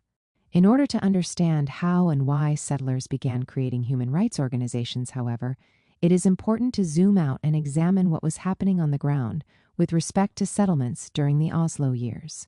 In 1996, in the midst of the Oslo peace process, Israel promised the U.S. administration that it would stop building new settlements in the Opt. But while the Israeli government was carrying out negotiations with Palestinians, it encouraged approximately 50,000 Jewish citizens to move from Israel to the occupied West Bank and Gaza Strip. Practically all of the Oslo settlers moved into new neighborhoods that were built by expanding existing settlements. Simultaneously, the Israeli government actively supported the settler movement by establishing scores of illegal outposts outside the boundaries of existing settlements, providing electricity and water to these new settlements, and constructing roads that would allow the settlers to reach them. By 2001, 5 years after the United States prohibition on new settlements, the settlers had built more than 60 new illegal outposts on expropriated Palestinian land. The Israeli government frequently depicted the Jewish settlers as defiant or unruly citizens, even as it transferred millions of dollars to support their recalcitrant behavior primarily, because this allowed the state, when criticized, to claim that it is a democracy made up of a vibrant civil society that has many voices. In this way, it could deflect external pressure and absolve itself of responsibility by attributing the expropriation of Palestinian land to illegal initiatives carried out by extremist settler groups. In fact, however, the illegal outposts are not really illegal since Israeli law regulates and very often condones them, and are not really outposts. They are simply settlements. During the surge of so-called outpost building, Israel's police and military carried out symbolic acts of law enforcement in which settlers who were residing in the new outposts were evicted. Parallel to this process of settlement expansion and very sporadic law enforcement, often during periods when there was increasing international pressure to restart the peace process, the Israeli military carried out massive house demolitions against Palestinians, a practice on which many Israeli and Palestinian human rights NGOs focused their advocacy. It is within this legal and political landscape of settler dispossession of Palestinian land and government demolitions of Palestinian homes that Yesha for Human Rights, the organization founded by Orit Struk, started its activities. Struk is a pioneer in the sense that she initiated an institutional change within the context of human rights in Israel-Palestine. This was the first time settlers created an NGO whose goal was to defend the human rights of settlers, the human right not to be evacuated from the settlements and to continue to colonize Palestinian land. The ultimate objective of this institutional change is to reframe the way the colonization project is conceived. Yesha for Human Rights' official mandate is to struggle against human rights violations carried out by the police and the military, on those rare occasions when they enforce the law against settler outposts, or when they prevent settlers from carrying out vigilante activities. The rights group operates under the auspice of the Yesha Council, the umbrella organization of the municipal councils that are responsible for administering Israeli settlements in the occupied West Bank and previously the Gaza Strip. Yesha is the Hebrew acronym for Judea, Samaria, and Gaza. Since its foundation in 2002, Yesha for Human Rights has filed numerous petitions to Israeli courts against police discrimination and brutality toward settlers, especially in relation to the evacuations of Jewish outposts, while blaming state institutions for undermining solidarity among Israeli Jews. Over the years, Yesha for Human Rights, alongside other similar settler human rights NGOs, has retooled human rights and produced an unprecedented rhetoric depicting Israel as a democracy at risk and the settlers as victims of an orchestrated program of state-sponsored ethnic cleansing. In many ways, the settler appropriation of human rights is a reaction to the relative success of liberal human rights NGOs in reframing the Israeli-Palestinian conflict and in inverting the identity of victim and perpetrator. See Chapter 1. The objective of these new settler organizations is to reassert Jewish victimhood and frame morally and legally the Palestinians as culprits. Indeed, Struk and her allies appropriated the human rights discourse precisely because it has this power to shape narratives of justice and injustice, equality and inequality, and constantly reshape the signification of the dialectic between victims and perpetrators. Governmental perversions. A pronounced increase in Israeli settler human rights activism can be detected following the 2005 and 2006 evacuations of settlers carried out by the Israeli government. In August 2005, Prime Minister Ariel Sharon decided to disengage from Gaza. About 8,500 settlers living in 21 Jewish settlements within the Gaza Strip were evacuated alongside a few hundred settlers from 4 settlements in the northern part of the West Bank. The military troops stationed in the Strip were also redeployed, but Israel nonetheless maintained first a closure, and after Hamas took over the Gaza Strip, it implemented a full-blown military siege on the region in order to continue to control the Palestinian territory and population even after the disengagement. 14. Following the evacuation of Jews from Gaza, the Ariel Center for Policy Research, a settler think tank, published articles condemning the Israeli government while defining the withdrawal as ethnic cleansing, deportation, and Jewish self-hatred. One of the articles in Neve, the think tank's journal, characterized Sharon's government as a regime lacking basic respect for universal human rights, the rights to life and property, to freedom of conscience, expression, and assembly, the right to fair and impartial justice, and to equality under the law. Such a regime is no longer a democracy. The notion that the disengagement abrogated the settlers' universal human rights was a pervasive trope informing the rhetoric of conservative organizations. Yesha for Human Rights, in collaboration with 2 other organizations, prepared a report entitled Israeli Government Violations of Disengagement Opponents' Civil Rights. After several years of submitting lawsuits in various Israeli courts against outpost evacuations, the Settler Human Rights NGO capitalized on its experience and began a wider advocacy campaign against the potential disintegration of the Jewish polity, denouncing what it conceived of as the suspension of the law and the breach of the national Jewish contract on which Israel's sovereignty is. Figure 4.1. Clashes between Jewish settlers and Israeli soldiers during the evacuation of Kfar Daram, Gaza Strip, August 18, 2005. Source: Wikicommons. Founded, the report condemns the government's extensive violations of the human rights of those who had opposed the disengagement. As in the case of the Human Right to Kill Chapter 3, the human right to colonize constitutes a specific translation of human rights into a local idiom within the context of colonial domination. And like the human right to kill, the human right to colonize is inspired by and reproduces the techniques and methods of global and local human rights advocacy. It mirrors the most widespread forms of evidence production and legal argumentation utilized by mainstream liberal human rights organizations. Similar to standard human rights advocacy reports, Israeli government violations lists hundreds of incidents of pretrial detentions of protesters during the 2005 Israeli disengagement from Gaza, underscoring the unwarranted restrictions on the freedom of movement and on the liberty of defendants. Providing testimonies of many witnesses, the report's authors analyze a series of cases of extended detention and police brutality towards minors, false arrests, violation of prisoners' rights and due process, as well as the suppression of legal dissent. 19. In addition to its critique of how the police treated the evacuees, Israeli government violations targets 2 other state institutions that have historically played a crucial role in upholding Israel's colonial enterprise: the judicial system and the General Security Service, also known as the Shabak, scrutinizing a set of legal cases in which the High Court of Justice and district courts adopted the notion of ideological crime, avarianut ideologiet. In their decisions against the anti-disengagement protesters, the report accuses the judicial system of equating settler civil disobedience with insurrection and sedition. It also accuses the government of perverting the Shabak from its brief to counter-armed conspiracy against the state, to investigating ordinary crimes and nonviolent civil disobedience connected with disengagement. The report concludes by blaming the law enforcement and judicial system for a moral failure. And while questioning Israel's democratic character, the authors demand a public inquiry into the nature of these bodies, how their personnel are appointed, and the legal culture cultivated within them. These words could just as easily have been taken out of a report published by B'Tselem or any other liberal human rights NGO. Mirroring other aspects of the work carried out by liberal human rights NGOs, including the legal vocabulary and investigative techniques, the contributors to Israeli government violations meticulously reconstruct the systemic character of human rights violations against Israeli Jews, who opposed the disengagement in order to diffuse the theory of the rotten apples.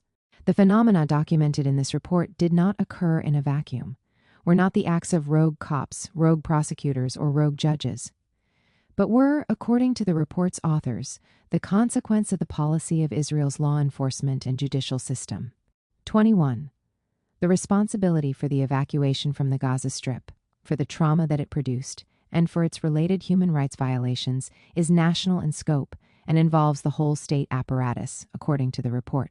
The human rights rhetoric, reproduced and developed by Yesha for human rights in the context of its struggle to maintain the Jewish settlements and outposts and against the evacuation from Gaza, had three closely knit objectives.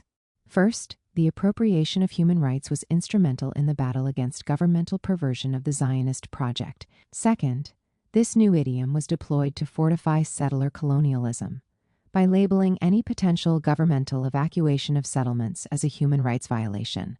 This despite the fact that the evacuation of the settlements in Gaza did not signify the demise of the government-led settler national project, but rather its rearticulation and reinforcement outside of the Gaza Strip. In fact, the disengagement from Gaza corresponded with an increase of settlement construction in the occupied West Bank. Finally, the appropriation of human rights aimed to reconstitute the settler as the victim. The ostensible divergence between settler human rights NGOs and the state during the evacuation from Gaza actually conceals a fundamental affinity between the two. To be sure, the settler NGOs characterize the policies initiated by the government, i.e., evacuations, as a perversion of justice, but their ultimate aim is to stop the derailing of the state in order to make good on its original ethnocratic Jewish contract. In order to better understand this intimate bond between the state and conservative NGOs, it is important to examine the work of other settler human rights NGOs that joined Yesha for Human Rights after a government-led evacuation of Jewish houses in the West Bank, Regavim and the Amona pogrom. Ari Briggs, the International Relations Director of the settler NGO Regavim, describes the motivations behind the 2005 creation of his organization as follows. We understood that there was a serious issue with the misuse of the legal system for political goals. The liberal human rights NGOs could not achieve their objectives through a democratically elected government, so they were able to advance their goals through the courts, through the bureaucracy, and through the media. And that's where Regavim fills in the vacuum. These left-wing organizations that were not well represented in the elected bodies, the democratic elected bodies in the Knesset, in the parliament, they were using other means as lawfare. We need to work to see some equality, and not a perversion of justice. The perversion of justice, which Regavim also mentions in the booklet cited at the beginning of this chapter, not only refers to the government's discrimination against Israeli Jews when carrying out evacuations, but also denotes the attempt on the part of a few liberal Israeli NGOs to subvert, through legal action and human rights advocacy, the democratic processes that should be determined in parliamentary elections. The perverse recourse to Israeli law by liberal NGOs following the electoral failures of liberal parties is identified by Regavim as a crucial motivation for the NGO's creation. Not unlike the institutional transformations we described in previous chapters, the creation of this NGO was also a reaction to the entrenchment of human rights discourse worldwide and the emergence of human rights activism amongst Israeli liberals, which Briggs describes as undemocratic, lawfare. Instead of rejecting the human rights discourse and strategies, the new conservative organizations entered the field of human rights activism by developing their own human rights idiom. The dynamics leading to the 2006 evacuation of some settlers from the West Bank settlement of Amona, a year after the evacuation of Gaza's colonies, are vital for understanding this process of responsive vernacularization. One of the key actors of the Amona evacuation is Peace Now, a liberal Israeli NGO founded in 1978 by a group of reserve military officers. The group eventually turned into a grassroots organization whose aim was to pressure Israel to reach peace with Arab countries while trying to mobilize the Israeli public against Jewish settlements in the Opt, arguing that they are the major obstacle to reaching a two-state solution with the Palestinians. In 1996, the organization began Settlement Watch, a project that monitors the expansion of settlements, using international humanitarian law to campaign against them. By 2002, 1 year after the eruption of the Second Intifada, Peace Now had lost most of its public support and consequently shifted its focus from grassroots mobilization to advocacy and litigation. That year, it filed a petition to the Israeli High Court of Justice, demanding that the government enforce the law and dismantle 90 illegal outposts. In 2005, the court decided in Peace Now's favor. But the characteristic decision culminated in issuing a demolition order for 9 houses in the West Bank outpost of Amona. In February 2006, violent clashes took place in Amona between the military and police in charge of carrying out the evacuation order issued by the High Court of Justice and the settlers. Thousands of settlers, mostly from the settler youth movement, joined the outpost's inhabitants and tried to prevent the evacuation. Settler activists and right-wing members of parliament formed a human chain around the outpost, while others used the building rooftops as a garrison of sorts. Clashes between 5,000 soldiers and 3,000 settlers resulted in several hundred injuries and arrests, and massive local and international media coverage. For the settler movement and their new human rights NGOs, Amona confirmed the persecution that began in Gaza. The expulsion carried out in 2005 was considered the beginning of a chain of unjust and discriminatory acts, including the discriminatory application of the law against Jews. SOS Israel, an NGO that was founded in 2003 in order to oppose and fight the political accords with the Arabs-Palestinians that include land or security concessions, went so far as to baptize the evacuation as the Amona pogrom, thus evoking the history of anti-Semitism in order to frame the settlers as victims of egregious abuse committed by the Jewish state. Dror Etkes, a former staff member of Peace Now and initiator of its Settlement Watch project, explains why Amona was a turning point for many of the actors involved in the promotion of Israel's settlement activity. Amona was the biggest clash ever between Israeli settlers and the military. It was bigger than the disengagement from Gaza. And actually, it was a counter-reaction, or if you want, a reaction to the disengagement from Gaza. It was an attempt of a new generation, a new leadership generation of settlers in the West Bank to say, hey, we are not going to run this scene as the Yesha Council did in Gaza. Here we are, and we are going to show what our position is. We are going to fight with you. The context was totally different. The outpost was not dismantled. The only thing that was demolished were 9 houses. This is the only time in which Israel demolished settler houses in the West Bank. But the context was not political redeployment. The context was law enforcement in the West Bank. According to Etkes, the evacuation of houses in Amona served to show that Israel could enforce the law in the opt. Law enforcement, or lack thereof, thus becomes a fundamental point of convergence between opposing political actors. Indeed, discriminatory law enforcement is one of the common mantras used by both settler and liberal human rights NGOs to advance their advocacy goals in Israel-Palestine. As we show below, the condition of possibility of this convergence is the mutual agreement between politically opposing NGOs on fundamental assumptions.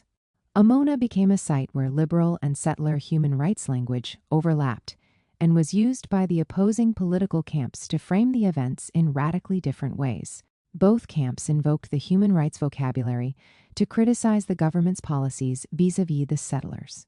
The idea that human rights can be appropriated by the settlers to defend their right to colonize rapidly crystallized, transforming into a rhetoric whose central effect, for the purpose of our analysis, is the creation of a convergence between conflicting actors. In other words, after the 2005 and 2006 settlement evacuations, liberal human rights activists advocating for the rights of the occupied Palestinians suddenly found themselves in the same discursive field with representatives of settler NGOs advocating for the human rights of the occupiers. It also engendered an organizational and institutional change, which is unique in the history of settler colonialism, whereby settlers established human rights NGOs to advocate colonization. The settlers staffing these NGOs have issued hundreds of press releases. They have sent representatives to television and radio talk shows, lobbied in the Knesset, presented their ideas in parliamentary committees, and spent time on university campuses to rally the student body around their cause. The mirroring of criticism against discriminatory law enforcement, as well as the mimicking of legal and advocacy techniques, produced debates about the legitimate appropriation and vernacularization of human rights among politically opposing NGOs. Rapidly, however, the idea that the settlers' human rights were being infringed upon became common sense among different circles in Israeli society. Palestinian outposts. Inverting the relationship between oppressors and oppressed is a key feature characterizing the work carried out by settler human rights NGOs. The transformation of dispossession into a human right is a vital part of the moral economy of settler colonialism. It is grounded in an inversion that transforms Palestinians into invaders and their physical presence into a colonial outpost. This inversion takes place through the production of a human rights idiom that is dependent on the historical erasure of the colonized and the reconstruction of a specific settler history and geography. Simultaneously, the human right to colonize is claimed within the framework of a series of convergences and strategic mirrorings. We have already pointed out that both liberal and conservative human rights NGOs share certain juridical assumptions about the authority of the law, the court's decisive role as the arbiter of disagreement, and what constitutes adequate language to discuss evidence, such as the legal vocabulary of human rights. These convergences include an agreement on the appropriate techniques for gathering data, what constitutes valid data, and, consequently, what constitutes evidence. Both liberal and conservative NGOs use the evidence of human rights abuses to generate meanings and allocate guilt and innocence. Such convergences suggest that human rights lawyers, activists, and different kinds of experts ultimately concur about several assumptions, thus producing an alignment among organizations of different political stripes regarding what constitutes juridical and technological truth. We define the concrete manifestation of this alignment in the political arena, namely the deployment of the same strategies by different organizations, as mirroring. Mayer Deutsch, one of Regavim's founders, begins to reveal these convergences and mirrorings when he recounts his service in the Israeli military. As a soldier, he navigated in southern Israel and came across a lot of illegal Palestinian Bedouin houses. This experience, he explains, was decisive because he realized that when it comes to Palestinian illegal, building the State of Israel does not enforce the law. 27 Deutsch co-founded Regavim in order to fill a void he believed existed in relation to law enforcement within the geographical region where he had navigated as a soldier. The knowledge he acquired during his military service was thus transferred into the non-governmental universe of human rights activism. Military navigating, a skill the majority of Israelis who serve in combat units acquire during their military service, is transferred to the non-governmental sphere and becomes a specific form of, so to speak, human rights navigating. Regavim monitors Palestinians by mapping the areas in which they reside, often using Geographic Information System GIS, a technology on which government agencies in the OPT rely for, inter alia, surveying illegal construction and agriculture development and even bombing, figure 4.2.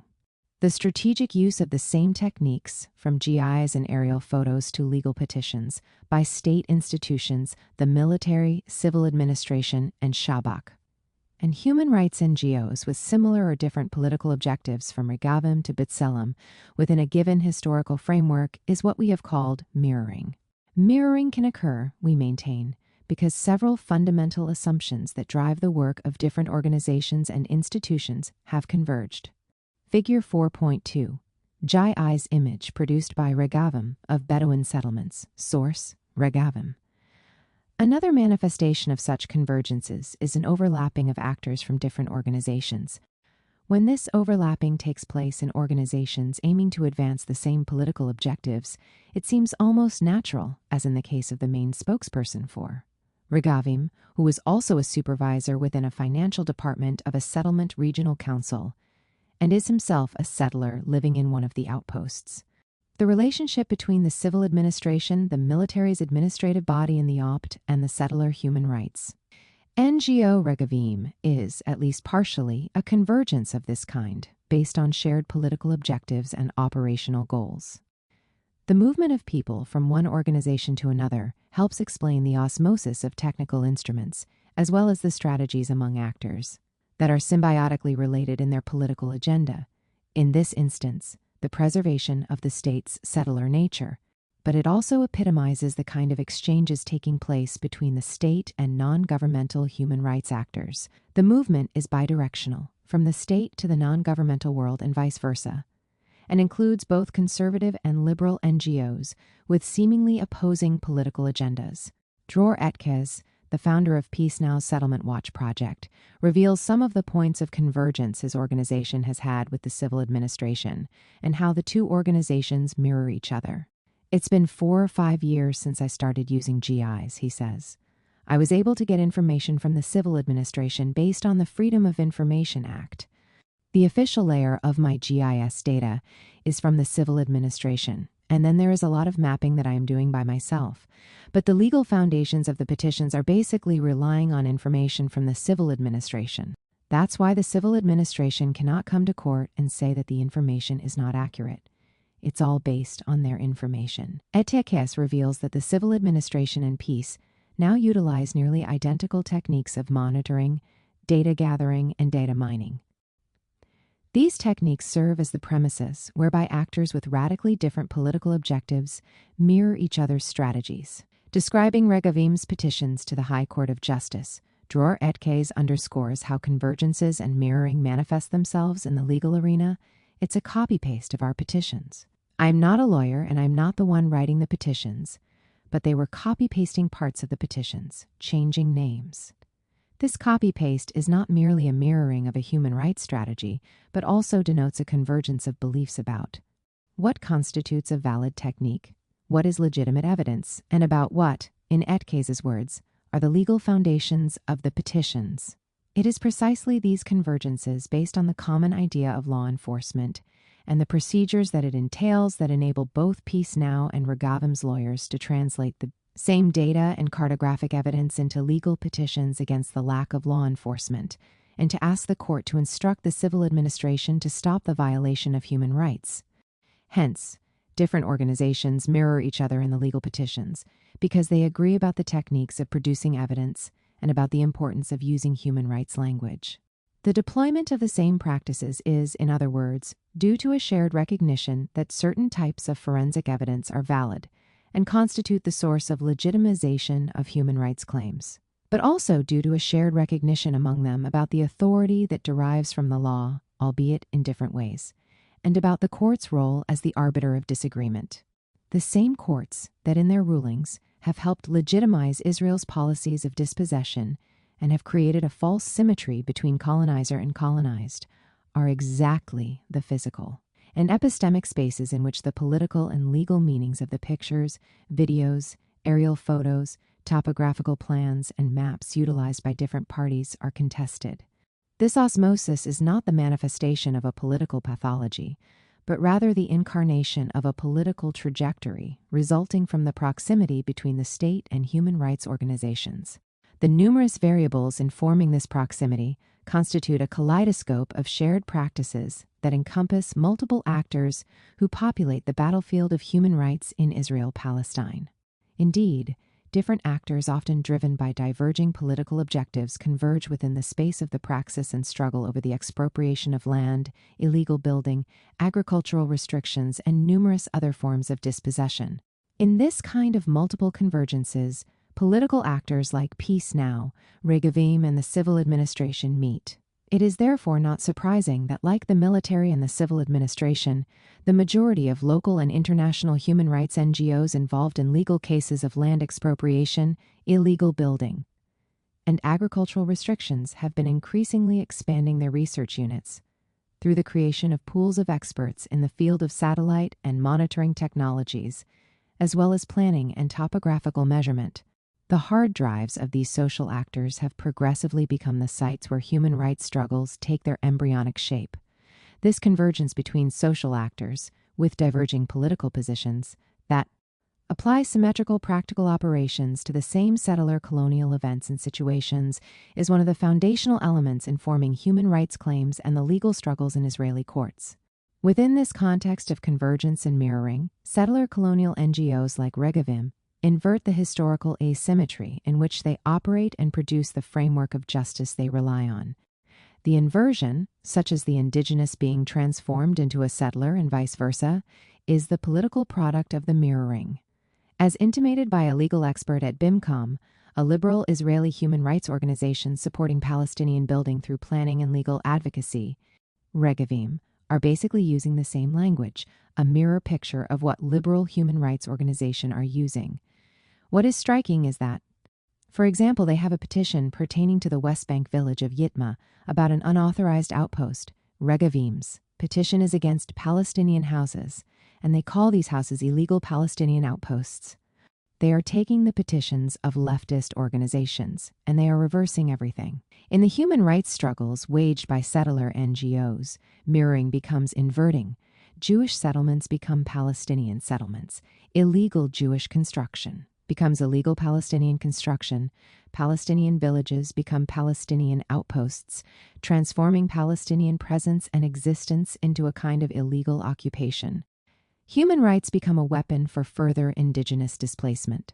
The human right to displace. The human right to colonize, a notion we have coined in order to understand the intermingling of the human rights rhetoric deployed by conservative NGOs on the one hand, and settler colonial practices of dispossession on the other, is informed by two interdependent moral imperatives: the protection of the settlements based on the idea that the evacuations of Jewish settlers are a human rights infringement, and the displacement of Palestinians based on the conception of expulsion as an act of justice. The geographic and historical displacement of the indigenous and the protection of the settlements and their new inhabitants are pillars of this settler moral economy. Settler human rights NGOs like Regavim have been developing these two imperatives, protection and displacement, of colonization since their establishment, protecting Jewish settlement construction and its expansion, while promoting the enforcement of demolitions of Palestinian buildings and the eviction of their owners, are two sides of the same ethos through which settler organizations mobilize human rights. In its petitions to the High Court of Justice, lobbying campaigns in the Knesset, and advocacy among the Israeli public, Regavim's representatives and lawyers, and its twin NGO Legal Forum for the Land of Israel, use the notions of law enforcement and discrimination in order to advocate for the demolition of Palestinian houses and the restriction of Palestinian construction in Israel, Palestine. The translation of human rights by these settler human rights NGOs is based on an imaginative geography whereby the Opt, Israel, and the occupied Golan Heights are part of a single space. According to these colonial NGOs, the very presence of Palestinians constitutes a threat to the human rights of Israeli Jews, since their presence embodies a historical narrative that the colonial project, not unlike other instances of settler colonialism, must displace and replace if it is to succeed. What is specific to this displacement is the emergence of human rights NGOs that frame settling as a human right and the native's presence as a threat to the human rights of the settler. The displacement of the indigenous and the protection of the settler are constitutive elements of a settler colonial moral economy. By moral economy, we mean, following Didier Fassin, the production, dissemination, circulation, and use of emotions and values, norms and obligations in the social space which characterize a particular historical moment and, in some cases, a specific group. 38. Insofar as a moral economy underlines the permanent work of adopting, redefining, and contesting norms and values, and constitutes also a certain judgment on history, as well as a process of production of a specific sense of what is just and unjust, then, in our case, enhancing the practices of displacement of the indigenous is experienced as and given the value of an act of justice. The corollary of this moral economy is that indigenous presence in itself is transformed into an imminent manifestation of injustice, while his or her displacement followed by replacement is conceived of as justice. In this vertiginous inversion, human rights are not only mobilized as the weapons of the strong, rather than in a framework of a moral economy of the weak, but also coincide within the same universe of meaning and values of settler colonialism. Key to this link between justice and displacement is the inscription of human rights practices within a specific notion of sovereignty. As expressed by Regavim's motto, sovereignty is not a theoretical issue. When it is not enforced, it no longer exists. This motto sustains a specific ethno-racial, social contract informing the very foundation of Israel's sovereignty. As Ari Briggs puts it, the loss of sovereignty in certain areas in this country is amazing. The whole idea of national lands and why to protect national lands? Why?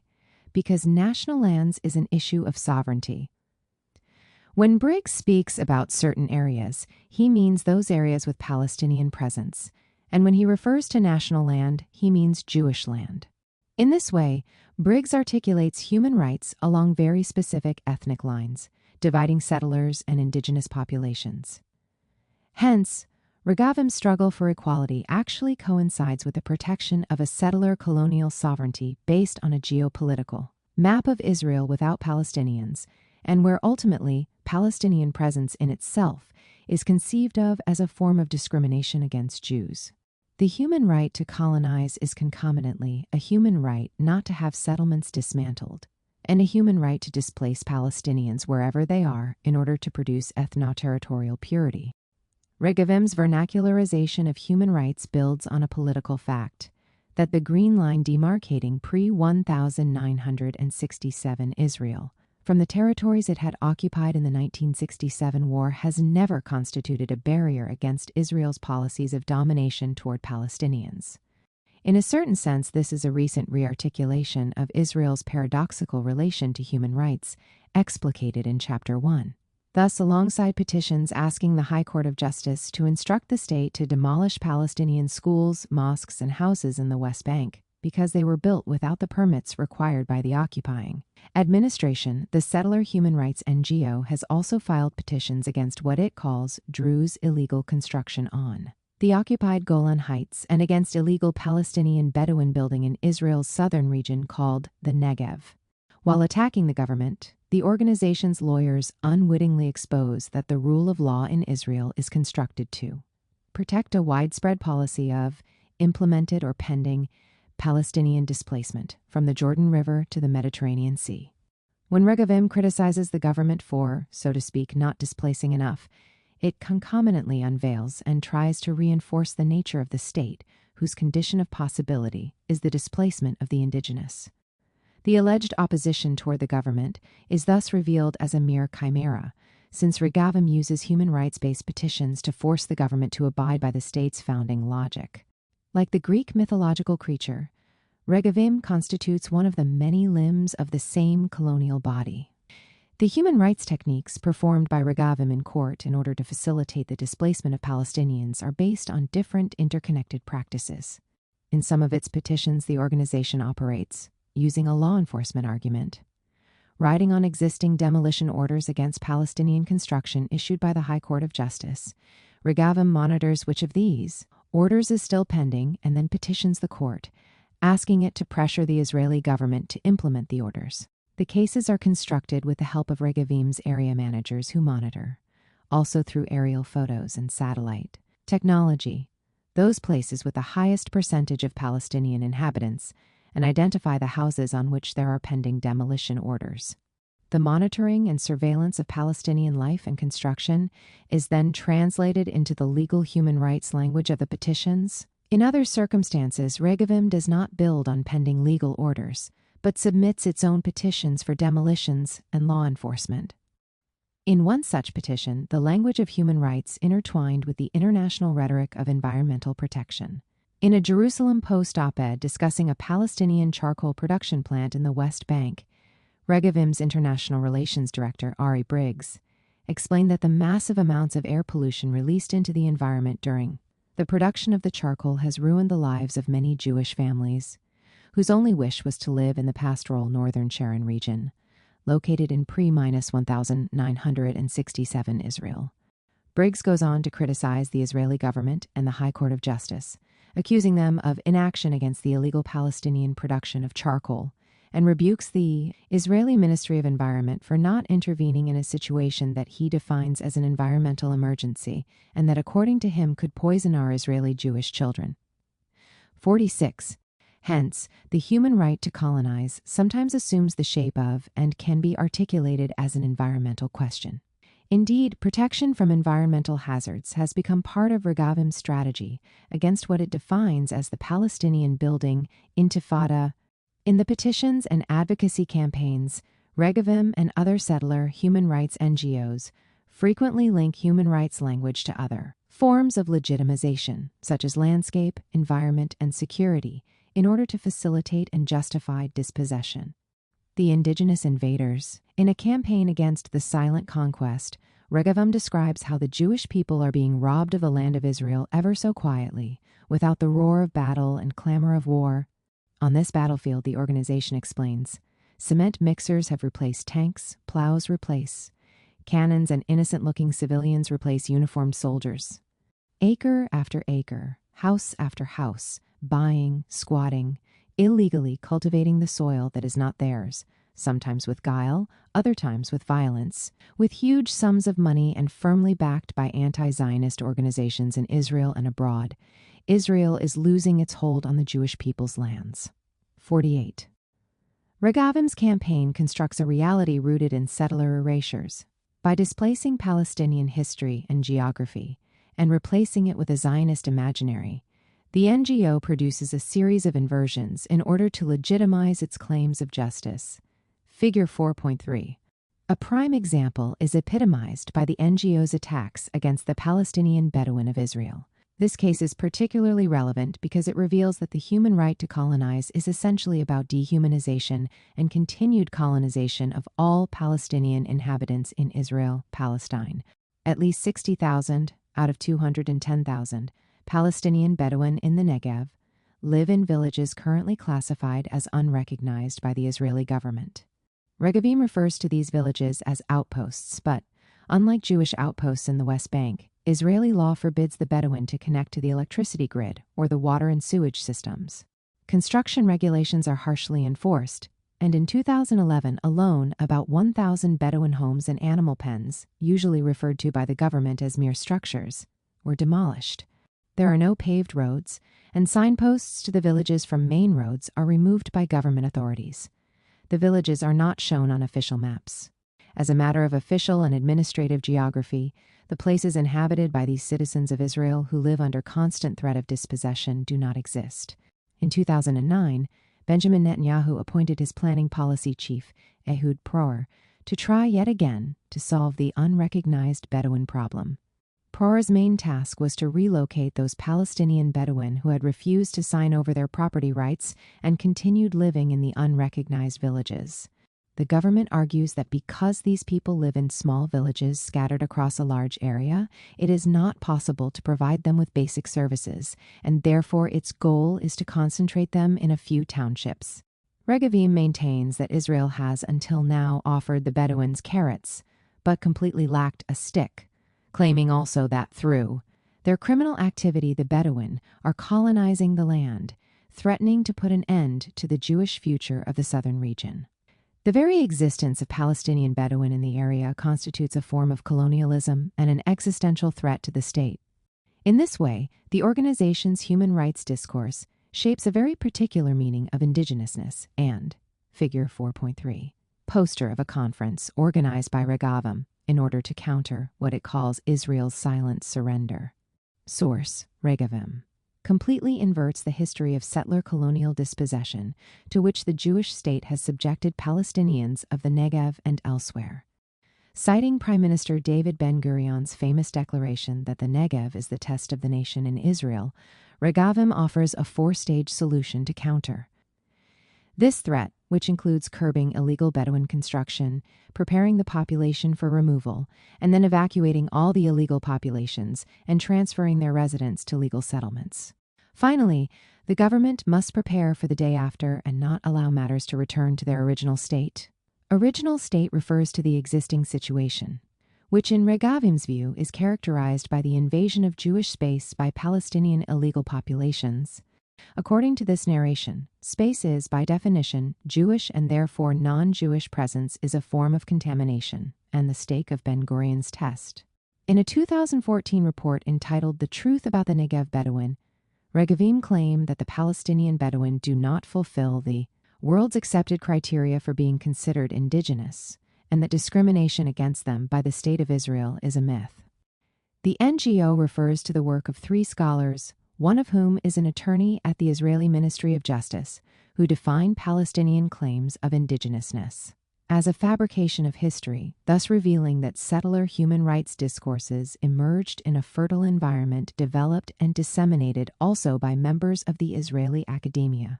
Palestinian Bedouin have been depicted and treated as invaders in the Israeli public sphere for several years. responding to a petition submitted to the High Court of Justice against the evacuation of unrecognized Bedouin villages from land near the southern town of Arad. The town's deputy mayor told journalists that the claims of the insolent invaders are disingenuous. 54 numerous articles have used the term invader when describing Bedouin activity in southern Israel, while a popular news website notes that the Bedouin have begun invading the country's central region. Even in Haaretz, in an opinion piece supporting the High Court of Justice's ruling against the government's practice of spraying poison on illegal Bedouin agricultural fields, the author refers to the Bedouin using the same term. Crafting the indigenous presence as invasion and couching the settler as native are two interrelated discursive operations that are made possible by the ambivalent nature of colonial power.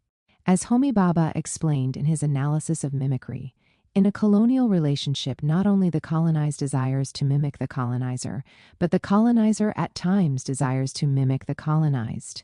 Mimicry entails reciprocity. Not unlike other forms of settler colonialism, in the Israeli case, colonial power is exerted also through the colonizer's desire of appropriating the position of the native, of going native.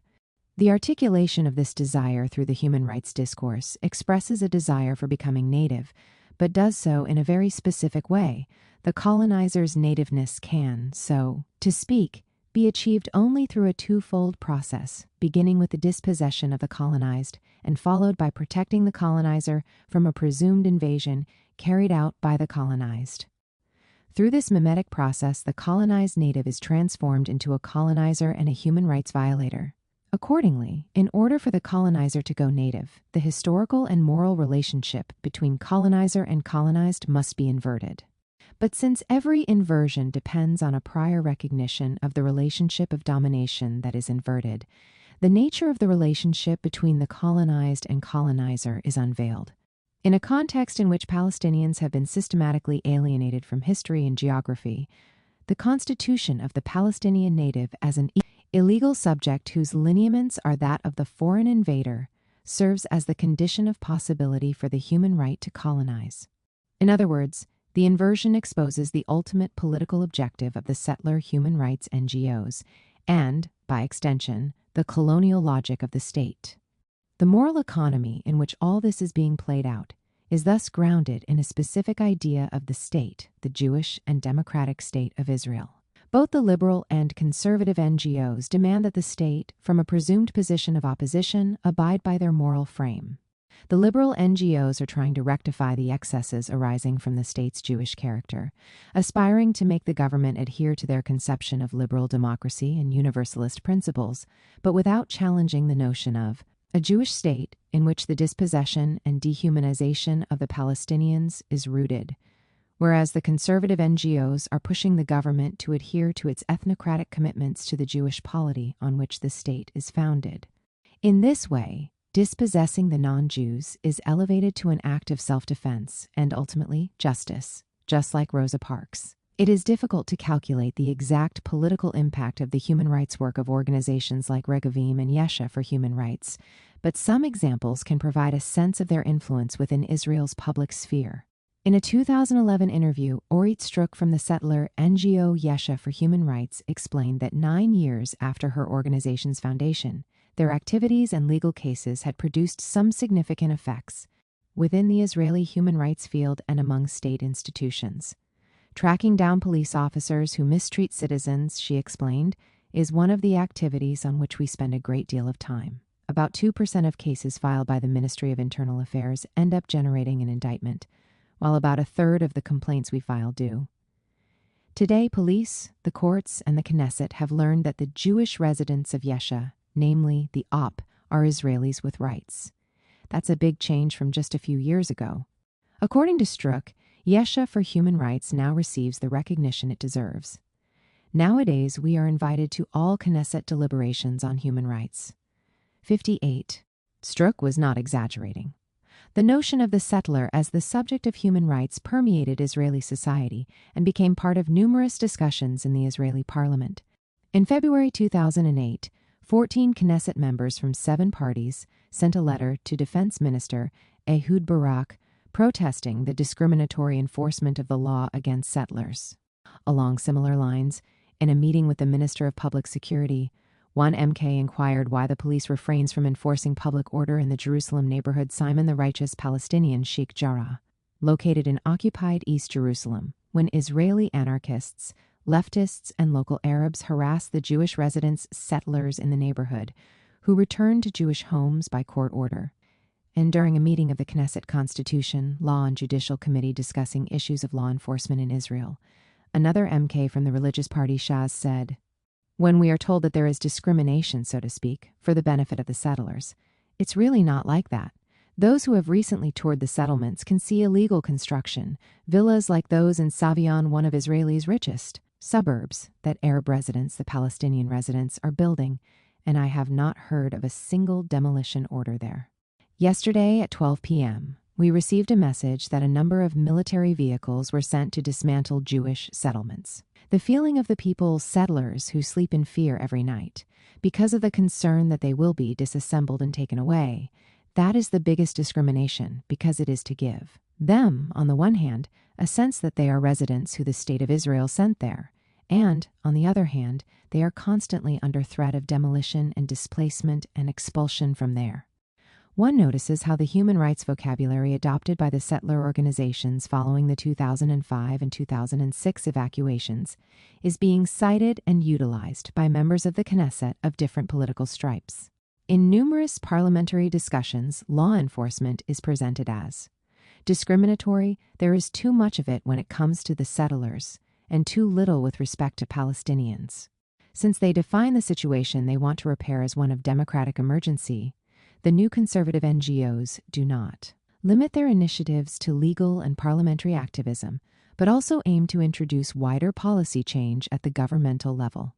In 2012, for instance, Regavim passed information to the Levy Commission, which had been established by Prime Minister Netanyahu's cabinet in order to examine the legal status of Israeli settlements in the West Bank, and to provide the government with recommendations about how to deal with the settlements from the perspective of international law. Regavim's International Relations Director noted, "We worked very closely with the Levy Commission. We provided them with details about land use in the West Bank. So we prepared a big report for them and spent many days in session with them, unlike many other liberal human rights organizations that were invited to testify but refused to meet the committee. After consulting different Israeli governmental and non-governmental bodies, the Levy Commission, headed by retired Supreme Court Judge Edmund Levy, argued in favor of legalizing the existing Israeli settlements and outposts, simplifying the settling procedures, and extending Israel's district court system to the West Bank for resolving future land disputes." 63. In this way, the Levy Commission hoped to guarantee the ongoing expropriation of Palestinian land for the benefit of Israel's settlement project. After years of denouncing the government for persecuting settlers, it seems that the efforts of the new conservative human rights NGOs have managed to enhance the common objective linking them with the state, legalizing settler colonialism and dispossession. Parallel to the parliamentary incorporation of the human rights discourse mobilized by the settler NGOs, the new language of human rights circulates with increasing frequency in the Israeli media.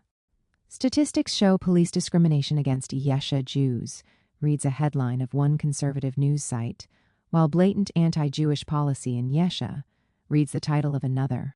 But mainstream outlets also have been increasingly hosting debates about settler human rights, thus wittingly and unwittingly facilitating the inversion of liberal human rights discourse by both producing and justifying the human right to colonize. One opinion piece in Israel's most popular newspaper, Yedioth Ahronoth, discusses the necessity of rearticulating Zionism within a human rights framework, claiming that the use of biblical scriptures for justifying the colonial project is no longer sufficient. Another article decries the persecution of Jewish settlers by Palestinian land thieves and land grabbers in the West Bank, while a third rejects the notion of illegal settlements, mentioning a conference organized by the Legal Forum for the Land of Israel, another conservative human rights NGO created in 2004, on the eve of the disengagement for members of the press and representatives of the UN on the legal status of Judea and Samaria. The list of articles like these goes on and on. Significantly, the discourse of the human right to colonize has even entered, albeit in a more limited way, liberal arenas like the Israeli broadsheet Haaretz, whose editorial line is generally one critical of the Israeli occupation. In 2009, during the so-called settlement freeze, a never fully implemented measure forced on Israel by the first Obama administration in order to reignite the negotiations between Israelis and Palestinians. Haaretz hosted an article written by a settler who argued that the freeze on construction in the settlements was a measure of state discrimination comparable to racial discrimination in the United States. My family and friends were outlawed, the settler wrote. We woke up one morning to the humming of drones in the sky, taking pictures of us and the situation on the ground. It is forbidden to build, not even a storeroom, not a kennel. In certain places, it is even forbidden to add an air conditioner. The author was referring to the techniques of surveillance normally deployed by the Israeli military, security forces, and civil administration, the military's administrative body in the Opt, in order to monitor and control Palestinian life in the West Bank. Alluding to the International Archive of Human and Civil Rights Icons, the author concludes, "This is humiliating, insulting, and outrageous. A person with a manual cement mixer in Samaria can change history. Sometimes the man in the field can be a lot stronger than the great leaders, just like Rosa Parks, 68. Within the framework of settler appropriation of human rights, the construction of settlements becomes an act of civil disobedience against the government, and the evacuation of settlements one of racial discrimination. It is crucial to note, however, that those striving to mobilize the human rights history of African American struggles against government-sanctioned racism are formally directing their criticism against the Israeli government, but are actually the government's allies. Indeed, their aim is to reform the state in both the courts and parliament by correcting some of the government's policies. In this sense, too, they are mirroring liberal NGOs. The genealogy of the human right to colonize is thus not linear, because the critique of the government through the appropriation of the human rights discourse often corresponds with the desire to incarnate the state. Conclusion. What remains of human rights? For in its afterlife, which could not be called that if it were not a transformation and a renewal of something living, the original undergoes a change. Even words with fixed meaning can undergo a maturing process. Walter Benjamin. In Israelis, a 2014 and interview Palestinians about the prime possibility minister of Benjamin, a two-state Netanyahu solution between claimed that Palestinians conceive their own state. In the West Bank as an act of ethnic cleansing, they say, no Jew can live there. It has to be Jew-free, ethnic cleansing.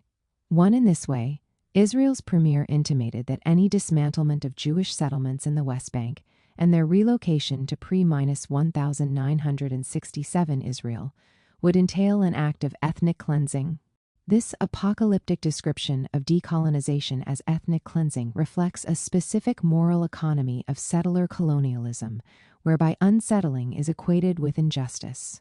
It highlights also a convergence between state and non-state actors who have been adopting the moral and epistemic framework of what we have called the human right to dominate. Similar to the settler NGOs we described in the previous chapter, Israel's premier inverts the facts that Israel's colonial project has produced on the ground. He is unwilling to acknowledge that Palestinians were ethnically cleansed in 1948 and 1967, and that they continue to live under the constant threat of displacement. Not unlike Regavim and other similar organizations, he depicts disengagement from the occupied territory that had constituted 22% of mandatory Palestine as an egregious violation of the rights of Jewish settlers who, at the behest of the state, colonized this land after it was captured in the 1967 war. Netanyahu's utterance thus encapsulates many of this book's arguments about the intricate relation between human rights and domination. Not long after Netanyahu gave this interview, the conservative Israeli human rights NGO Shurat Hadin requested the International Criminal Court (ICC) to open an investigation against Palestinian President Mahmoud Abbas for war crimes and crimes against humanity. These two events are intricately tied. By invoking the phrase ethnic cleansing of Jews, Netanyahu mobilizes a concept that is deeply ingrained in Jewish collective memory and constitutes a red line for international human rights advocates. At the same time, he reiterates the idea of settler human rights, the human rights of a dominant ethnic group instituted on the basis of expulsion and subjugation. In this way, he helps constitute the settler as the primal subject of human rights and intimates that the state's role is to secure the rights of this group. Shurat Hadin's appeal to the ICC helps bolster this logic. It transforms the one whose rights have been violated into the perpetrator of human rights abuse, the dominated into the dominant, and the dominant into the dominated. Together, Netanyahu and Shurat Hadin translate within the context of Israel-Palestine the global discourse of human rights in a specific way and use it to advance domination. We began this book by tracing this relationship between human rights and domination back to the post-World War II human rights regime. The nation-state, which had been the agent responsible for perpetrating crimes against humanity in the colonies and in Europe, was elevated to become the protector of human rights. In this way, the human rights regime also empowered the state and granted it recognition, protection, and legitimacy. Despite the assumptions of many human rights textbooks, we have shown that the universal discourse of human rights is in no way antithetical to the state. Rather, this discourse helps legitimize the state, even in its settler colonial form, as the founding political entity of the global order. Hence, the idea that human rights are fundamentally external to the state, threatening it from outside, is erroneous. In many ways, we have tried to further articulate Hannah Arendt's critique of human rights, but from a 21st century perspective where the discourse of human rights has become much more popular and widespread. In The Origins of Totalitarianism, she observed that the rights of man, supposedly inalienable, proved to be unenforceable, even in countries whose constitutions were based on them, whenever people appeared who were no longer citizens of any sovereign state. For Arendt's assertion that the separation between the sovereign state and the human leads to a condition of rightlessness is still poignant. Here we are, less interested in how Arendt tries to salvage human rights and wish to continue focusing on the impact of the sovereign state on human rights. While human rights need the state in order to be enforced, the sovereign state is always less than universal and consequently frames human rights and vernacularizes them to advance its particular policies, which, as we have shown throughout this book, coincide, at times, with rightlessness and domination. We accordingly problematize the widely accepted hydraulic model of human rights, which conceives human rights as a counter-hegemonic tool of collective or individual emancipation from state violence, and associates the promotion of human rights with empowerment of the weak. In this concluding chapter, we are interested in inquiring what remains of human rights.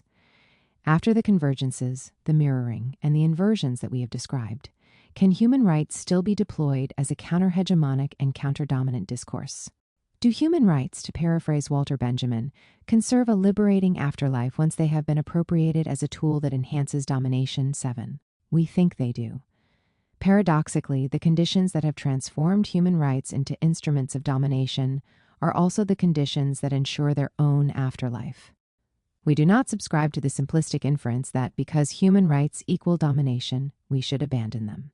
Insofar as human rights are unstable signifiers that are always translated and retranslated, human rights can always have an afterlife after their entanglement with domination becomes manifest. They can always be reappropriated and resignified to counter domination and produce anew the subject of human rights. They can always be redefined in a new way that mobilizes people to struggle for emancipatory projects. As we have shown throughout this book, there are different ways of doing things with human rights, but very often the ways human rights are used in global and local politics share common traits. We highlighted the similarities among those actors who do things with human rights, especially when they claim that they are doing different things than their political opponents. Therefore, our perspective is not a radically relativist conception of human rights, whereby human rights appropriations are incommensurable. On the contrary, the difficult epistemological task of any political theory that deals with human rights' ability to frame both justice and injustice is to understand the affinities among different appropriations, both when they challenge and when they reinforce domination. In the previous chapters, we have shown how human rights can become a discourse functional to domination. We now turn to briefly explore how human rights can be given an afterlife and reconstituted as counter-domination, the impoverishment of human rights. This book can be read as a critique of a certain impoverishment of human rights. One of the main characteristics of the contemporary human rights regime is its subordination to its own legal and methodological framework. Kenneth Roth, the executive director of Human Rights Watch HRW for over 2 decades, underscores this point when he writes that the international human rights movement, in my view, has no choice but to rest on a positive law justification for its work. 8. Roth does not seem to be aware that the human rights international law nexus is related to the same knotted relationship between human rights and the state that we have highlighted in this book. Indeed, the post-World War II human rights regime became intricately tied to the state, primarily through the different legal instruments that this regime has produced.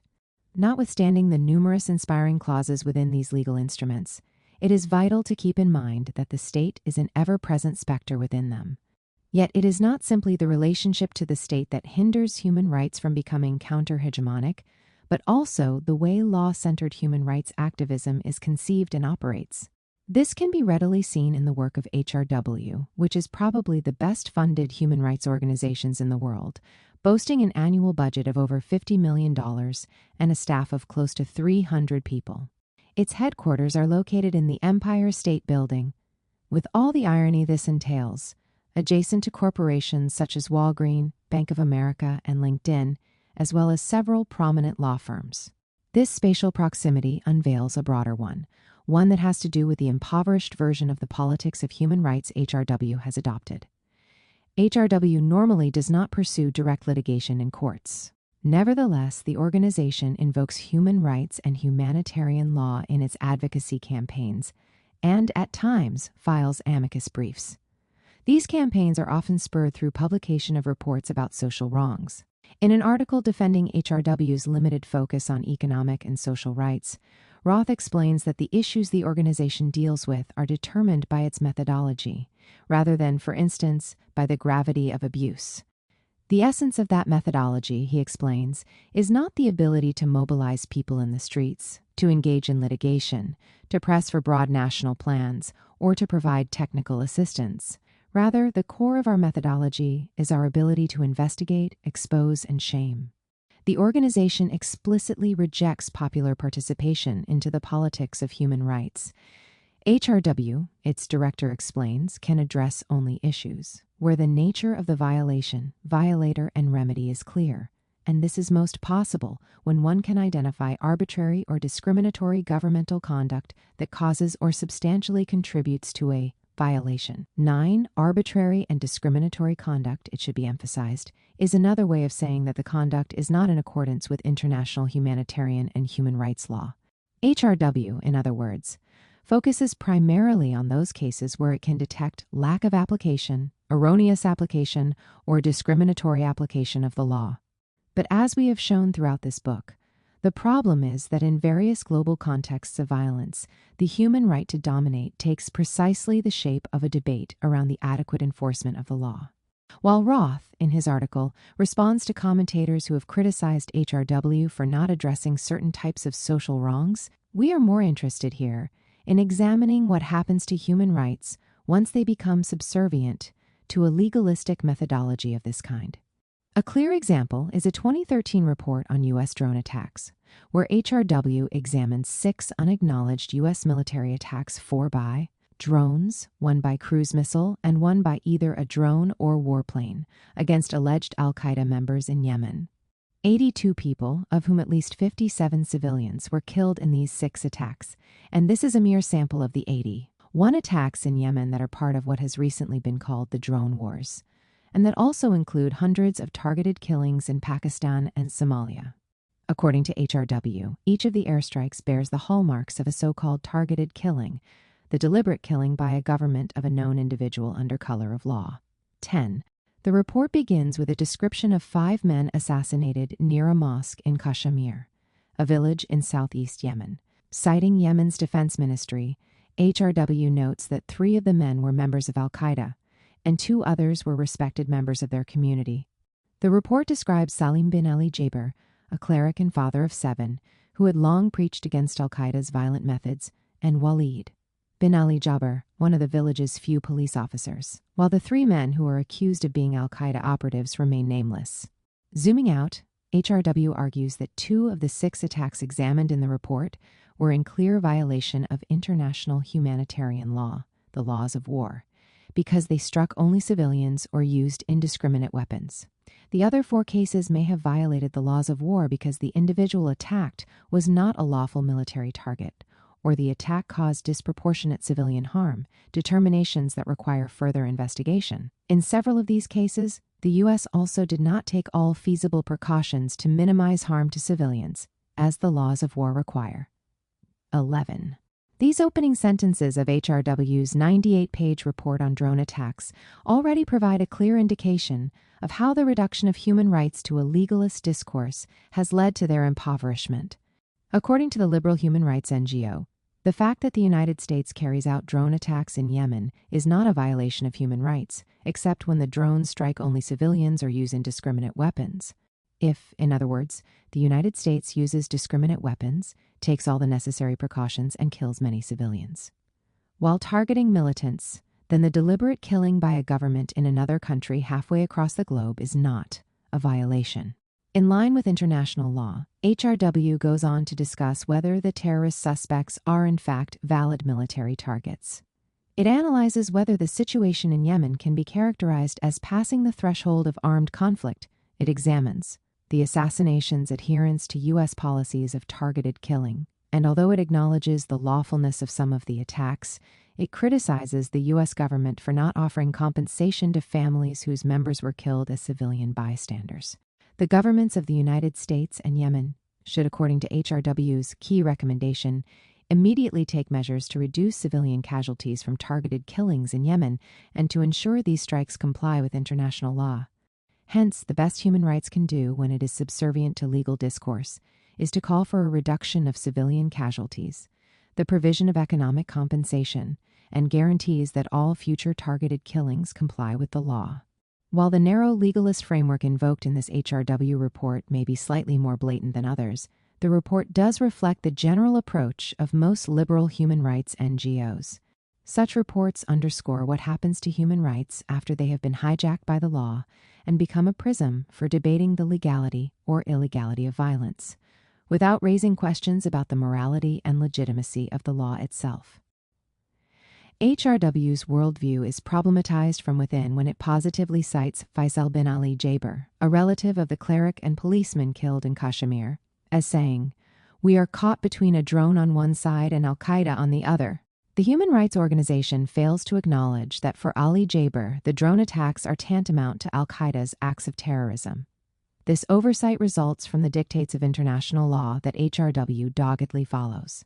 Regardless of the thousands of civilians killed during the drone wars and the terrorizing impact these wars have had on hundreds of thousands of civilians, insofar as drones are armed with discriminate weapons and do not intend to kill civilians, the U.S. drone wars are not, in HRW's view or Amnesty International's view, a terrorist act.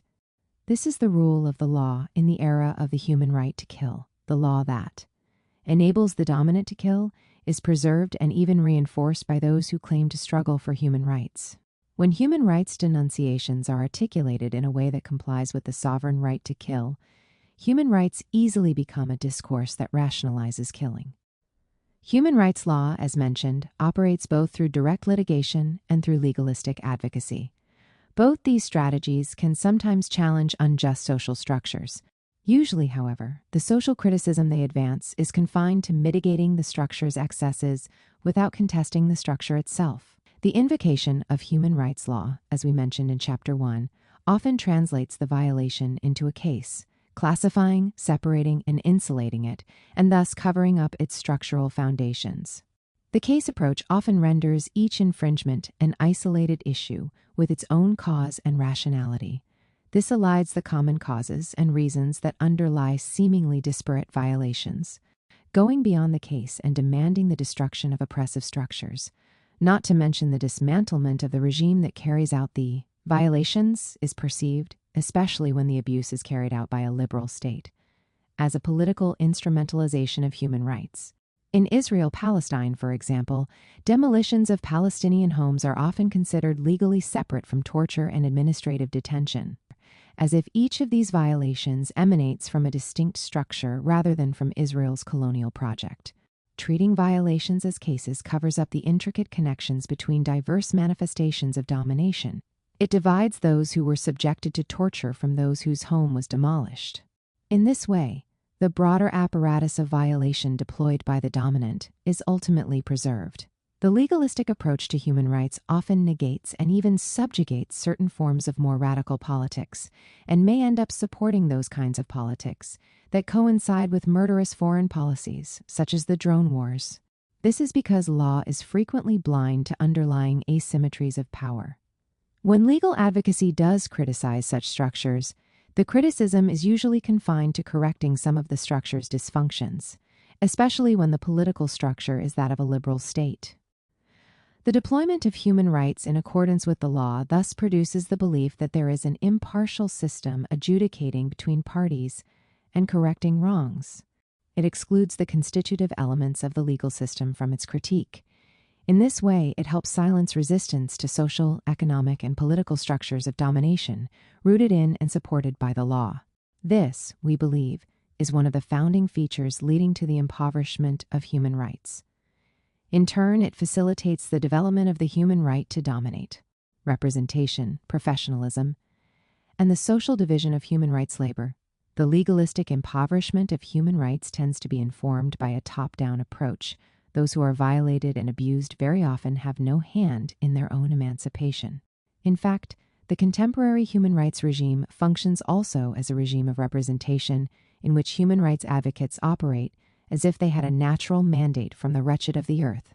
The way NGOs practice human rights prevents human rights from becoming a popular language, deployed by the people for their own popular mobilization. In this sense, human rights do not purport to be a tool of the masses, but only of those experts who represent the wronged population. But does HRW's report on drones really represent the population in Yemen? Does the human rights NGO, in other words, take into account what the Yemeni people think when it drafts its recommendation that targeted killings can continue so long as they are carried out in accordance with international law? Once an NGO adopts a strategy of direct litigation in courts or legalistic advocacy a la HRW and Amnesty International, it often misrepresents the beneficiaries and deepens the gap with those who have been wronged. This crisis of representation is informed by the anti-democratic ethos of many human rights NGOs. True, these organizations organize workshops on participation, but participation cannot be injected into society from the top down. Legalism and the professionalization of human rights often widen the gap between human rights advocates and the populations they claim to represent. Legalism is undoubtedly one of the main factors producing professional hierarchies. Legal experts and lawyers are among the key figures of human rights advocacy who claim a unique expertise.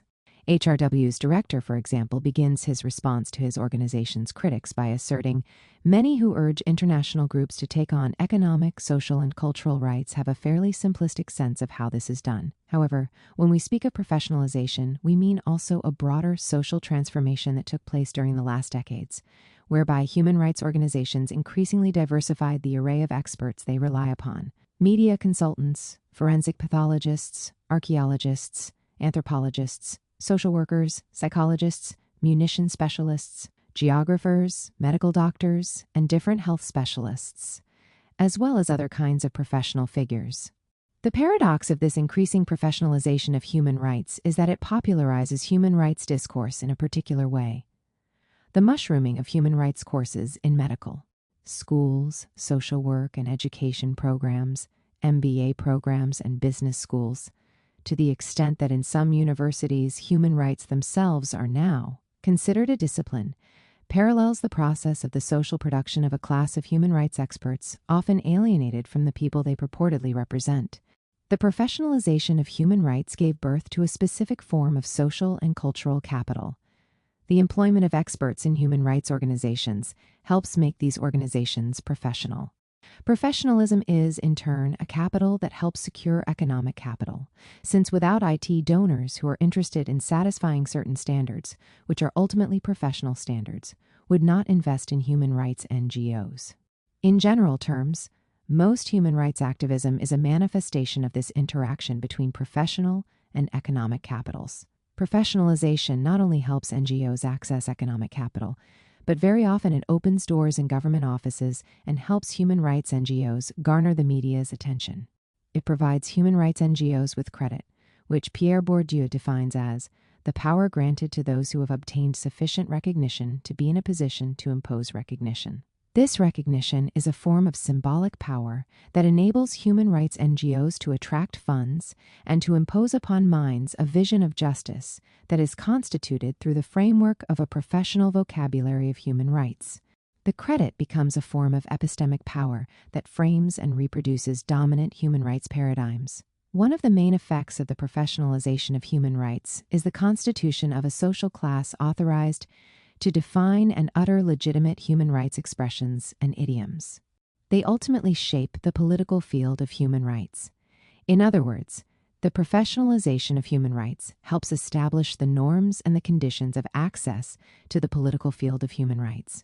And the reduction of human rights to a language owned and mastered by experts, regardless of whether they are liberal or conservative, renders it a discourse of representation.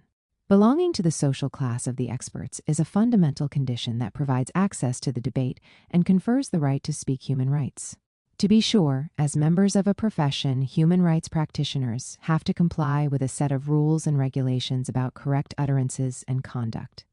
These regulations end up delimiting the language and strategies that can be deployed by practitioners when they vernacularize human rights. Human rights practitioners and organizations only rarely take to the streets in an attempt to occupy public spaces, since this can result in an accusation of unprofessionalism and bias. Therefore, the spaces human rights practitioners occupy and make appearances in are professional. Spaces, conferences, seminars, and workshops in which they claim to speak on behalf of the Earth's vulnerable people. To become a human rights professional, one also has to take on the appearance of neutrality. 23. To be sure, human rights practitioners are aware that their reports and press releases have political implications, but they maintain their position is ostensibly neutral and determined by universal, that is, non-political, considerations such as arbitrary and discriminatory application of the law. The notion that political change can be achieved through the guise of political neutrality is a manifestation of the impoverishment produced by human rights professionalism, which often leads human rights NGOs and their practitioners to collaborate with and corroborate existing power structures. Through the trope of neutrality, human rights professionalism defines the limits of the thinkable and unthinkable, and so contributes to the maintenance of the social order from which it derives its power. 25. This becomes clear, for instance, in HRW's drone report. Instead of challenging drone wars tout court, human rights experts reinforce their legitimacy by restricting the discursive field to a legalistic, professional discussion about the kinds of weapons used, the number and ratio of civilian deaths, and compensation to their families. In this way, the possibility of a radical political opposition to such wars becomes part of the unthinkable. The power of the human rights expert and the power to wage drone wars reinforce each other. Liberating human rights. Human rights vocabulary and strategies lose their critical edge because very often legalism and professionalism impoverish them in such a way that they become non-threatening to structures of domination, or, as we have shown in this book, human rights become organic to domination. The crisis of human rights in places like Israel-Palestine is due to their appropriation and deployment as a non-threat. Insofar as this is the case, the question we need to ask is, how do we produce or reproduce the threat of human rights? How, in other words, can the relationship between human rights and domination be subverted so that the human rights language and strategies end up challenging and destabilizing domination? How do we reconnect contemporary human rights struggles to those emancipatory legacies, for example, anti-colonialism, anti-apartheid, anti-slavery, which have, for the most part, been erased by Ngoized orthodoxy? First, it is vital to appropriate human rights using a non-legal perspective. If, as we have shown, international human rights and humanitarian law often enhances domination, then human rights should be deployed as a critique of law. This does not mean that human rights should be mobilized in a way that ignores the law. On the contrary, activists should appropriate human rights to target the law where and when it enhances domination. The issue seems banal, but ultimately it is not. Did anti-colonial activists and movements demand legal reform of the colonial systems, or did they demand their complete dismantlement? Did Nelson Mandela and the anti-racist South African movement fight for legal reform within apartheid, or did they want to undo the system itself? Did they use the law to direct the anti-apartheid struggle, or did they adopt strategies of violent sabotage that were illegal and were rejected by the premier human rights NGO, Amnesty International? 26. The different histories and experiences of dispossession have taught us that the demands for reforms and correction of the institutionalized excesses of oppressive legal regimes ended up reorganizing domination instead of dissolving it. If the use of the law confers legitimacy to the dominant, a short circuit has to be created, combining human rights with other political discourses and practices of emancipation in order to undo the law legitimacy nexus. This seems to be a valid recommendation for all those contexts in which the adherence to the law, instead of an attack against the law, reproduces mechanisms of domination. Second, if the professionalization led by HRW, Amnesty International, and numerous human rights NGOs has impoverished human rights, we need to begin thinking seriously about ways of deprofessionalizing human rights. This entails broadening human rights beyond their legalistic interpretations and the professional culture. The issue is not merely one of overcoming those who have been crowned as human rights experts or priests, but one of trying to dissolve the boundaries in which the contemporary political field of human rights has crystallized. Insofar as the politics of human rights are currently shaped through the creation of privileged classes of intellectuals, which are bestowed with authority and allowed to speak more legitimately than others, even those who suffer most from violations, then these class differences should be abolished. This can be carried out through institutional change, either by completely reshaping NGOs in order to make them accountable to the people they claim to represent, namely democratizing them, or by establishing totally different institutions, more aligned with grassroots social movements. This leads us to a final consideration. As we have shown, human rights are appropriated in a political space that is not neutral, but rather an asymmetrical space, informed by relationships of domination. Thus, the challenge is to develop forms of appropriation that can produce a resistance to domination. In a sort of negative ethics, human rights should always be measured in relation to domination.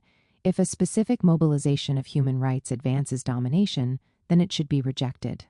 It should be countered and abolished and taken as a point of departure for a new model of human rights appropriation. The issue is simultaneously one of form and of substance. When in a given situation the existing forms of human rights mobilizations do not help undo domination, human rights activists should reconceptualize and reframe the struggle. This is what happened in Palestine with the birth of the Boycott, Divestment, and Sanctions (BDS) movement in 2005. The movement adopts a human rights framework.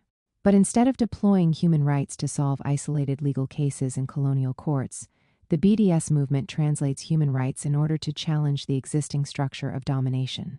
Unlike professional human rights NGOs, the BDS movement is a creation of Palestinian society. Its aim is to develop international solidarity and to mobilize international popular support. It deploys human rights alongside discourses of anti-racist, anti-colonial, and anti-apartheid popular inclusion. The movement invokes human rights in a way that many professionals would reject. But it has managed to reframe the debate on Israel-Palestine and to establish a growing alliance among Palestinian, Israeli, and international political forces. In this new framework, human rights can be mobilized to advocate for liberation. They can help create new political communities based on justice, instead of oiling an unrecoverable apparatus of injustice.